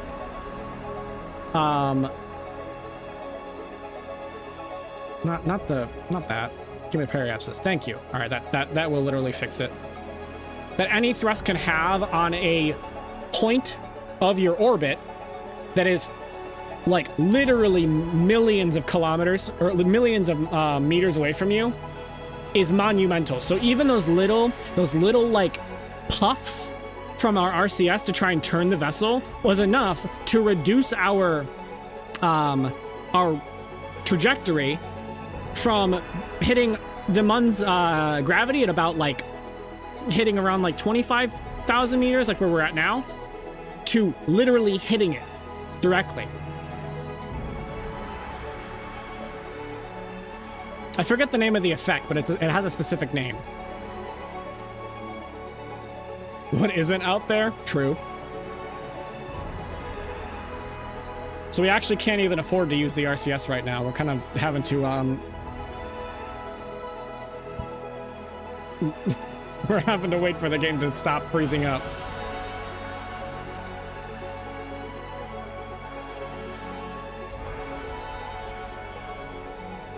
One sec.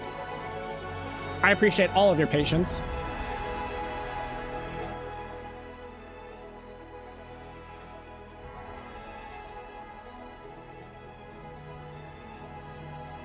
There we go.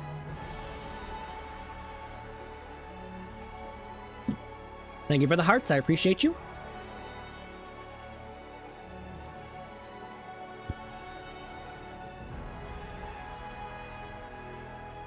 It's rocket science. It takes some patience. Exactly. Wish we weren't in the dark right now, but such is life. I'm going to use if I can, I'm going to use a classic Kerbal Space Program maneuver where we use the time warp to completely halt the movement of the ship so that the SAS doesn't miss the maneuver node.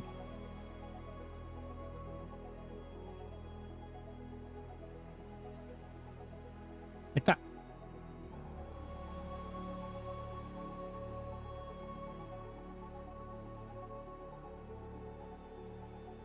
Now we have 1 minute till burn. We're going to be very, very light on the throttle because we actually, our burn time is actually only going to be like, as it says, 0.1 of a second. I don't think I've ever met a rocket scientist. True.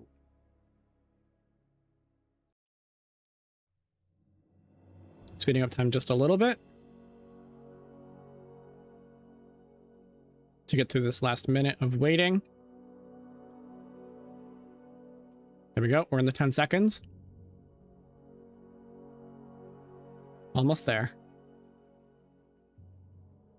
4, 2, 1.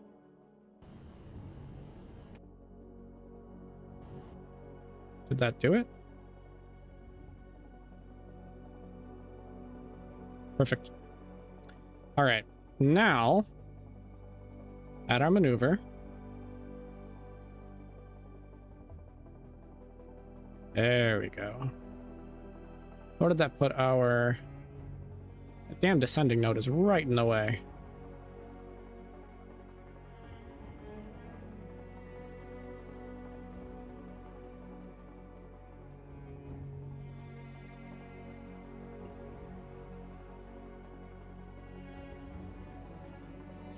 Okay, that'll do. That will do. We'll get this rotating.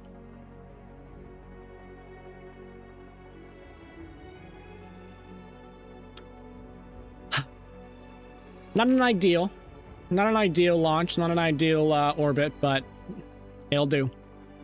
It'll do in a pinch.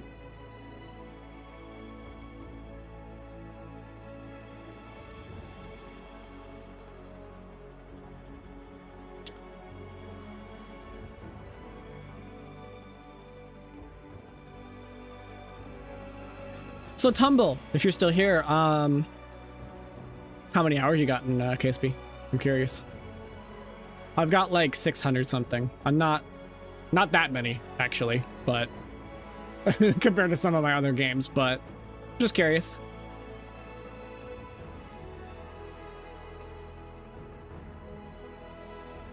You sold math on KSP?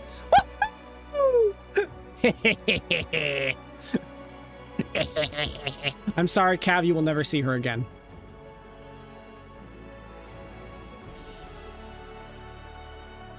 I hope you can find it in yourself to forgive me. I just remember this. Einstein had to paint his front door red just so he'd know where his house was. Really? Wow. I love Einstein. That actually reminds me, one of my favorite things about, besides, you know, just the movie being really, really good, but one of my favorite things about Project Hail Mary was actually the fact that Rocky, like the Iridians, I think they were called,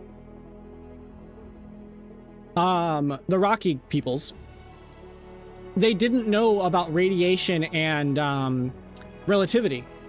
Like, so like the idea that they didn't, Iridians, yeah. It's fun to me that like in Andy Weir's head when he wrote that story, he made it so that the Iridians and the humans went different technological and like research directions. Like the Iridians are really good engineers, but they don't know basic relativity and like radiation and stuff. I don't know. I just think that's pretty neat. Okay, where is the moon? There she is. Now you'll just be getting streamed KSP to you constantly, Cav. Don't worry. Okay, so we're lined up with our retro burn node. So now we can time warp and speed this up.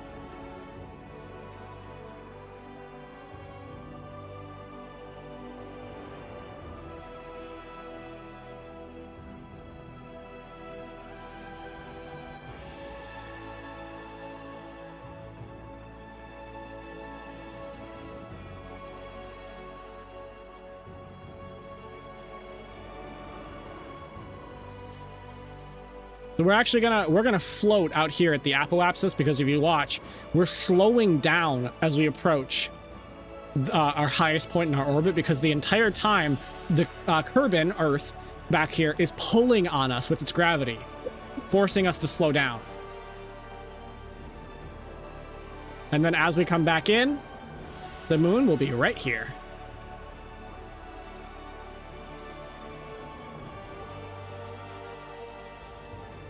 It's actually kind of fucking scary because it looks like it's gonna hit us. And moon encounter. That's what that little hiccup was.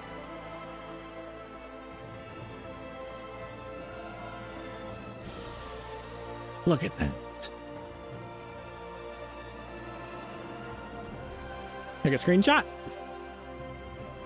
We've still got 12 minutes until our maneuver burn.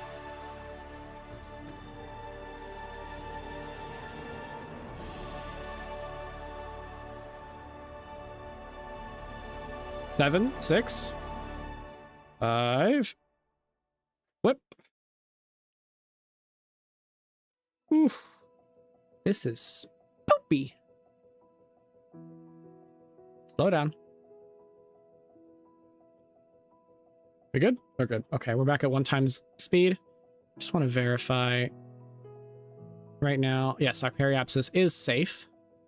Let's just make a quick last minute adjustment to this. There we go. Okay, lag, thank you. Perfect, perfect. Looking wonderful. Go ahead and time warp a little bit more.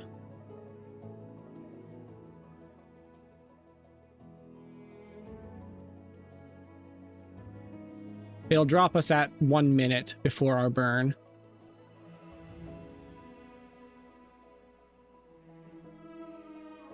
Gonna speed it up manually a little bit more just so we can get those last 10 seconds. Everybody having a good time?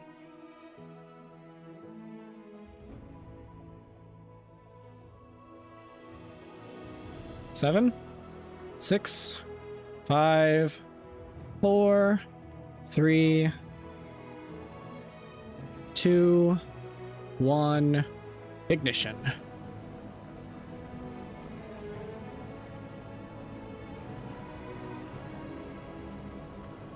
Good shot.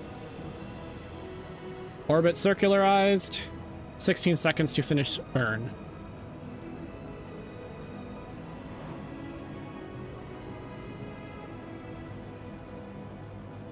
I love that plume. So cool looking.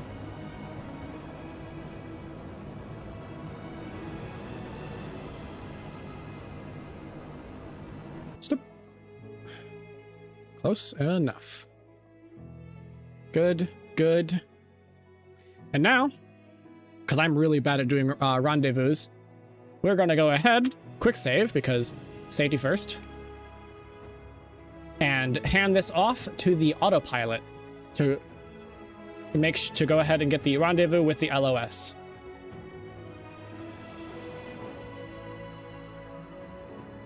Oh shoot, why? Wait. That burn's gonna take that much?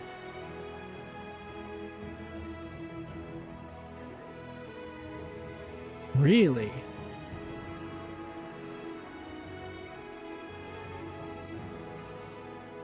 Really?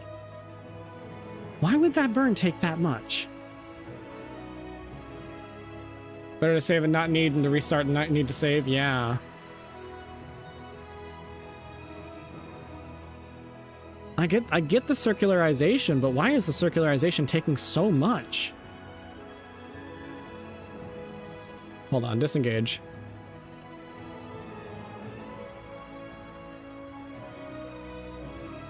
Because if we're in the red here, it means that we will run out of fuel before we finish the burn. Which means we'll run out of fuel before we even get close to a...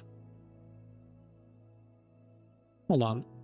I want to restart that. I want to try that again.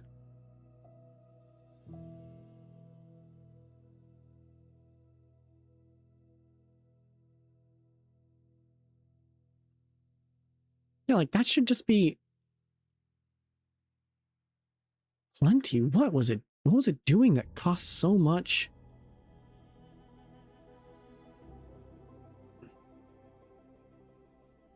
I don't get that.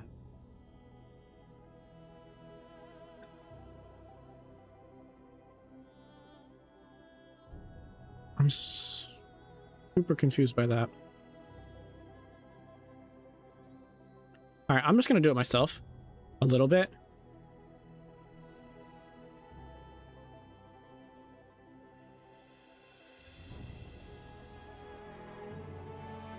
I'm just trying to align the orbital planes a little bit here, because that's a 6-second burn. We've got more than enough for that. And let's see if that fixes the issue. That burn is 4 minutes away, so we are hopefully have enough time to do this rotation. You don't even pay us. You don't pay us. We don't exist. We're just a metaphor for the abstract concept of thought. Wow. That's crazy. This might be problematic. I thought we had plenty of fuel for our upper stage, but we may actually be a little low. What?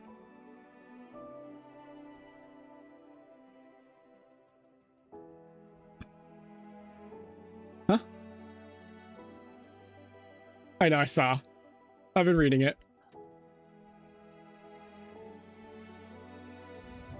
Fingers crossed, chat. Cross your fingers, cross your toes. Cross your eyes. Actually, don't do that. You gotta watch.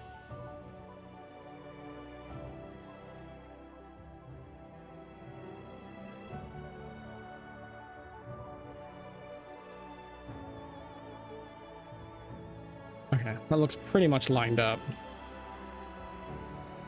This yellow line here is the LOS's orbit.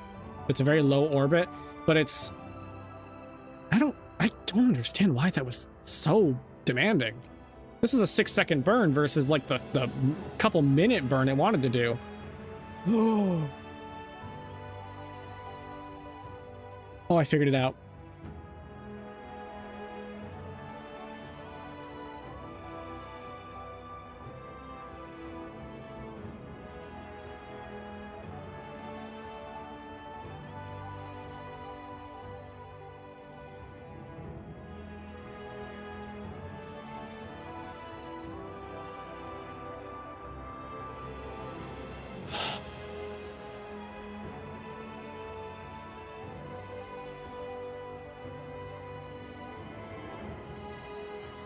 Chat, have you figured out what the issue is?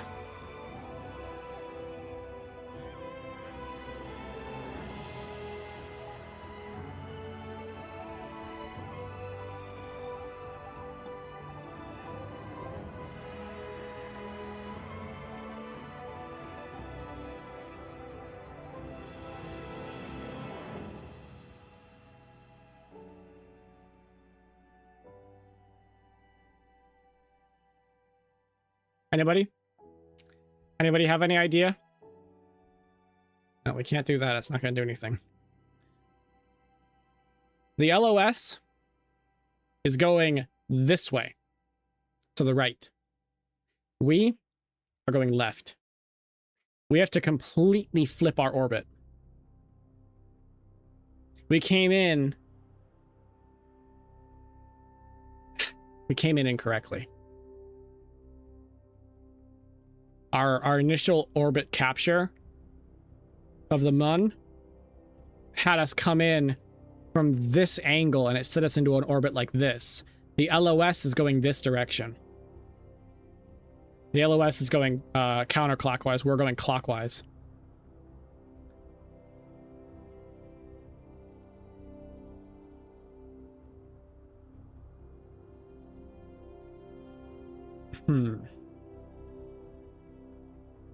I pick right. Let's go left. Right. Wait. That's why it took so long, because the orbit needed to be flipped. So you guys just keep waving to each other as you pass in the night sky? Yep. This mission is a wash. We don't have it. We can't do it. We don't have the fuel to flip the orbit. If we had come in the right direction, this is on me. I didn't realize. Normally, well, first of all, I was impatient because I didn't want to wait because the time warp wasn't working. But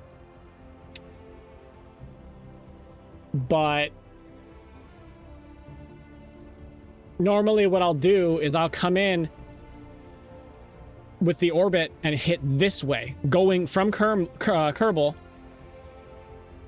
Someone's got to get out and push. Hold on.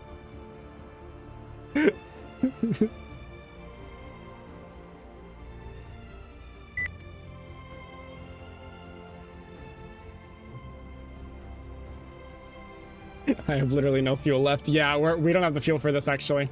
We got the orbit wrong. So,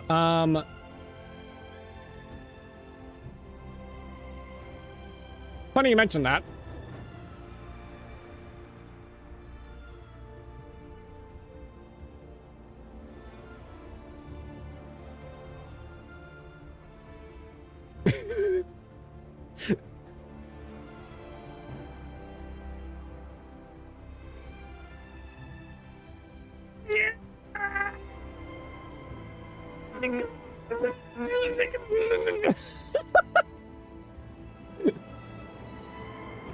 Literally no fuel left. This is the struggle. Make them lean to the side.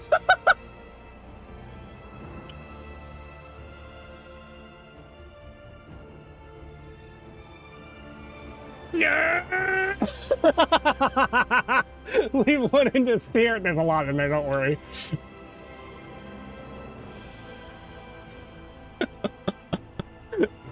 Damn, not even Jeb can do it. Oh, that's funny. Everyone run to one end of the rocket. Put it in reverse. Oh, that's fucking funny. Holy shit. Hold on. Can we just... Is there... Yes.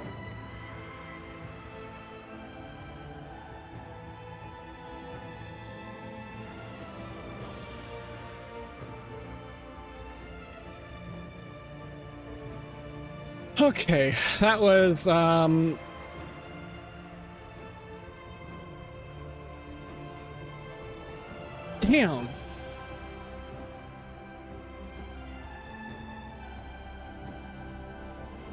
Ah.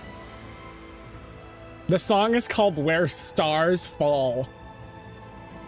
I mean, we can save them. There's no reason we can't get back to Kerbin.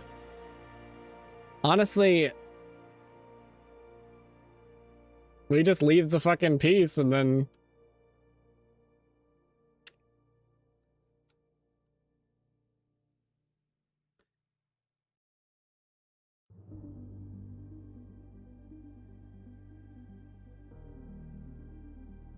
Oh my god, that is quite a Kerbal escape. What the fuck? Can we do any...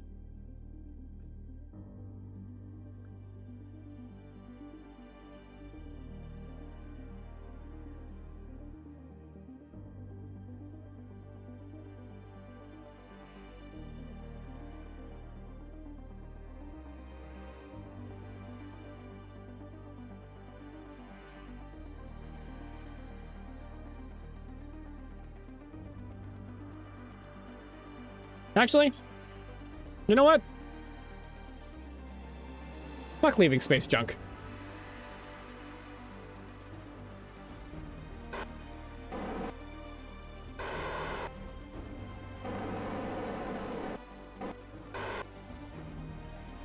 Why? Why won't you attach?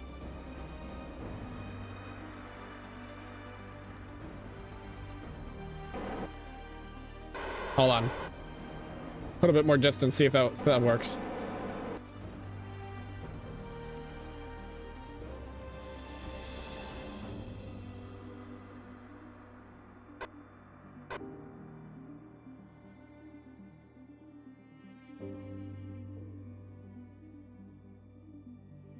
Yeah, fuck it. Why not? We'll bring it with us. The ship had groceries. I like groceries. All right. Ladies and gentlemen, non-binaries and furries. I don't know. I'm sure you're in there somewhere. The time has come. The mission is a wash. We can always try again later. So long as we get our boys home. One thing we have to do though. We got 30 minutes before we have to do our maneuver. We have to get the Kerbals that are inside. We have to get the Kerbals that are inside these into our little crew bay. And man, we just gotta hope that we have enough space. Ooh, this might be close.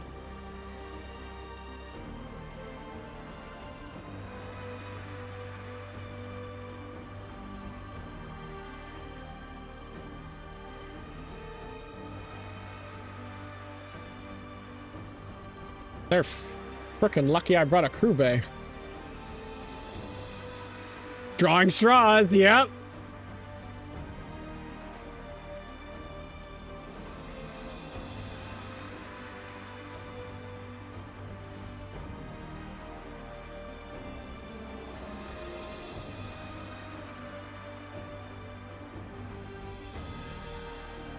No crew. No crew. No crew. We got one in here.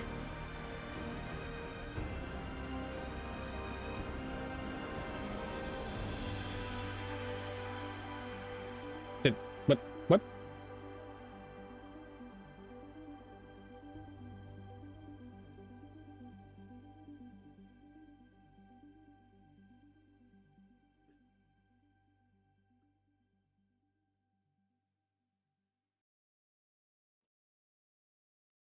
All right.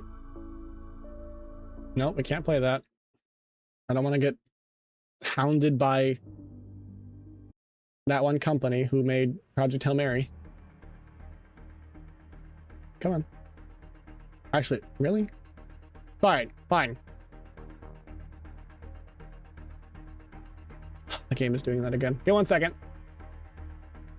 Sounds like, oh my god. I don't know why it's doing that so much.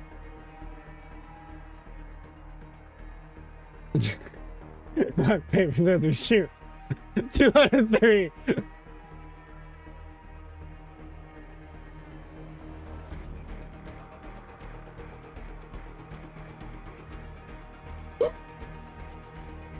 Craggle. Craggle, Kerman. Craggle can't. We don't have room. We don't have room for him.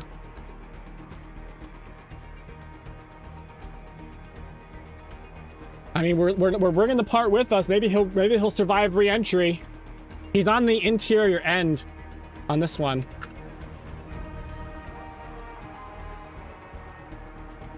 It's Craggle, one of our engineers. All right, let's jump around.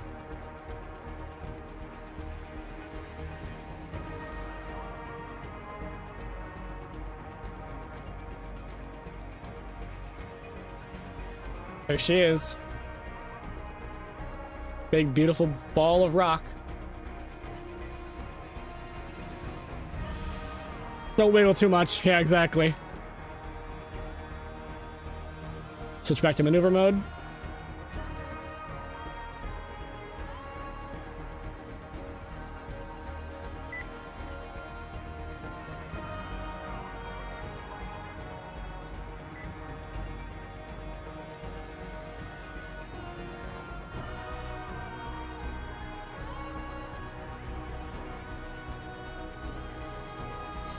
Time warping a little bit to get back to the thing. I hate that it keeps doing that. We can drop these off. We don't need them. Craggle has nothing on Raggle Flaggle. Try not to breathe a lot, yeah. The atmosphere might burn your lungs when you're going multiple kilometers per second. 6, 5, 4, 3, 2, 1.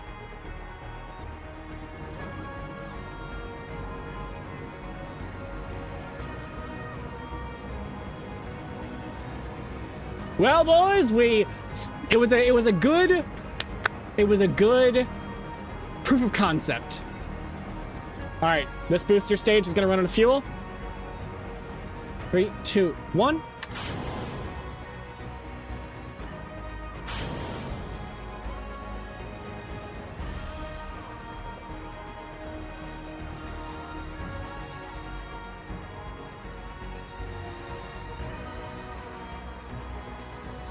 Exactly.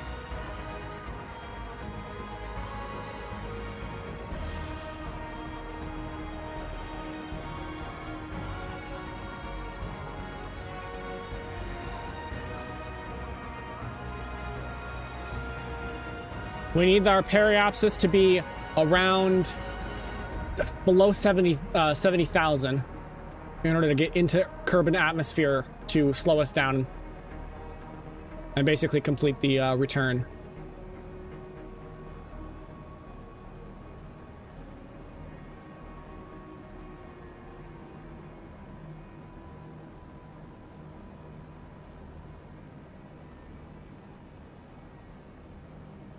which we've got plenty. Like I said, we have plenty of fuel for a return, which is basically as I suspected. But I did not expect to come in at the wrong angle.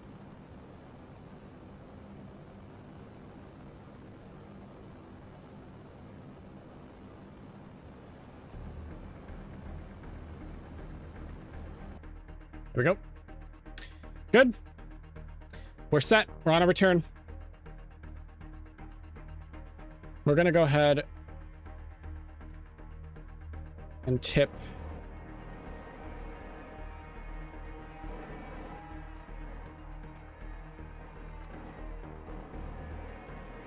We need to be pointing retro.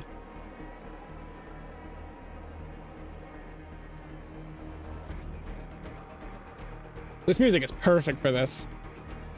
Isn't it? It's like tense. It's called escape velocity. It's perfect. All the music that's been playing is from Scott Buckley. I did not make it, but his links are in the description. Meow, meow, meow.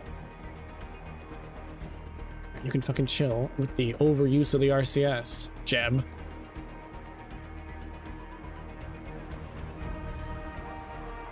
Time warp. Quick save and time warp. There we go. Leaving the Mun. Heading back for Kerbin. Watch, in a second here, you'll see our speed start to rise.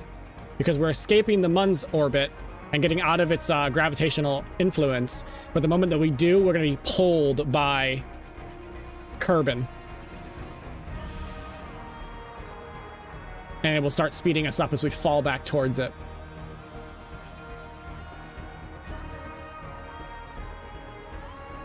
And the moment we hit this, we'll start speeding back up.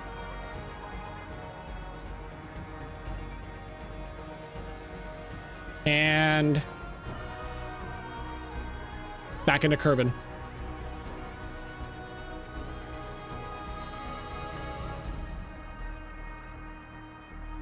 So now we speed up.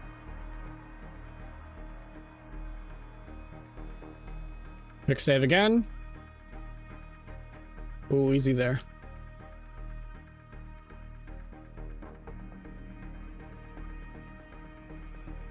Take a quick little screenshot. I love taking screenshots.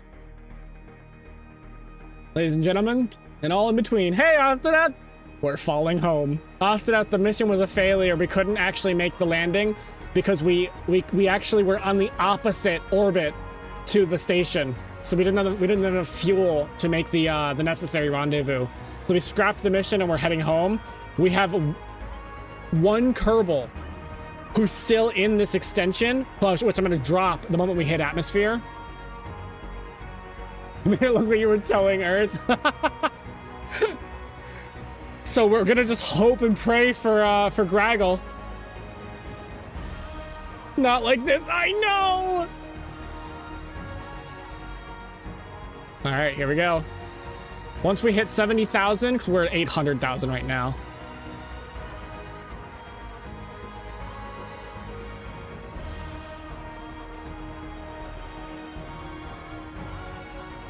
We're in time warp, that's why we're going so fast. We're going 3 kilometers a second.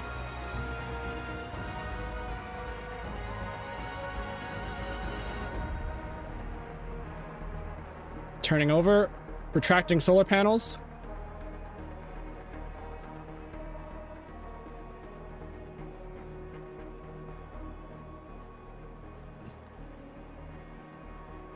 Ditching thruster.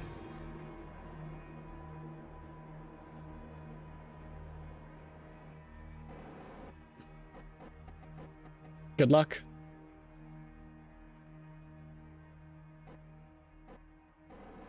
Let's just make sure we're not in their path.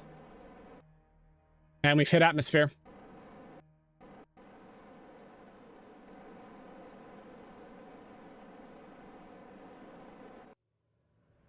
If they tumble, they might live.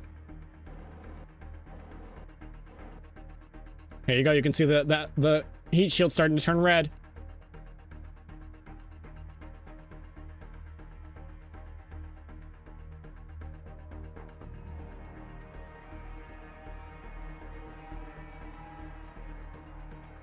Once we hit this line right here, once this little blip goes over this line, we'll hit enough atmosphere for the re-entry. We have a heat shield. They don't.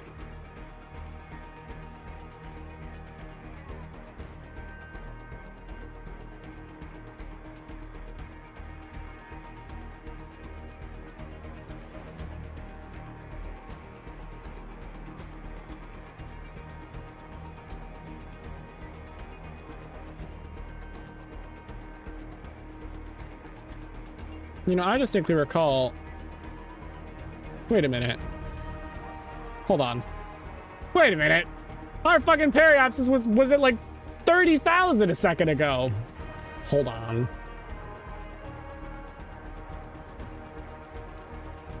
One sec. This fucking game. It keeps ruining my epic moments.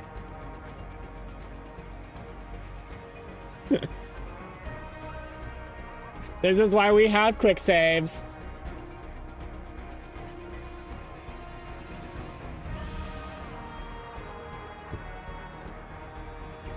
I wonder if using the RCS at one point must have made our periapsis rise.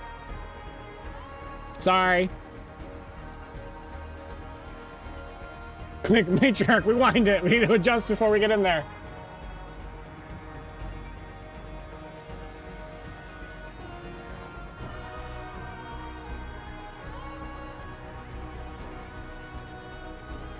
Reverse!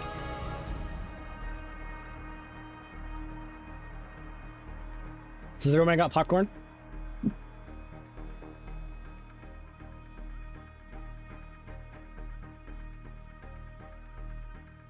It's still loading. I saw everything. Shh. Later with the movie. Put it in reverse, Terry!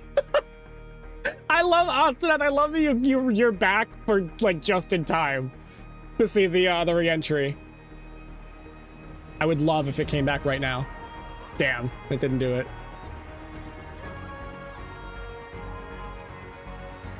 I got Cookie's Fortune. Nice, nice.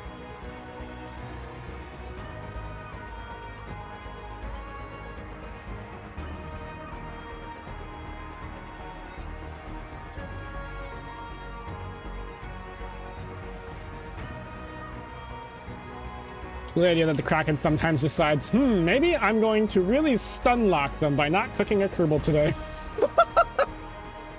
Bad news, Craggle. Your fortune is ask again later.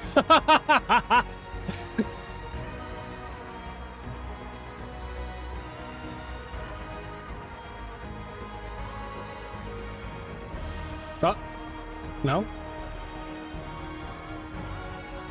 Come on, game. Come on. This is the last thing I'm gonna ask of you today. You can do it.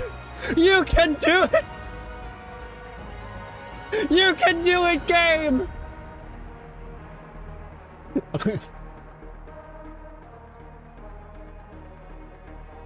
Come on, come on, come on, come on. Give your energy. We believe in you, KSP. You should have packed that 8-ball. You can win. You feel great. You can do it. I love you guys. You guys are fucking great.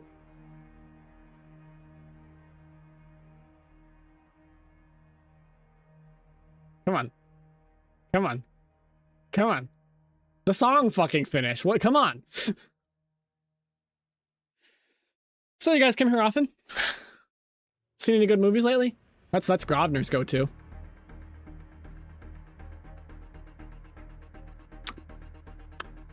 Aha! Just in time for the music. All right, let's see something. Our periapsis is 62. What the fuck? Let's see. If we full throttle, that'll work. There. Now we're good.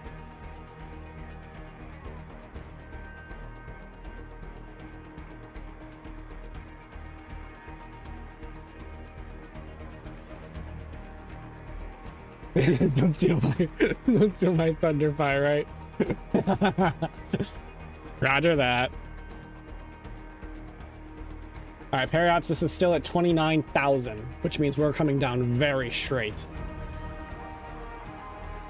Not completely, we're still at an angle, so we'll have plenty of time to slow down, but hopefully, okay.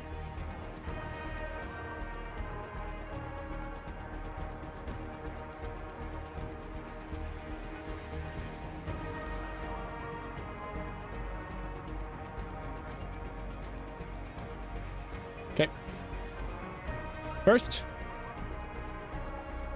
Hit. Up.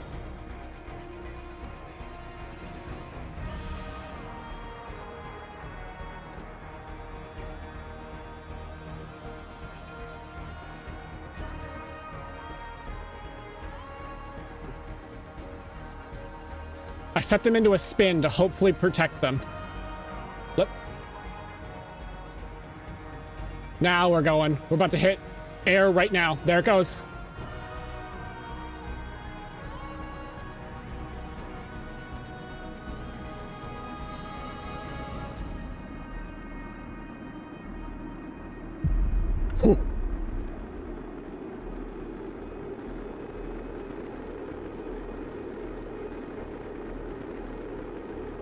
Godspeed, Craggle. The music quieted.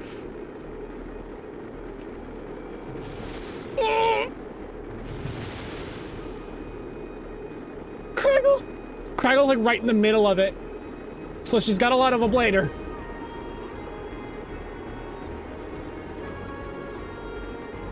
It's a ball of fire. She's not gonna be in Rush Hour 3.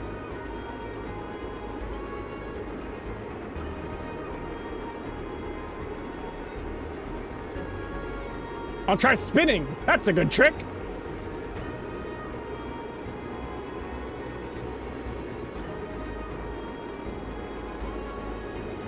Oi. Don't fuck me up like that.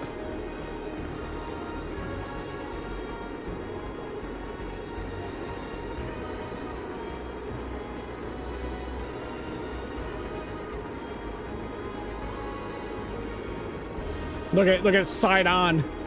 So she's still spinning.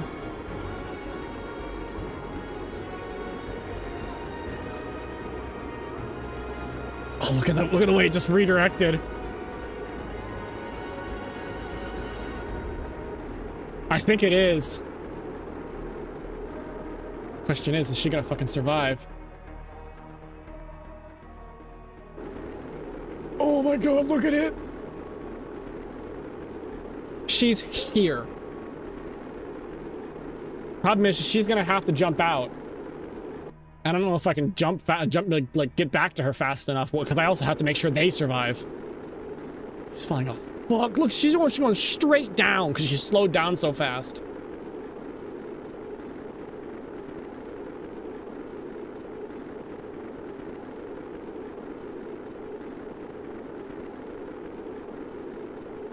Holy shit! This is fine. I don't know if she might not be close enough. You will need a parachute. Oh no! Wait, no, she has one.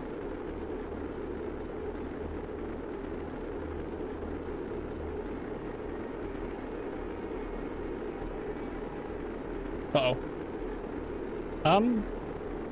It's okay. We're going slow enough that we're not actually taking enough re-entry heating to melt.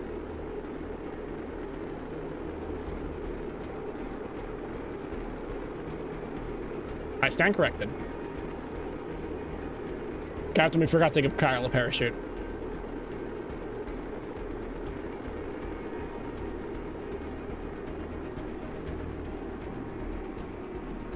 So, apropos of nothing, if Crackle doesn't have a beneficiary, what happens to her life insurance?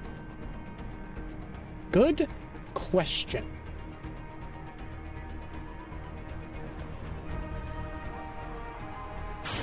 Open shoots. Shoots are deployed. Okay.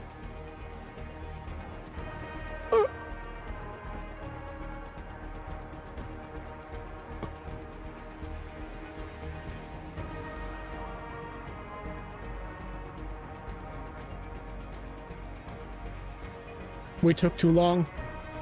We slowed down too slowly.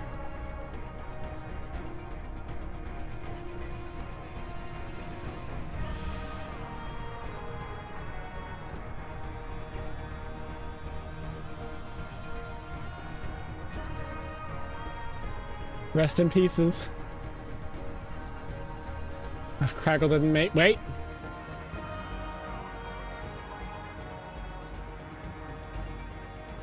That's the space shuttle.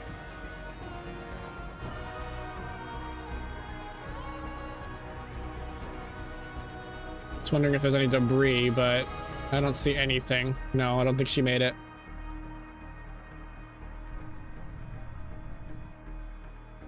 Oops. Really? Again?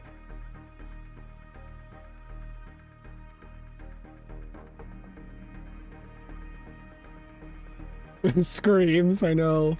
Where's Craggle? Check this debris. No!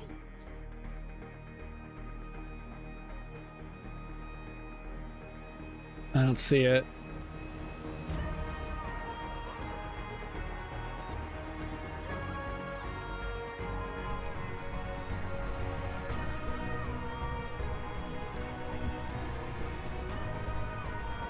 Rest in peace, Craggle. Everybody got your name wrong, but it's fine. It definitely wasn't Graggle. Huh? Huh? Oh, here? Yeah. This is something else. It's on the other side of the world. Yeah, no, she would have been like right here. On the planet.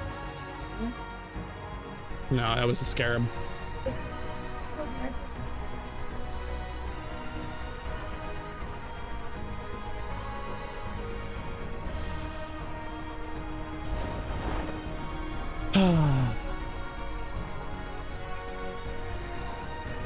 We will always remember her for the sacrifice she made.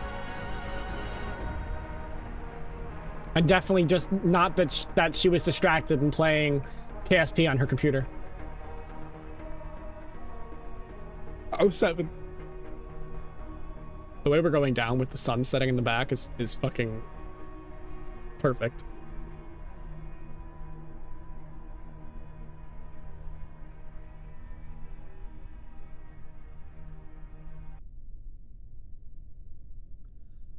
Well, has your child been playing KSP? Know the signs. Don't yawn, Pirate. You're making my eyes water.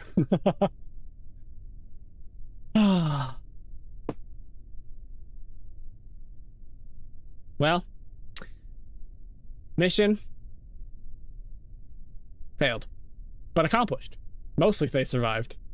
They made it back. That's what matters.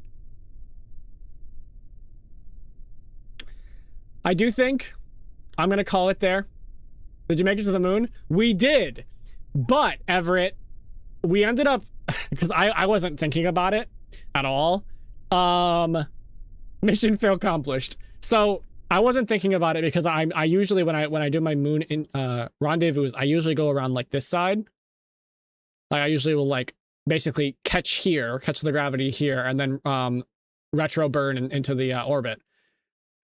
However, we had to do a really weird burn because the time warp wasn't working properly, so we had to like get it at a weird angle.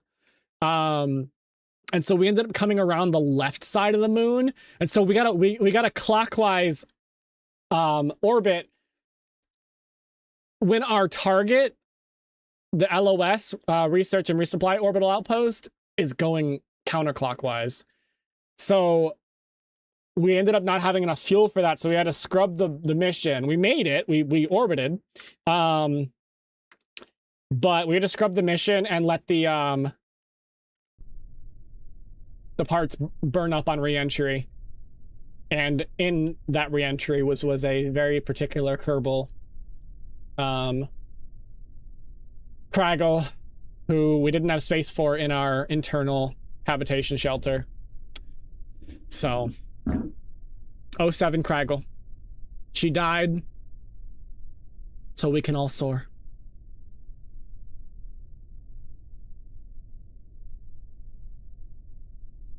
But yeah, I'm gonna call it there. I think this is a perfect time to actually call it, because that was a very climactic ending for this. She will be missed.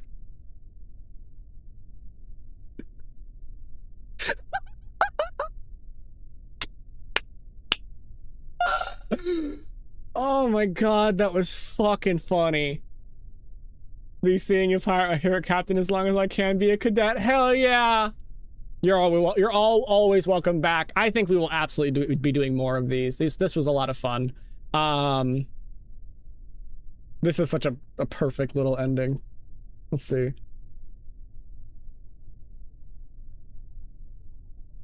But yeah, I hope to see you all next time. I'll be back. I'll be getting a schedule out today. I forgot. Slash, I was just too lazy and I wanted to play more KSP. But yeah, I'll be. Krago respectfully disagrees. And there we go. She's gonna flop over. Whop.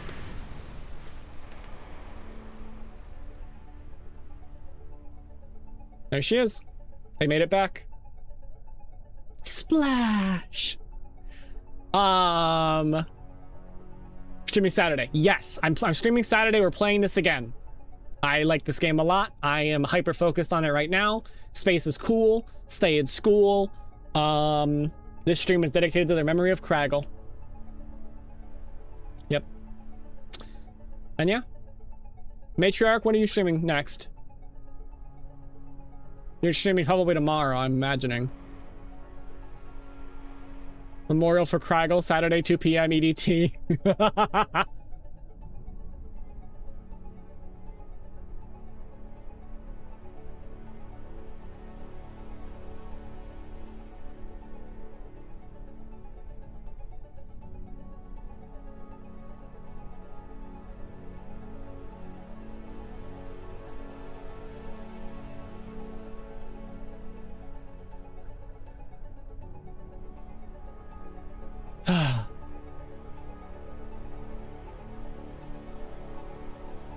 Yeah. The water looks so cool. Yeah, it's the Scatterer mod. It's so good. The mods in this game literally make it a new game. It's remarkable.